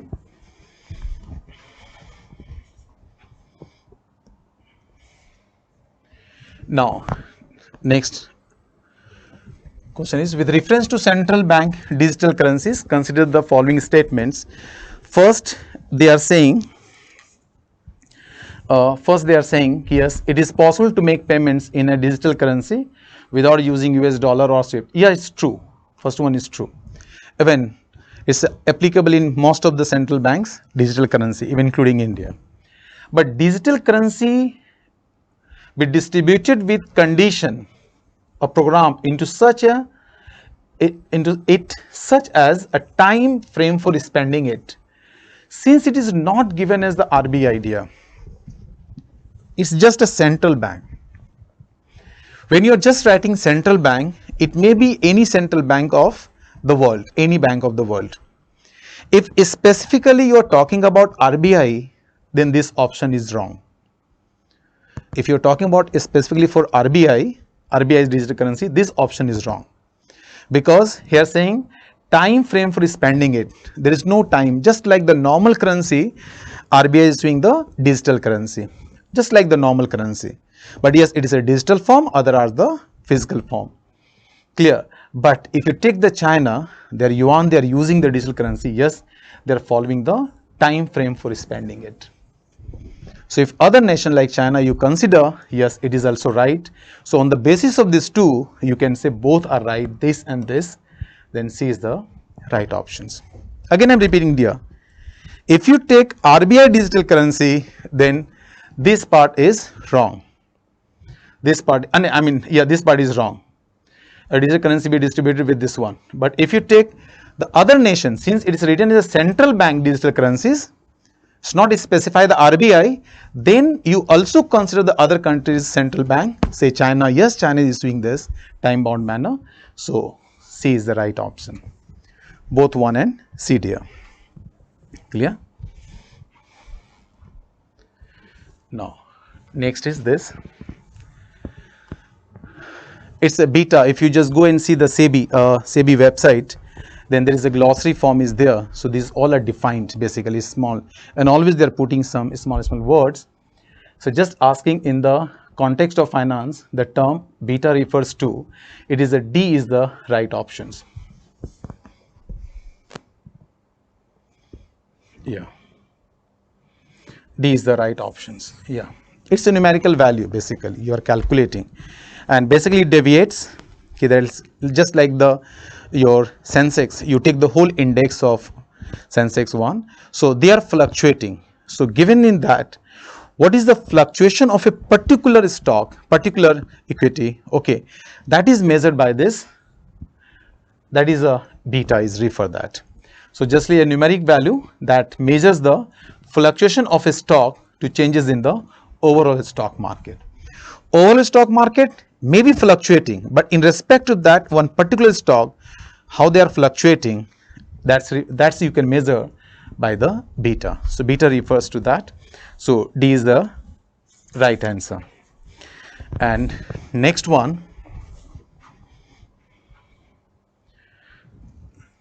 it's a self-help group. Consider the following statements. The self-help group was originally initiated, but you are knowing the self-help group is initiated by in the Bangladesh, okay. But in India, basically, first it's started by some trade group, okay. There's a social movement. They, I mean, started the trade union type of things. They started these things, okay. But later on, the NABARD initiated this, and after NABARD, then other commercial banks started this. So this part, the self-help group, was originally initiated by the State Bank of India. This is not right. Second part, you take in an SG, all members of a group take responsibility for a loan that an individual member takes. Yes, second part is right. Third, the regional rural banks and scheduled commercial banks support self-help groups. Okay, yes, it is also right. Third part. So only 2 and 1 is wrong. So B is the right answer here. Okay, so they simply ask from this.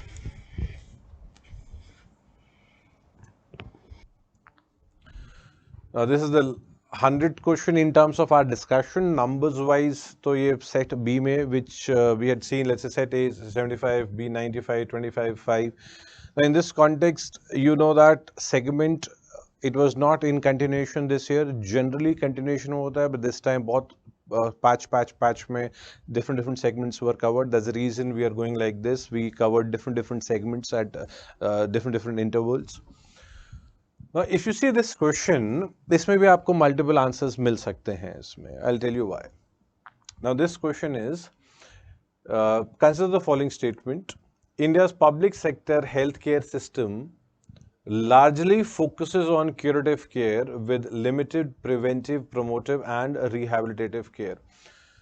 ये जो statement है, ये context में अगर आप देखेंगे, इसको बहुत लोग सही भी मान सकते हैं एंड इसको बहुत लोग गलत भी मान सकते हैं, ठीक है.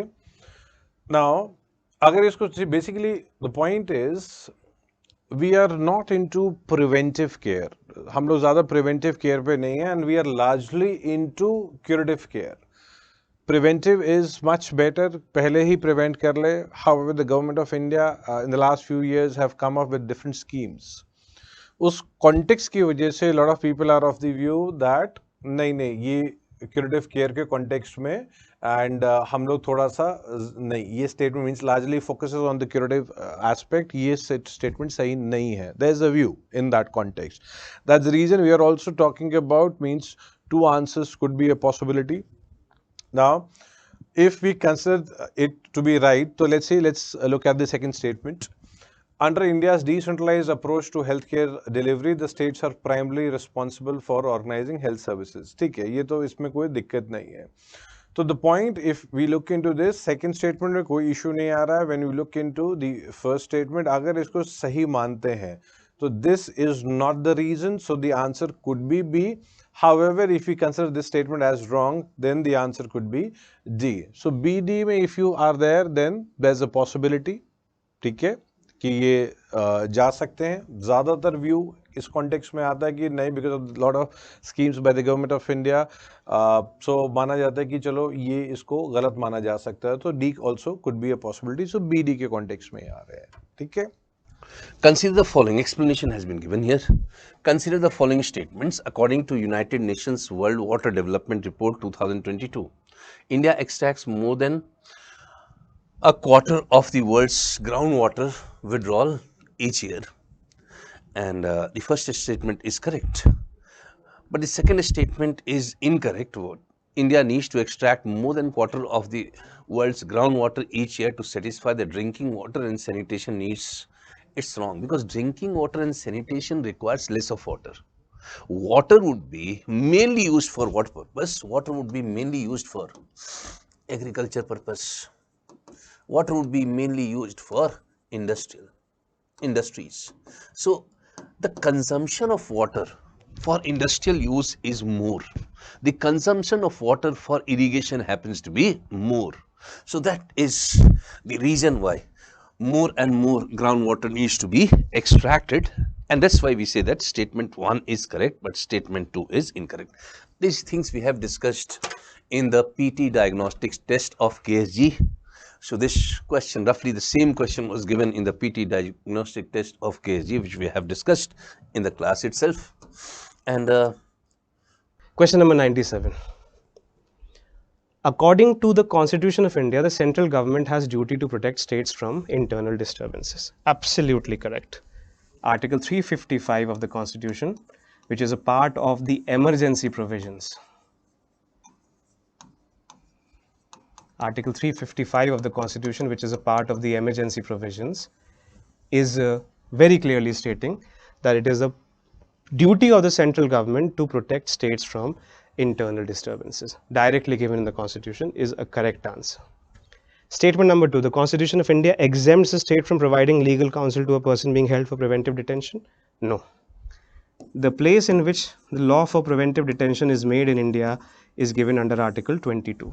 And nothing in Article 22 gives the central government any power to exempt the states from providing legal counsel to a person being held for preventive detention. It is not given in the word of the Constitution at all. Therefore, it is incorrect. Statement number 3, according to POTA 2002, which is the Prevention of Terrorism Act 2002, confession of the accused before the police cannot be used as evidence. Okay, this also is not given in the POTA at all. So statement 2 and statement 3, when you directly read the Constitution of India and you read the Prevention of Terrorism Act 2002 directly, is not given anywhere. Therefore, these statements are going to be incorrect. The only correct statement is statement number 1.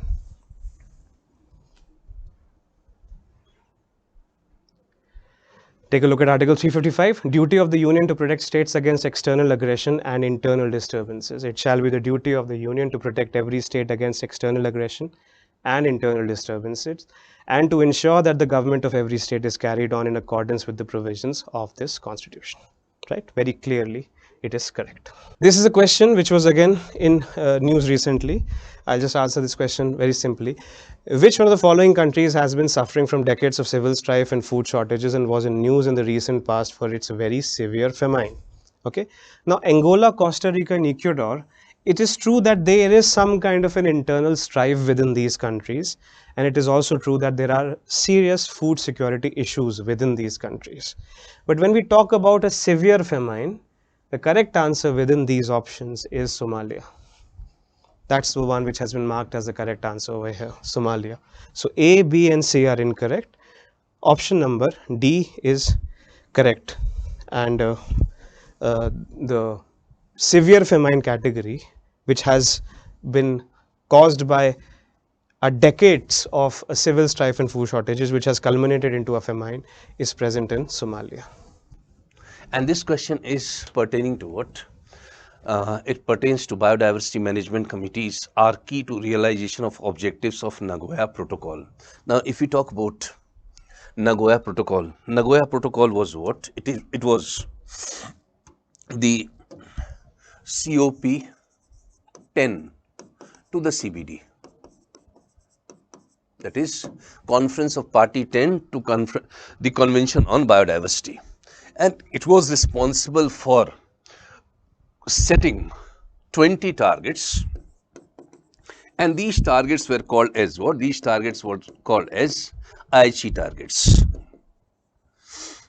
And the result is what? That we have seen that not a single of the target has been met. Clear. Now, The second statement is what? The biodiversity management committees have important functions in determining access and benefit sharing, including the power to levy collection of taxes on access of biological resources within its jurisdiction. That's true. But also do remember that the global framework for biodiversity, which was recently signed at the COP15, which was conducted in 2 phases, one was in Kunming and second was in Montreal. Now it has set 23 targets, and that is to be attained by the year 2030. Clear? So that, and so we can see that the correct answer is what? Correct answer is both 1 and 2, and this is the explanation for that purpose. We come to the last question of the polity session. Consider the following statements in respect of election to the President of India. Okay, let's take a look at the statements given over here. And again, I was mentioning that you have 2 questions which have come this year from the presidential elections. We've already taken a look at one question, which is regarding the powers of the Supreme Court to declare the election void and the consequences of it. That is one question. Second is a bit of a tricky question. This was a question that one had to spend some amount of time thinking about. Statement number 1. The members of nominated to either House of Parliament or the legislative assemblies of states are also eligible to be included in the electoral college. Now this is just fundamentally wrong. Okay, I'll give you the example of why it is wrong. When we talk about a president, generally what we say is that the president is the head of the state. President is the head of the state, and the head of the state in a republic, and India is a republic, shall be chosen by the people. And sometimes we can also say shall be elected by the people. This is the first and simple definition of what a republican form of government means. A republican form of government is that in which the head of the state, which is the president, is elected by the people, directly or indirectly, chosen by the people. People must have a say in giving the post of president to one particular person. That is a definition of a republic. Okay. Now, when we take a look at the presidential elections in India, what you have is a electoral college, which is composed of the members from the Lok Sabha plus the Rajya Sabha plus the state assemblies, right? These are the members who form the electoral college, and then they have an election and the president is elected. So these are people who are elected by the people of India, directly or indirectly, and these people form an electoral college to elect the president of India, right? So these are the people of India who are directly or indirectly elected the president of India. When we talk about nominated members are present in the Rajya Sabha, but they are not in the Rajya Sabha by the people of India. They have been taken by the President of India for their extraordinary skills in literature, science, art, and social services. But they are not the ones who have faced elections and have come from the people of India, and therefore, by that principle, they are not included in deciding the elections of the President of India. Right? It's as simple as that. So therefore, this particular part is even directly given in the Constitution, and it is not correct. Statement number 1 is incorrect. Statement number 2.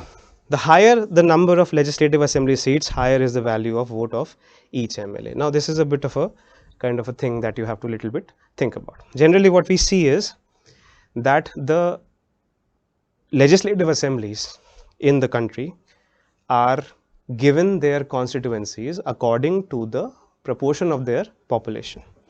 Okay, so a very simple formula is that you take the proportion of, you take the number of population of a state and you divide the constituencies of that state between 60 to 500, so that the quotient of the division of the population of the state and the constituencies of the state is uniform for all constituencies within the state.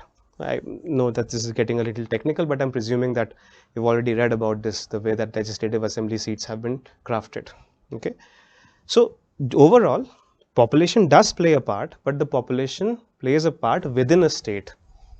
But states can have different constituencies with each other, which means that one thing we can say is that a state which has a higher number of legislative assembly members can have a higher number of votes as a collective, as a state in the presidential elections.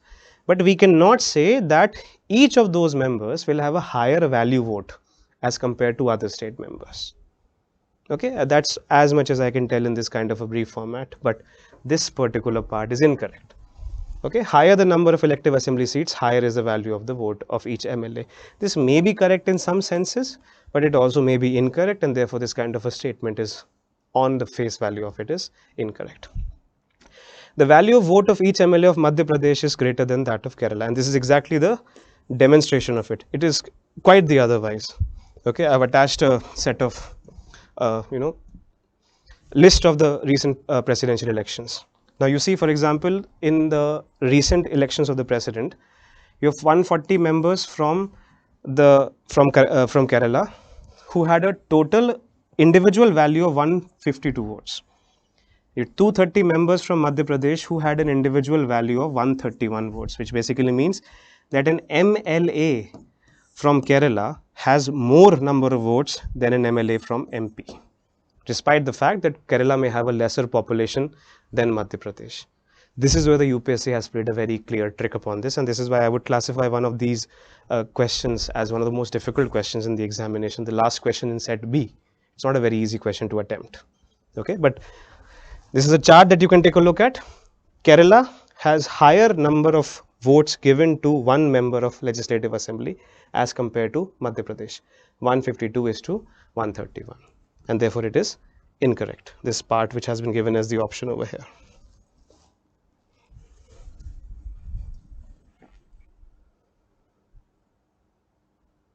Okay, this part. Now, take a look at statement number 4. The value of vote of each MLA of Puducherry is higher than that of the Arunachal Pradesh because the ratio of total population to total number of elective seats in Puducherry is greater as compared to Arunachal Pradesh. In all senses and all simple aspects, if you take a look at this chart without too much explanation, if we can't go it at this point, it is correct. Okay, you take a look at Puducherry and you take a look at Arunachal, and vote which has been given to each member at a assembly in Puducherry is much higher than what it has been given to Arunachal, because it is a game of proportions on the basis of the population. So the correct answer, it's a bit of a understanding in which we can take a look at what this kind of a thing has come out to. Okay. Manner of election of the president is given under Article 55, which talks about 55 clause 2. Every elected member of Legislative Assembly of a state shall have as many votes as there are multiples of 1000s in the quotient obtained by dividing the population of the state by the total number of elected members of the assembly. In very simple terms, the correct answer is only 4, which is only one statement in this is going to be correct. Okay, so just let's take a look at the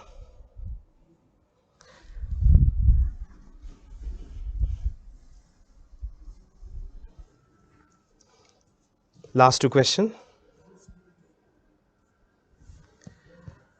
Question number 100.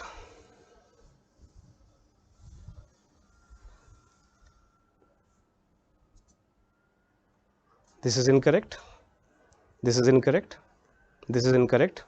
Only this is correct. So the correct answer is going to be A, only one. Now with this, you can see that in 2022, we've had the general category cutoff was 88.22, 22, OBC 87.54, EWS 82.83, SC 74.08, ST 69.35. Now if you notice, let's look from this side. 2018, the cutoff was 98. 19 was also the same cutoff. 20 cutoff नीचे चला गया, ठीक है? 21, 22 means we are there, means there in the sense kind of similar numbers are there. 100 numbers भी नहीं आ रहे हैं, 50% सिर्फ नीचे cut off जा रहा है. Comparatively, this year's paper was comparatively tougher than the previous years. Irrespective of the marks you are scoring, my advice is आप लोग mains के लिए prepare कीजिए. These 3 months are very crucial. It's very important. So don't waste your time in terms of, let's say, if you have calculated your numbers, irrespective of the numbers, you will go for mains. You have not calculated your numbers, you will still go for your mains. ये 3 महीने इसको waste नहीं करना है, बहुत अच्छा utilise करना है, so that if let's say इस साल नहीं क्लियर होता है, if at all, then you have not yet wasted those 3 months, and then next year आपको बहुत मदद करेगा. This year we've met numerous students who could not clear prelims in their first attempt, second attempt, but जिस साल PT pass हुआ, they got their final selection. The reason being they always made sure that ये time को वो utilize करें. ठीक है? So we've done with all the 100 questions. All the faculties gave their information. We tried to show you the best of the best sources in terms of that how to approach those questions also. So अभी it's already around yes 2:05 2:10 हो चुके हैं सुबह के, and thank you, all the best.